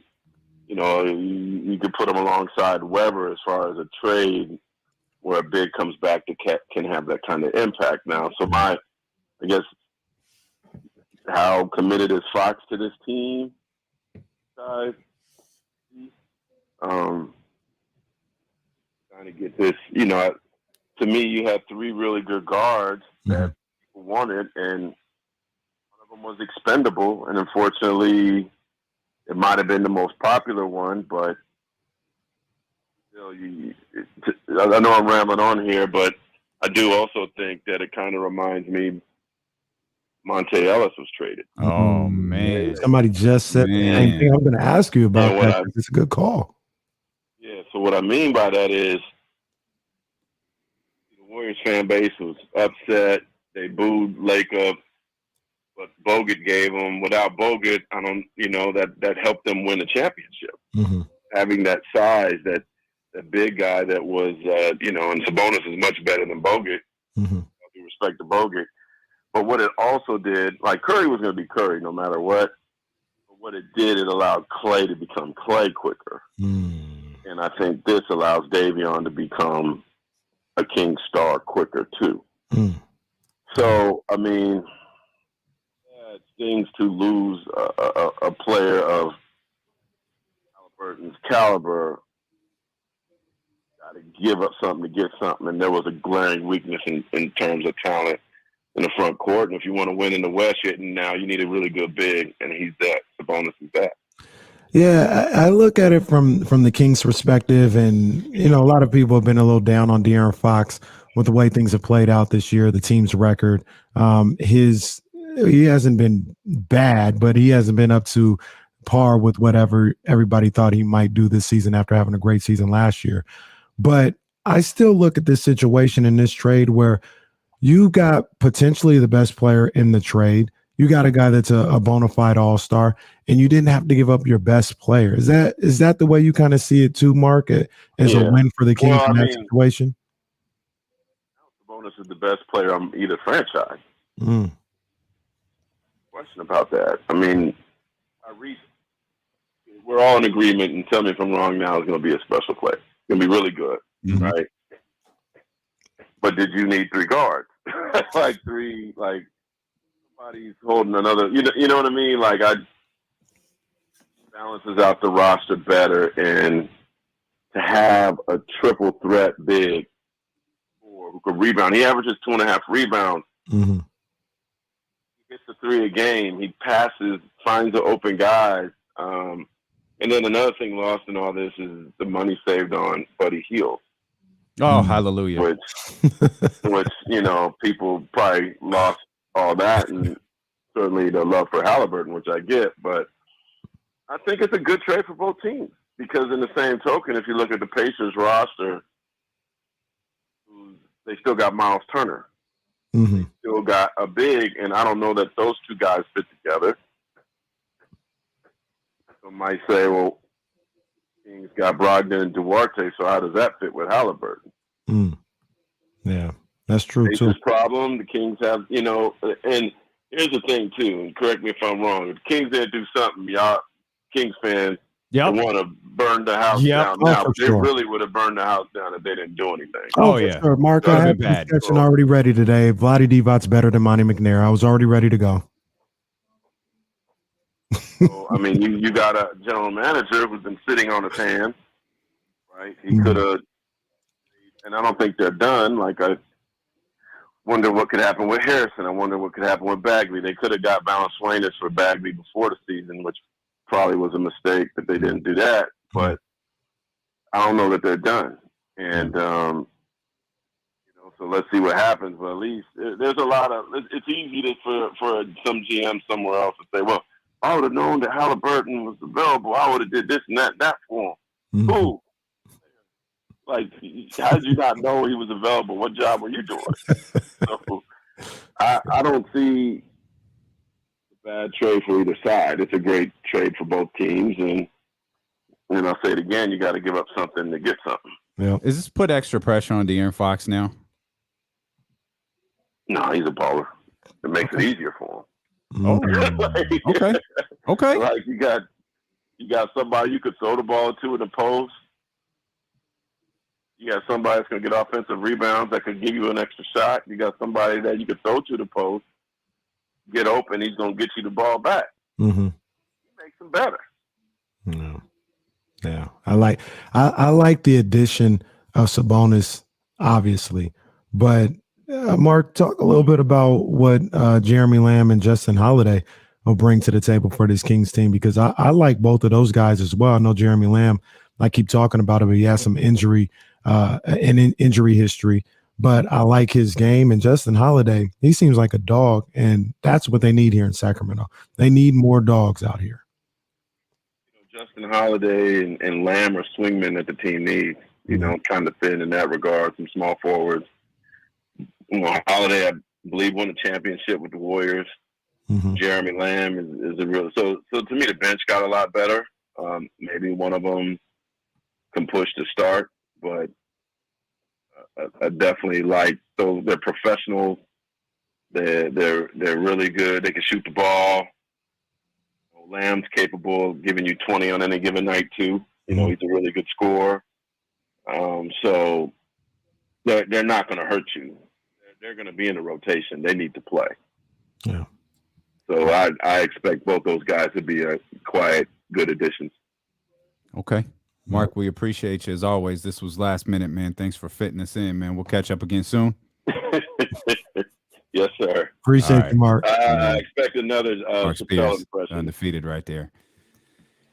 Yeah, our KG program director says, hey, skip Mark on. I'm like, yeah, no problem. Get tagged in a message on Twitter. Oh, that's why you want us to get Mark on right now. No doubt. No doubt. I'm all about it. I'm all about it. We're like Eric Bischoff giving away the results of Raw before the show even starts. You Attitude Era fans know what that's about. You are listening to Dilo and KC on ESPN 1320 KIFM West Sacramento, KRXQ HD2 Sacramento and Odyssey Station, and driven by last year's Elk Grove Dodge. He's Kenny Caraway. I'm Damian Barling. We're live on Twitch. We're live on YouTube. We're live on Facebook. We're live on the Odyssey app. And, of course, we are live on 1320 AM. We appreciate those who have been with us since 11 o'clock on those streaming platforms. And those, of course, who have been with us since 12, a very newsworthy day. With Tyrese Haliburton headed to Indiana and DOMANTAS Sabonis on his way back. Obviously, there are other pieces involved in that, including Buddy Hield and TRISTAN Thompson. They're headed to the Pacers, as well as is Jeremy Lamb and Justin Holiday. They're headed back here to Sacramento. The Kings do have 2 games to play before the trade deadline. Both of them are against the Minnesota Timberwolves, who look like they've kind of gotten their act together here a little bit. And they're a team that is taking advantage of a terrible Western Conference. But I've mentioned this for about 2.5 hours, and I feel like if we're doing a 2.5-hour tease, I should finally pay this off. We're a lot of talk about, and rightfully so, by me, by the way, included, over the course of the last like 17 days or something. But the pairing of Davion Mitchell and Tyrese Haliburton and how those guys have looked together, and perhaps more specifically, how Davion has looked with a role, a clearly defined role. And someone brought up in the chat yesterday, which I thought was a very fair point. We haven't seen Davion and De'Aaron together with Davion having a very clear role and De'Aaron being on the floor. And perhaps that's something we're going to be able to see now moving forward, because I believe I'm reading between the lines on social media. Nothing has been reported to us at all. Again, just reading between the lines. John Bull hit me to a thread that was going on. I think De'Aaron Fox is a go tonight. Again, nothing was reported or told to us. I'm just reading between the lines. I think De'Aaron Fox is a go tonight. So if we get the opportunity to see De'Aaron and Davion and see Davion still in that mode where he's cooking a little bit and he looks solid and he looks grounded in his position as a Sacramento King, does that help us feel a little better? Like those who aren't really feeling this, does that help people a little bit? Yeah, I think it should. I mean, because the whole, for me at least, the whole thing was, I was understanding what some people that are close to us, including the professor and Matt Barnes and other people were saying, where you can't have all 3 of these guys. Yeah. Somebody has to go. And while I couldn't really choose because I like all 3, my outlook was, if one goes and you got the 2, just make sure it's the right 2 and make sure these guys work. And if you do have Davion continuing to play at a high level with De'Aaron Fox, and that's the duo moving forward, sure, that's great. It's great. I don't care. I just want it to work. And it is interesting that we know how it works with Tyrese and Davion, and we haven't really seen it with De'Aaron and Davion. So I'm interested to see that. And it could be a situation where simply Davion with either one of those guys works. He just needs more consistent time, more consistent role. But you could be, unlike, how people were starting to feel with Tyrese and Fox, where it was like, that's not really working. Maybe Davion is the complete opposite, where he can work with either one. He just needs the opportunity. Well, it looks like he's going to start getting that opportunity now. 916-349-1320. Let's start with Big Al. Big Al, what's happening, baby? Yeah, heard about the trade. I wanted to compliment it. I heard what you all said, and no, I think Monty is light years ahead of Vlade in respect to this deal and what he thought through. So everything else you said and the value and blah, blah, blah, that's true. Although back in the day in old trades, I don't want to go too old school, there were times when Danny Ainge or even the great Pat Riley took advantage of people. They got better deals than others. And there's a horrible word I won't say on the air, but, they took them and fleeced them, we'll say it. So that happened. But it's a tango, and you have to decide. So I think the Kings have a very nice guy. I've liked Sabonis. I won't say for the Lakers. I'm just saying I like Sabonis. I like his game. And you knew you had to give something up. You couldn't give away Mitchell because he hasn't established himself yet. This is an opportunity to say, I want to be everything that Haliburton was and more. So you'll get to prove that. Yep. And you stole away, I'll say this, you stole away, you and the Sacramento Kings. We were hoping, Laker fans, I wanted to see Holiday because there's some rumors about a trade that the Lakers trying to put together to get him. Y'all ain't getting a trade put together, Big Al. Knock it off. The only way they're getting y'all made your bed, find a now way sleep for in someone it. to take Russ. That's the only thing they can do. Let's get Kamara in here. I was going to say something about Russ, but I don't have a leg to stand on anymore with Russ. Host of the Uncultured Bias podcast. What's up, Kamara? What's up, Kamara? What's going on, man? My heart was broken with Haliburton thing, man. So, but Kamara's one of those people, by the way. Kamara's one of those people who's been done with the Kings like 10 times. Somebody said in the chat, they were like, I'm done with these guys. See you guys tomorrow. Yeah, that's Kamara. I'm done. And then he fires off like 12 more text messages about the Kings. Listen, they are habitual Kings are just my emotional distress they put me through, man. But the question I have is the leadership on the team. Mm-hmm. The thing we liked about Tyrese was that he was willing to step to the podium. Mm-hmm. He's willing to show the energy and be a front-facing for the organization. Mm-hmm. The things we did not like about De'Aaron, we weren't a fan of De'Aaron, was his demeanor, his nonchalantness, his acting like he's too cool for school. It doesn't bother him. Like nothing affects him, which is fine in a life thing. But for Kings fans, where we look for those to be engaged, it's like he wasn't giving what it was supposed to give, right? And so I just wonder about, we talk about culture changing here on this organization, and I wonder, what are we doing? Like, how does that look? That's number one. And number two, I just want to say, I know Matt already said this earlier, but I just want to put out, I look what Monty did was this was as much for the Kings as much it was for Monty's. Like, I don't have 3 years to build this team because I'm already on the hot seat. Mm-hmm. And I need to make sure that whatever move, I can't tank, because that means I'm putting 2 more years on this team and I'm wasting more years for De'Aaron. And so I can't afford to build a team around my backcourt, whom I may love Tyrese, mm-hmm. but I have to go push my chips to the center of the table here because my job is on the line. Yeah. I agree. And No, that's exactly what it is. And Kamara, you asked what this team is doing. They're trying to win. Simple as that. They're trying to win. They're trying to get out of the rut that they're in. Some people may not agree with the way they're trying to go about it. Some people say, hey, tear it all down and start from the draft. They're like, no, we're going to do this with De'Aaron Fox, Sabonis. We're going to try and add around those two, and we're going to try and win.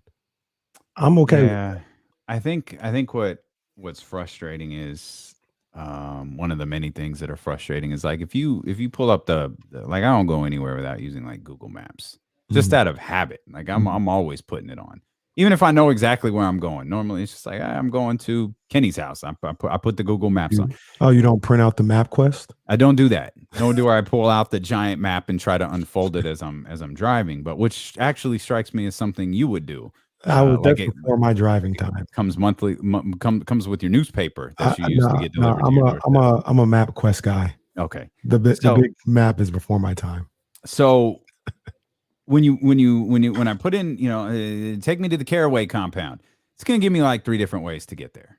Right? They're all going to get me there, but it's going to give me different ways.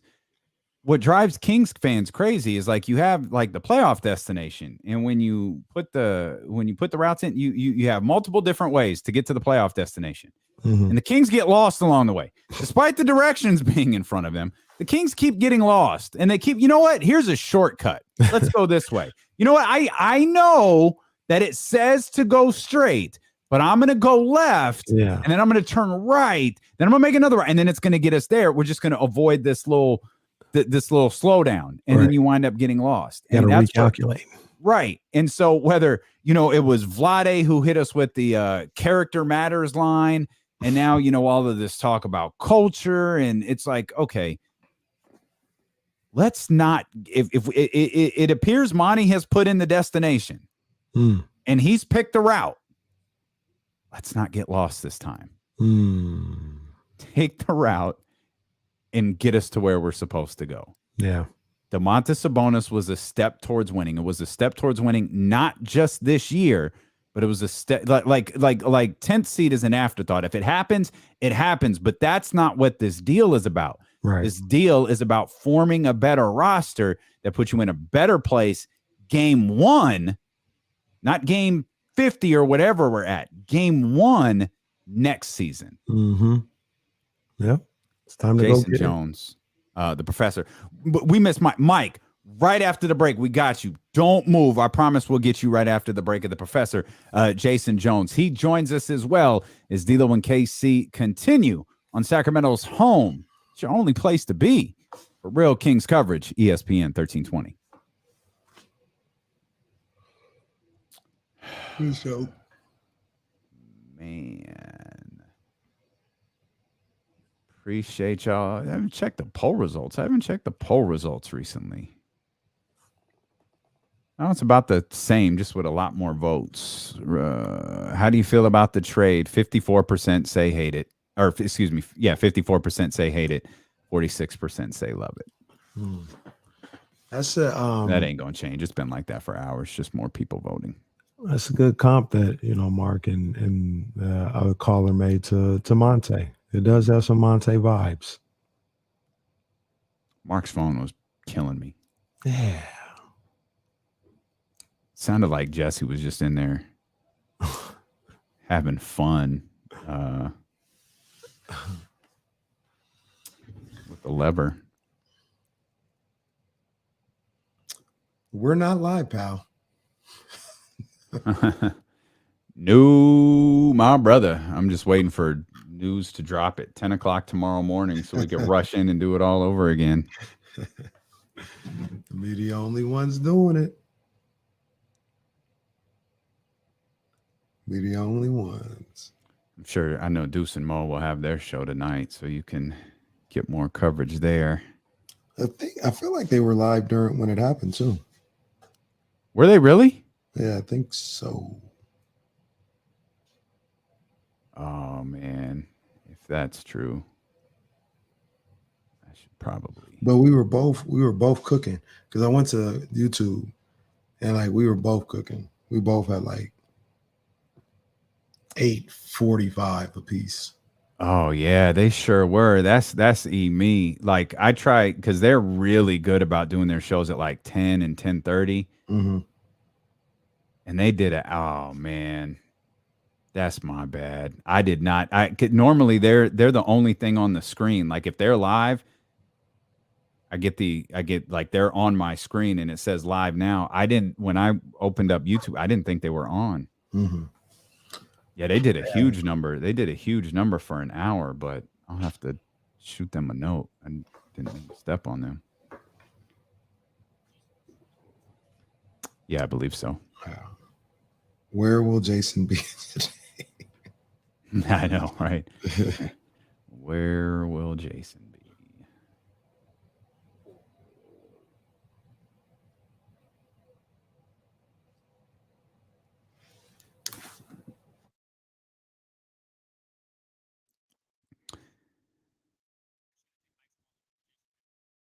Yeah, well, yeah.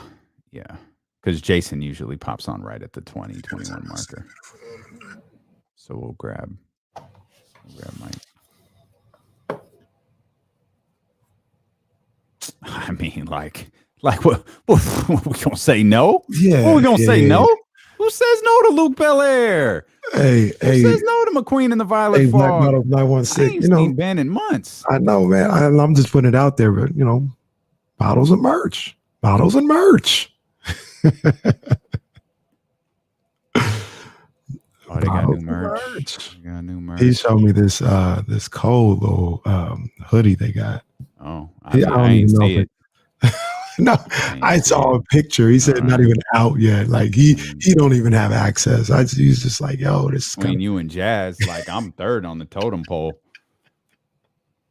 I might be fourth on the totem pole. Is Jazz, Kenny, April, then me. Like, man, oh, D-Lo, that's right. Oh, hey, I got one of the little mini sampler bottles in the car. I'll leave it on the door. The hotel the little hotel. Yeah, I got the mini bar. I got the mini bar size. Can you get facts, bruh? Facts. Don't listen to facts. Dr. I'm done with Kenny. Dr. David. Don't listen to him.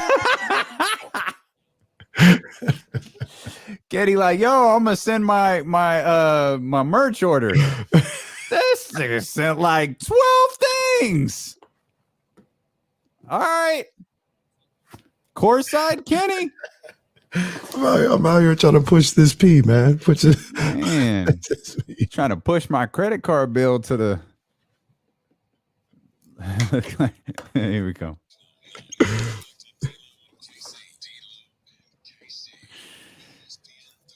Oh, man, we appreciate you being with us. 916-349-1320. The Professor, Jason Jones, set to join us coming up here in just a Where heartbeat. will Jason be today? Who knows? And the question is, will everybody be safe when Jason joins us? Like, I think there was like a streetcar race outside last time. There were children running around in a previous in a previous call. But let's get Mike in here real quick. Mike, what's happening, my friend?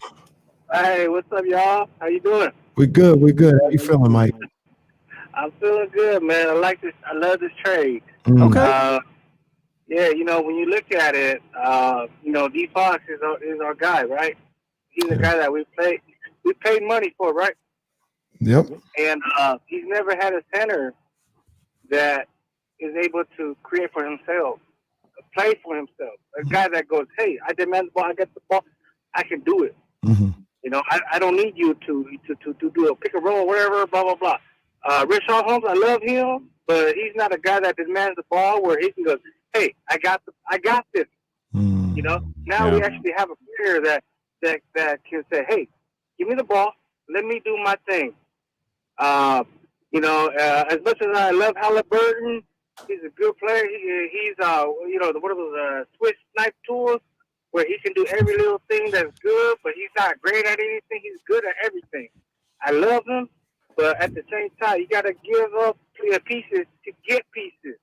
I love the trade, man. Yeah. Okay, Mike. I like it. I appreciate you.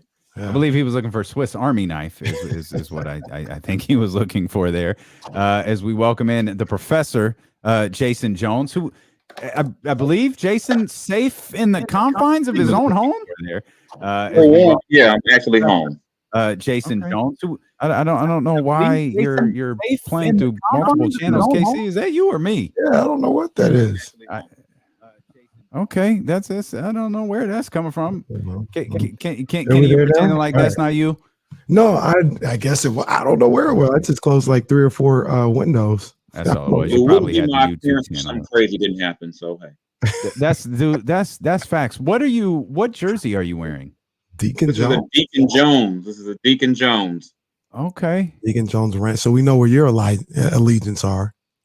Man, I was home for a few days, and the Rams bug. I had this for a minute because I have this thing for jerseys with Jones on them. Like I'm probably the only person in California not related to James Jones with a James Jones. Oh man.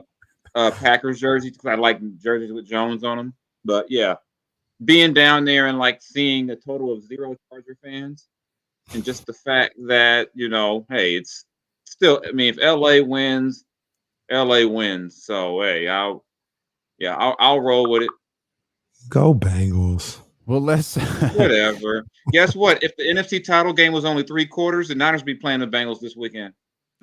Okay. Do we have to start on the Raiders? How old were you when they won a playoff game last? Hey, how about we don't talk about the Raiders or the 49ers and we talk about Tyrese Haliburton, who was traded today. You had some what you trying to say?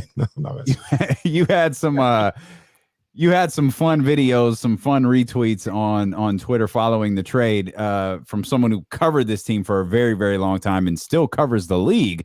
What do you think about Tyrese Haliburton headed to Indiana, and maybe more importantly, DOMANTAS Sabonis, 2-time All-Star, coming here to Sacramento? I think the first thing for me was that Sabonis is the best player they've had since DeMarcus. Easy, the best player they've had on this team. And secondly, I thought about the idea of your 2-man game is now Sabonis and De'Aaron Fox. That's a lot different from what they've had right now. And in order to get a good player, you weren't going to be able to pawn off Buddy and Marvin and be like, hey, here's 2 guys we don't want. We got, if you're going to give up a young player like Tyrese, you got to get someone, who potentially could have some impact. And I think Sabonis could be that type of guy. He's still young. This is a team that struggled with rebounding since they traded DeMarcus 5 years ago. This is a guy who boards. He can do some different things offensively, and he's a bona fide NBA starter. And one of my things about the Kings roster has been they don't have enough bona fide NBA starter type players. They got a lot of guys who are maybe playing starter minutes who shouldn't be starters. And the thing is, unless Tyrese becomes like an all-star, to me, you have to kind of think about the worst thing the Kings or Monty could do is overvalue a guy because he likes him on his team. You got to think big picture, And if you fall in love with a guy, you just hold on to him just because you like him. What if this is not trying to knock Tyrese, but what if Tyrese ends up being a guy who averages about 17 and 8? Decent numbers, but that's not going to put you into the playoffs alone. So you got to take a chance at something. I mean, you can't keep bringing the same team back and expecting something to change. Something had to change, and I think one thing that is good for them is that people said De'Aaron's not a number one. I think I've said he's maybe not a number one guy. Now he's not your number one guy. In terms of maybe in terms of the options, and you've got a guy who has been a good player on a team that's been in the playoffs. This isn't a guy. I mean, he's not a perfect player, but people say defensively he might have his issues, but he's played well on a team that's been in the playoffs. This isn't a guy who's put up just empty numbers his entire career. Yeah, I look at this and tell me what you think about this, Jason. I don't feel like the Kings have had 2 guys that you can say a 1-2 punch since DeMarcus and Rudy. And what was that, 7-8 years ago at this point? It was a long time ago. Feels like it. Rudy left in 20. When did he tear his Achilles? 2016? He came. Yeah, it was 2017 because he tore it the same year that they traded DeMarcus. So it's been 5 years. Man. Yeah, and it just feels like longer, but yeah, it's been 5 years. Yeah, and so you legit have to guard 2 guys now, and I'm curious to see how what this does for De'Aaron, because what Monty McNair is saying is that De'Aaron is one of our franchise guys, and we got to get him some help. And adding a bunch of point guards doesn't help De'Aaron Fox. You got to get some other guys, get some guys with some legit size. This team is probably still, in a lot of ways, still too small. But now you got a legit, now look at the numbers. Basically, Sabonis is what they hoped Marvin would be in terms of just production. I don't, whether you want to play him 4 or 5, I don't really care. They were probably hoping that Marvin would get you, 19, 20, 10, 12 boards a night. So now you can go in, as Keith Smart say, pencil him in for his 20 and 12. Now you've got that piece. You've got what you got with De'Aaron. Now you just keep on. I would assume Monty's not done. Even if it goes into the offseason, you still got to make some more moves for the big picture. But I'm not as I'm not as down on the deal as some people are. There's people going, "Oh my God, they got fleeced." I'm like, they didn't get fleeced. It's not like they traded them for like me. It's not like, calm down. It wasn't like I think a lot of the negative reaction is just that we all like Tyrese. That's it. But as a guy growing up in LA who loved Eddie Jones, at some point you got to do something different. And I loved Eddie Jones, but Eddie Jones had to go because that kid number 8 was on the bench, and plus they weren't going anywhere with Eddie. They were going to the same spot. And with this group, you weren't. I mean, they weren't going to get. They probably weren't going to get to 10th with this group. So you've got to do something, even if it doesn't help you this year. You go in the next season, you can say we got Sabonis and Fox. That's a much better starting point going into 2022-23 than saying we got 3 point guards and like 8 centers. Yeah. I completely agree. The Professor Jason Jones of The Athletic with us here on D'Lo and KC. Do you? We asked Mark Spears this. I'm curious your thoughts. Does this put more pressure on De'Aaron Fox with Tyrese Haliburton being out now? I don't know if it puts more pressure, just because when they played together, it wasn't. I mean, maybe I'm blanking. There were a bunch of games where I think Tyrese just like outshined De'Aaron when they played together. Most of Tyrese's great moments in terms, statistically and everything, a lot of them came when De'Aaron wasn't playing. And I think when De'Aaron's healthy, De'Aaron was still clearly their best player when he was healthy. And that's why they had so many struggles, because when he was struggling, they had no way to compensate for what he gives them. So I don't know if it puts more pressure. I mean, the pressure's going to be there. He's a max player. So I don't know if it puts. I think in some ways it should maybe relax him some. You don't have that. Okay, that's what Mark there's said. another guy. There's another guy that everyone wants to replace me with right here, and I think Davion is different enough from him where you can see how they play. They can play off of each other. It's a little, Davion. You can put him out there next to De'Aaron, and it's weird to say, but Davion doesn't need the ball to impact the game. And the problem you had with playing Tyrese and De'Aaron together is you had 2 guys who needed the ball. Davion's going to have an impact if he shoots the ball 4 times or 15 times.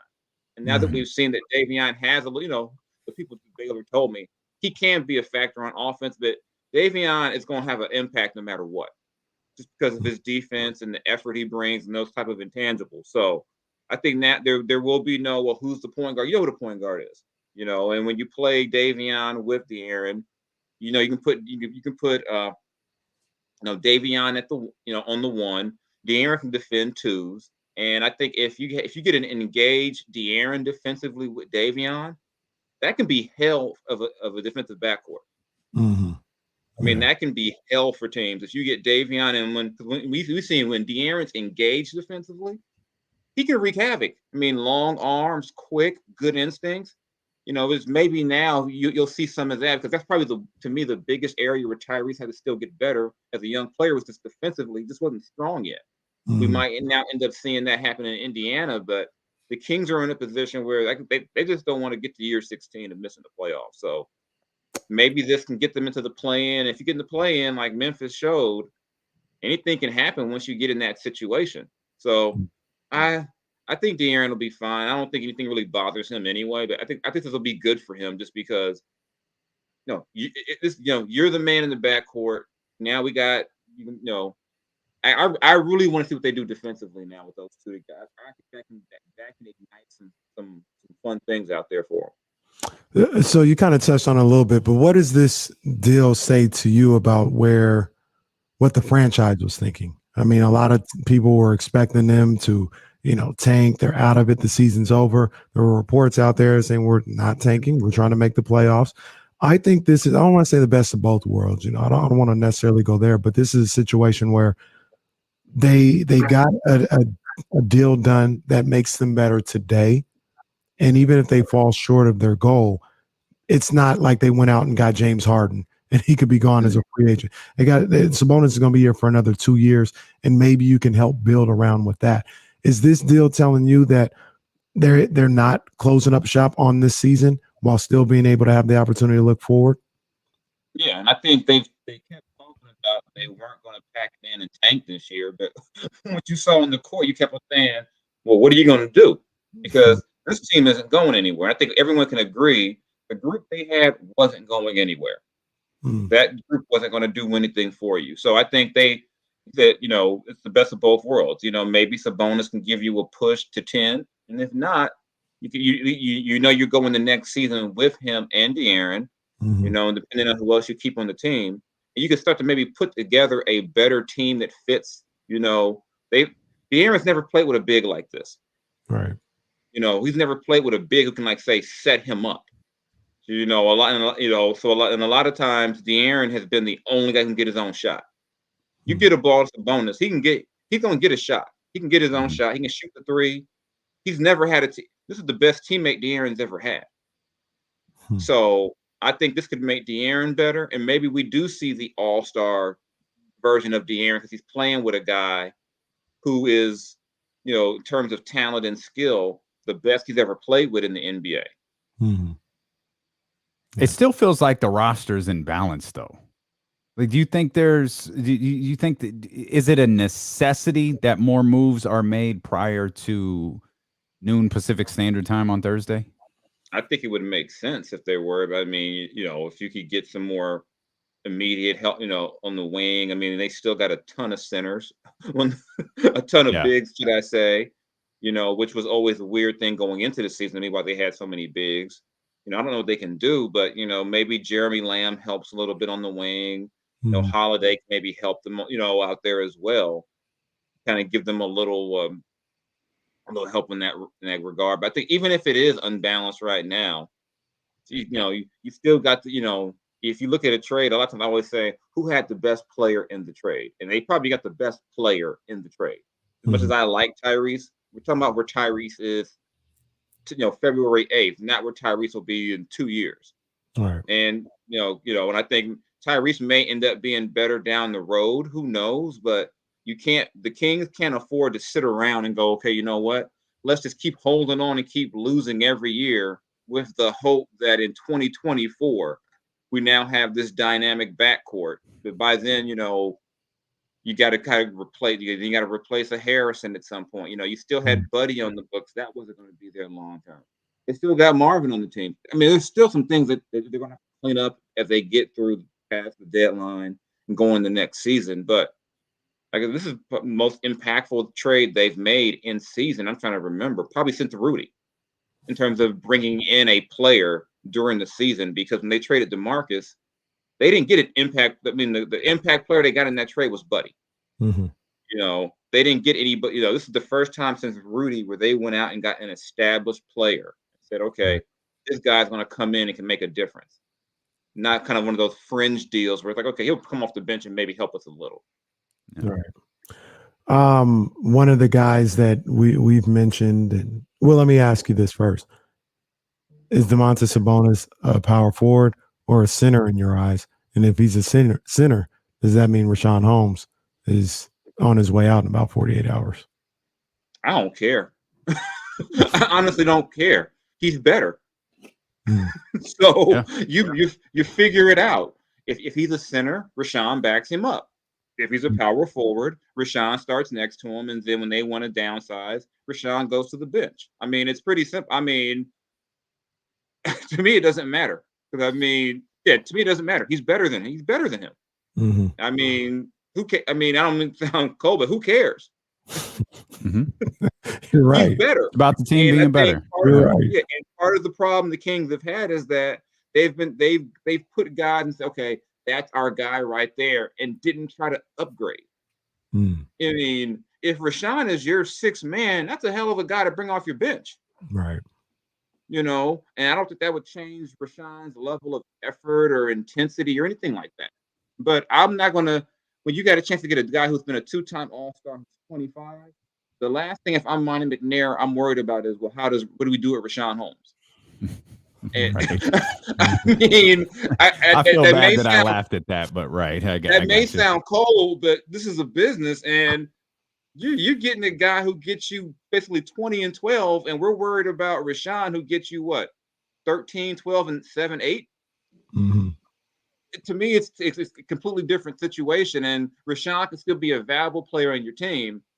You got to figure out how to use it, and I guess that's up to Alvin. So, like I said, I don't really care what you call Sabonis, a 4 or a 5. He's your best. He's one of your 2 best players, Yeah. and now you've got a pecking order. Part of the problem the Kings have also had is that there's never been a real pecking order a lot of times. It'll be a bunch of guys all fighting for that top. Thought the reason why Buddy shot so much was because Buddy was like, well, shoot, no one else is going to do it. Now okay, De'Aaron's not in the game, but Sabonis is. That's who we work through. Now there is, and now Alvin can say, let me get what? You're going to ignore the big man 3 times down the court, out the game. There is no, we're trying to figure out where to go. You got a pecking order now. Now you can say, okay, hypothetically, De'Aaron, Sabonis, Barnes. Not that you want to call it, say, a big 3 per se, but guys are going to get put in their right place. I thought it was always sometimes unfair to ask Harrison to be your best or second best player some nights. So if you get this team together and healthy, maybe you can start putting pieces in place that make sense. Did the Kings get better today? I think they did. I think they did. I mean, I know a lot of people nationally are killing them. I think part of that is because I think we're all trained in the media to kill the Kings no matter what they do. That's right. I just saw Ryan Russillo tweet about the Kings. I'm like, fam, what are you doing? And Ryan Russillo knows ball. Like, I'm not clown. I was just like, wait, they literally just landed a 2-time All-Star and they're getting killed for it. And I think a lot of it is they just assume, I think part of it is people, maybe they saw the highlights of what Tyrese did in Philly. Like, oh my God, they just traded that guy. But you look at the body of work. Tyrese has been great sometimes, but Tyrese has also had a lot of times where he shot the ball 6 times, 7 times, 12.6 assists. So when you're around it more, you can see the big picture. And I think a lot of it is it's just people are just trained to kill the Kings. The Kings could go in the street, and rescue, dying children. Say, somebody having a heart attack. They're like, oh, the Kings, Kings messed it up somehow. It's just the way they are. People are trained to believe the Kings messed up no matter what. And I got some texts from people around I know who were like, oh God, this is terrible. And they can't even tell me why it's terrible. It's like, oh, how could you give up Tyrese Haliburton? And I'm like, well, what were they going to do? I mean, you have to give up something to get something back. Right. And if De'Aaron is if you think about it, if you got Sabonis essentially, you Buddy was not part of your long-term plans. Neither was Tristan Thompson. You got Sabonis essentially for your second point guard. Well, I mean, if you want to really think about it, you got him for your second point guard. As good as he is, he was never in Sacramento. They were never going to put him ahead of De'Aaron. And so if he's not even good enough on your team in your eyes to be your number 1 guy, I have no problem with you moving off of him and getting someone like that to help you. I mean, just because as much as I like Tyrese as a player, if when Tristan basically says he reminds me a lot of Sean Livingston, and if you project forward, would you let, even at his best, Sean Livingston keep you from getting an all-star caliber player? You wouldn't. That's a bar. You wouldn't do that no matter how much you like Sean Livingston. Yeah. And if and Tyrese may be better than that. We don't know that, but we got to base it on what Tyrese is today and not what he may be, because we've seen a lot of teams hold on to guys because they were young and they liked them and it bit them. Remember years ago when the Cavs refused to trade a young J.J. Hickson? Because what might JJ become? And then he gets to Sacramento. My first thought was, after a few games, they didn't go get Amari Stoudemire for this guy. Yeah. But he was, and I think we get so King. King didn't want to move on from him. Yeah. King said no. Y'all act like you just learned LeBron was a bad GM with the Russell Westbrook deal. LeBron been showing us. LeBron told us. You wouldn't let go of J.J. Hickson? You know, you can get so infatuated with, well, he's young, and then you mess around, and then now this guy's like, because think about it, in 2 years, would maybe depending on how he develops, would you want to have De'Aaron on your team and then be offering Tyrese a max extension? I mean, there's just a lot of stuff, a lot of stuff to think about, and it has nothing to do with Tyrese being a bad player, but to get something, you got to give. I mean, I think I tweeted that Sabonis was the best player since DeMarcus. People were like, no, Tyrese was the best player since DeMarcus. Calm down. Calm down. Tyrese ain't even the best player since De'Aaron, and that's not shade. Like, and here's the thing: if he was, like I said, this is not shade at Tyrese. This is not Tyrese's fault. If Tyrese was your best player, what has it gotten in you this year? Right. I mean, and that's not shade to Tyrese, because I like Tyrese, but if you're gonna say he was your best player, why were you down by 60 with him starting? Yeah. And that's and in no way am I saying that game or the Atlanta game or any of the games were Tyrese's fault. Right. But you can't have it both ways. You can't say we need to change things to keep everybody we like. Right. Or we want to change things, but only if it means giving up Marvin and Buddy. Right. We need to blow up the core and only keep De'Aaron, Tyrese, Harrison, Rashawn, Metu, and Damian Jones and Davion. Everybody else got to go. We got to blow it up. Other than that, blow it up. Blow it up. We're gonna blow this whole team up except for Marvin. But get Marvin and Buddy out. We blew and go it get up. an all-star. Yeah, Marvin and Buddy for Brandon Ingram. They've been trying to trade Marvin for a year.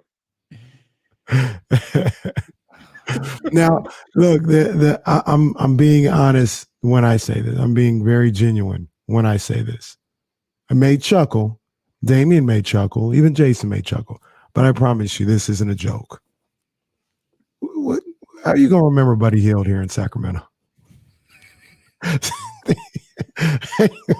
I'm serious. I'm gonna tell you a truth. I'm gonna tell you how I remember Buddy, and it has nothing to do with the basketball court, because all my favorite Buddy memories are the random conversations I had with him.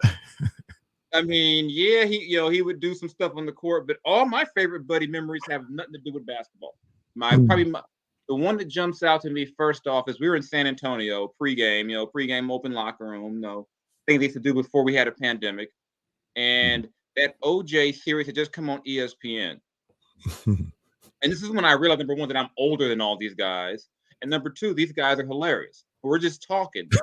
And Buddy just says, hey, if America had a princess, wouldn't the princess be Kim Kardashian? And I'm like, what are you talking about, Buddy? He was like, if America had a king and a queen, like, wouldn't the princess just be a Kardashian? And I'm like, I've never thought about this, Buddy, but that's hilarious. And then Buddy was amazed that I was alive during the OJ. He's like, bro, you remember that? I was like, I was in high school. Whoa. He was like, whoa, you remember? And I became this like interpreter of 1994 for him. He was like, wow. And then I realized, Buddy's younger than me. Allegedly. Yeah. Oh, yeah. I forgot about that part. He's a hell of an actor. And then there's Buddy telling me how the food in America stinks because even in the Bahamas, they use seasoning in their Burger King that Americans don't get. And I was like, what are you talking? He's like, no, we use seasoning at Burger King. He's like, I can't eat Burger King in America because they don't use seasoning, but they use it in the Bahamas. And then when he did the fundraiser and his mom came out and cooked, I was like, oh, this is what she was talking about. He's like, I told you, bro. I told you. Our food is way better than this American food, bro. I'm actually thinking about, and then my other, those are some funny ones. And I wonder how our boy Leo's doing with this news, though.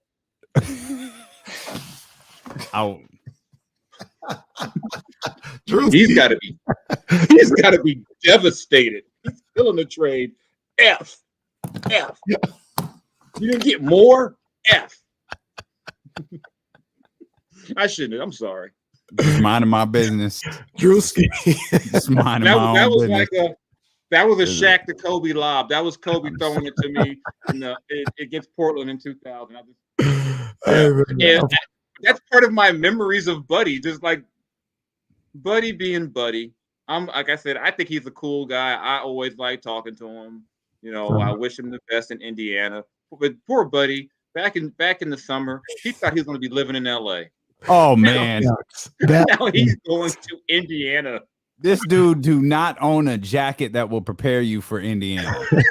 he is not ready for this. I'm like, poor Buddy. He was like, he went from New Orleans to Sacramento. He was going to LA. Nope. Get ready to be cold and go to that one like bland mall they have in Indianapolis downtown. With the skywalk. Yep. Yeah, they got Steak and Shake though. I mean, he might like Steak and Shake. At least Buddy, he's missed the winter. Like the winter's over. Maybe he can get moved in the offseason. Yeah, we'll see. Like I said, but I generally think Buddy's a good dude. I have a bunch of just funny memories with him. We were in Houston one year, I think Jaegers last year. He was like, "You guys always ask me about 3-pointers. How come I never see y'all shoot them?" So he had me and James Ham shooting corner threes. He was like, "Can y'all shoot?" Like, I don't get paid to shoot. He's like, "No, can y'all shoot?"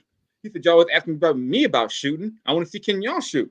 So Buddy was always fun. I mean, even when he was mad, it was always funny. Like he was going to force a trade, but he was restricted. It was like, "What are you going to do, Buddy?" Remember he was mad at Vlade over the extension. I'm mad. Maybe I won't be here. And it's like, but you're like, Buddy, what are you talking about? Buddy, like I said, the stories with Shumpert talking, he'd be like, yeah, Shump cussed me out at halftime. Yeah, because I was messing up. Like, what player just comes out and says, "Yeah, Shump cussed me out," and that's why I played better. I mean, like I said, I'm always gonna be a Buddy Hield guy. He's a great person, great heart. The hardest, probably easily the hardest worker on that team. Mm-hmm. No one ever outworked him. That's like I said, no matter what he did on the court, the one thing you never question about Buddy was his effort or that he would show up. If he could walk, he was going to play. I saw him turn his ankle bad. Well, I'm playing the next game. I'm not sitting out. So I really do wish Buddy the best, because I think if you get him in the right situation, he's gonna eventually help a good team. I think. Look at Jason. It won't be Indiana because they're not good. They don't, Look at Jason turning Buddy Hield face. Baby face. That was good work right there to try to that's like when the player comes back from injury and like the fans are just so happy to see him. That's like Triple H in 2002. Like he comes back from the injury, everybody's super happy to see him. That's good. But and then when you give him the big fond farewell, they turn baby face one more time. Now I'm gonna stop at he's gonna help a good team. I'm gonna stop there as Buddy is like the real life. He's like the real life. Buddy Hield was your 8th best. If Buddy Hield was like your 7th or 8th man, I think that's a good thing. Yeah. Yeah. Okay. 7th, 8th. That's what I mean. I don't misunderstood. Mean like 7th or 8th. That's fine. I don't mean Buddy's gonna go start and on the 1 seed I don't mean that. You find his right role. A team that has a bunch of guys who can set good screens and all. I think he'll. Like I said, I wish Buddy the best. I'll just leave it at that. We do too. We because all I know is that even to this day, whenever I say myself my bad, I hear it in Buddy's voice. I hear my bad because we were in San Antonio that game where they were down, they were up 2, they were up 3, and people forget they were going to take him out the game, and they're like, "Well, come on, we're up 3. Even Buddy won't leave a 3-point shooter up 3." And Buddy left Bellinelli. Oh. And then he was after the game. My bad. Yeah, like 5 times. Like the original question was, what will Buddy be remembered for in Sacramento? And again, I have no issue with Buddy Hield. My only knock was it just the type of player he is, the type of roster it was never going to work. No, that might be what Buddy is remembered for. My bad. Buddy is the my bad guy from here to eternity. That's what I think he's remembered for. Yeah. My bad in facts. Yeah, because he was he's probably whether he likes it or not, the poster child of my bad. I mean, think about it. Some of those like sideline glares, like I had never seen Harrison look mean ever. They had a game against the Knicks where Harrison was like, I'm like, oh my God, Harrison's gonna kill him. Yo, are Tyrese and Buddy responsible for the greatest play in recent Kings memory? When Buddy takes the half court shot or whatever it is, and Tyrese catches it and lays it in, and Harrison comes over and Tyrese looks at him. The hell was he doing? But he took the half court shot with about 5 seconds left. There was enough time for Tyrese to get the rebound and put it back in. That was glorious. I mean, they're just like I said. This is I think in a year when if Indiana been out here already, I forget. Yeah, they were. They came out here. Yeah, but whenever Buddy comes back, Buddy Hield, your all-time leading shooter, 3-point makes in Sacramento history, deserves an ovation. And the only thing that would have been crazier would have been if they traded him to the Lakers before he could get the record. Remember, he was like what 1 or 2 away from it. He missed that free throw and lost out on the bonus in that last. I mean, poor Buddy. That sucks. You know, and the best part is, sincerely wish him the best. Laker fans are still going to be mad that he's not a Laker. They're probably contemplating on Twitter right now, hey, how do we get Buddy out of Indiana? You think Indiana will take... We sent him Nunn and THT. DeAndre Jordan.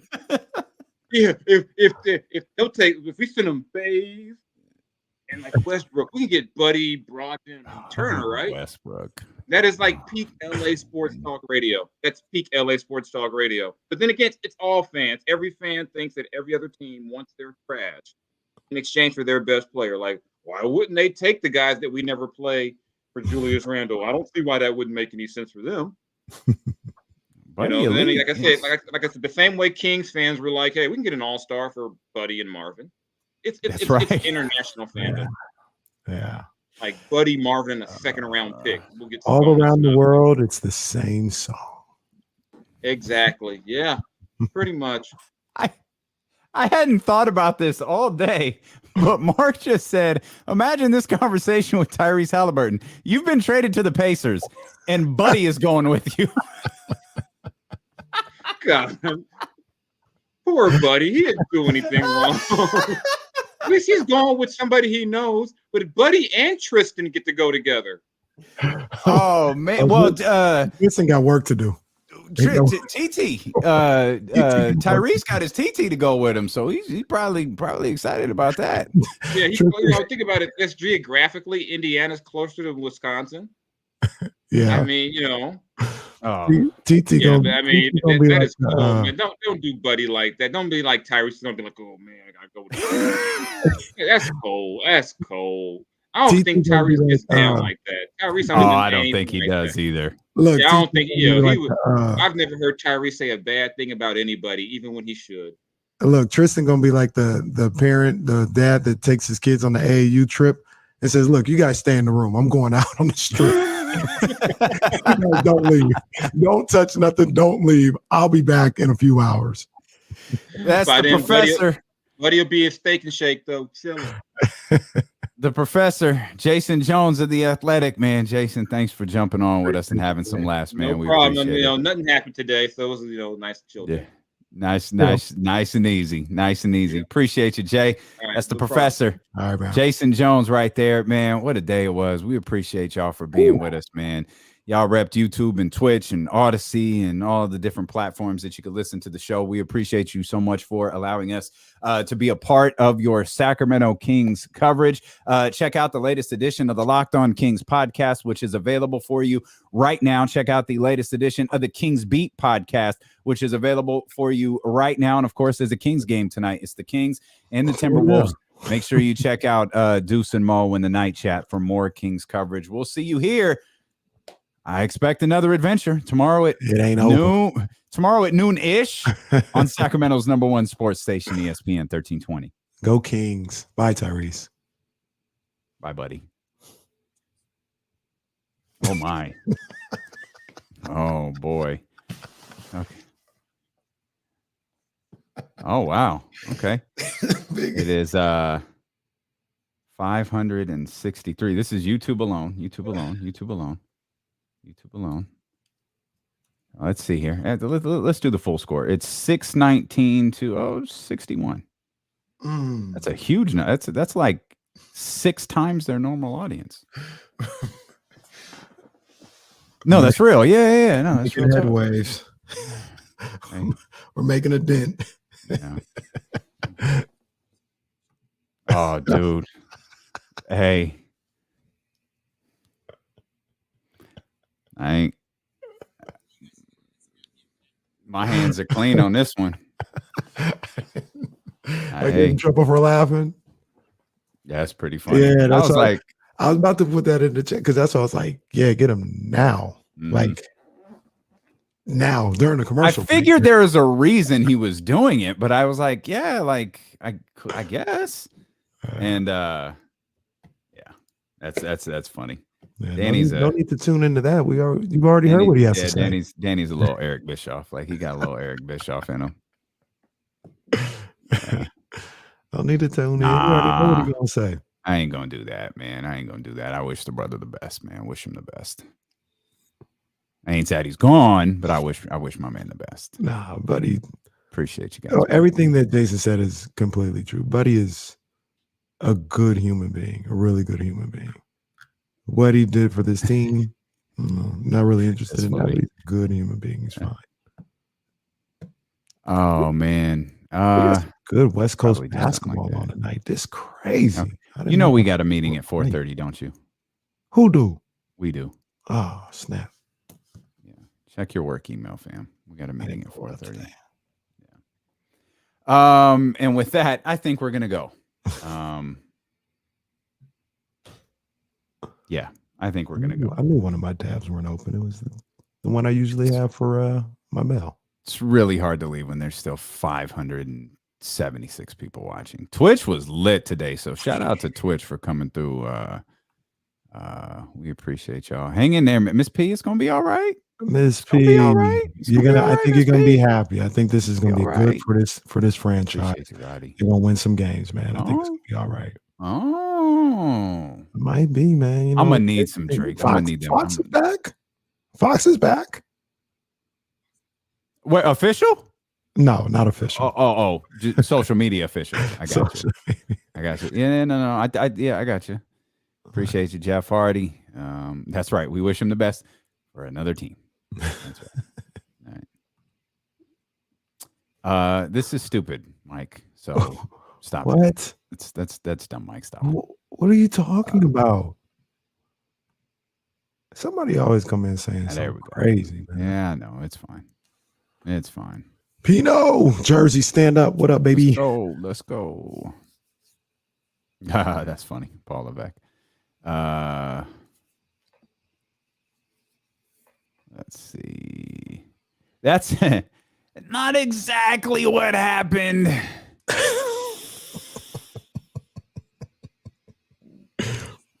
But yeah, that's what happened. All right, man. Appreciate you, Tim. Let's get out of here. Let's get some oxygen. Yeah, man. And log in. I'm logging in. By the way, I'm logging on Zoom, but I'm on the phone, camera off. I'm gonna be going for a walk. So yeah, I ain't gonna be sitting in front of this camera and these lights anymore. I gotta come back and do CBS at 5:30. So yeah. I gotta I might have to do the same thing. It's all up, Mike. Well, yeah, I think Danny's doing it, and so I'm doing it. You just do the same thing. Yeah, that's fine. I don't. We don't need to see each other anymore. For sure. All right, fellas and ladies and everybody in here, we appreciate you so much. Again, hit the thumbs up and subscribe before you go, man. We grew, man. If y'all keep hitting the subscribe buttons on your way out, man, we might have grown 100 subscribers before the day's over. So that's big. That's what's up, man. That's big, big. Man. And just, I mean, real quick, like we always talk about it, but the way y'all hopped in here today, knew this was the place to go. You know, when something like this happens, man. Thank you. Thank you. We'll do a sale on merch for you guys. How about that? All right, y'all. We'll do it again tomorrow, man. Be back here tomorrow. We appreciate you. Go Kings once again. Bye, Ty.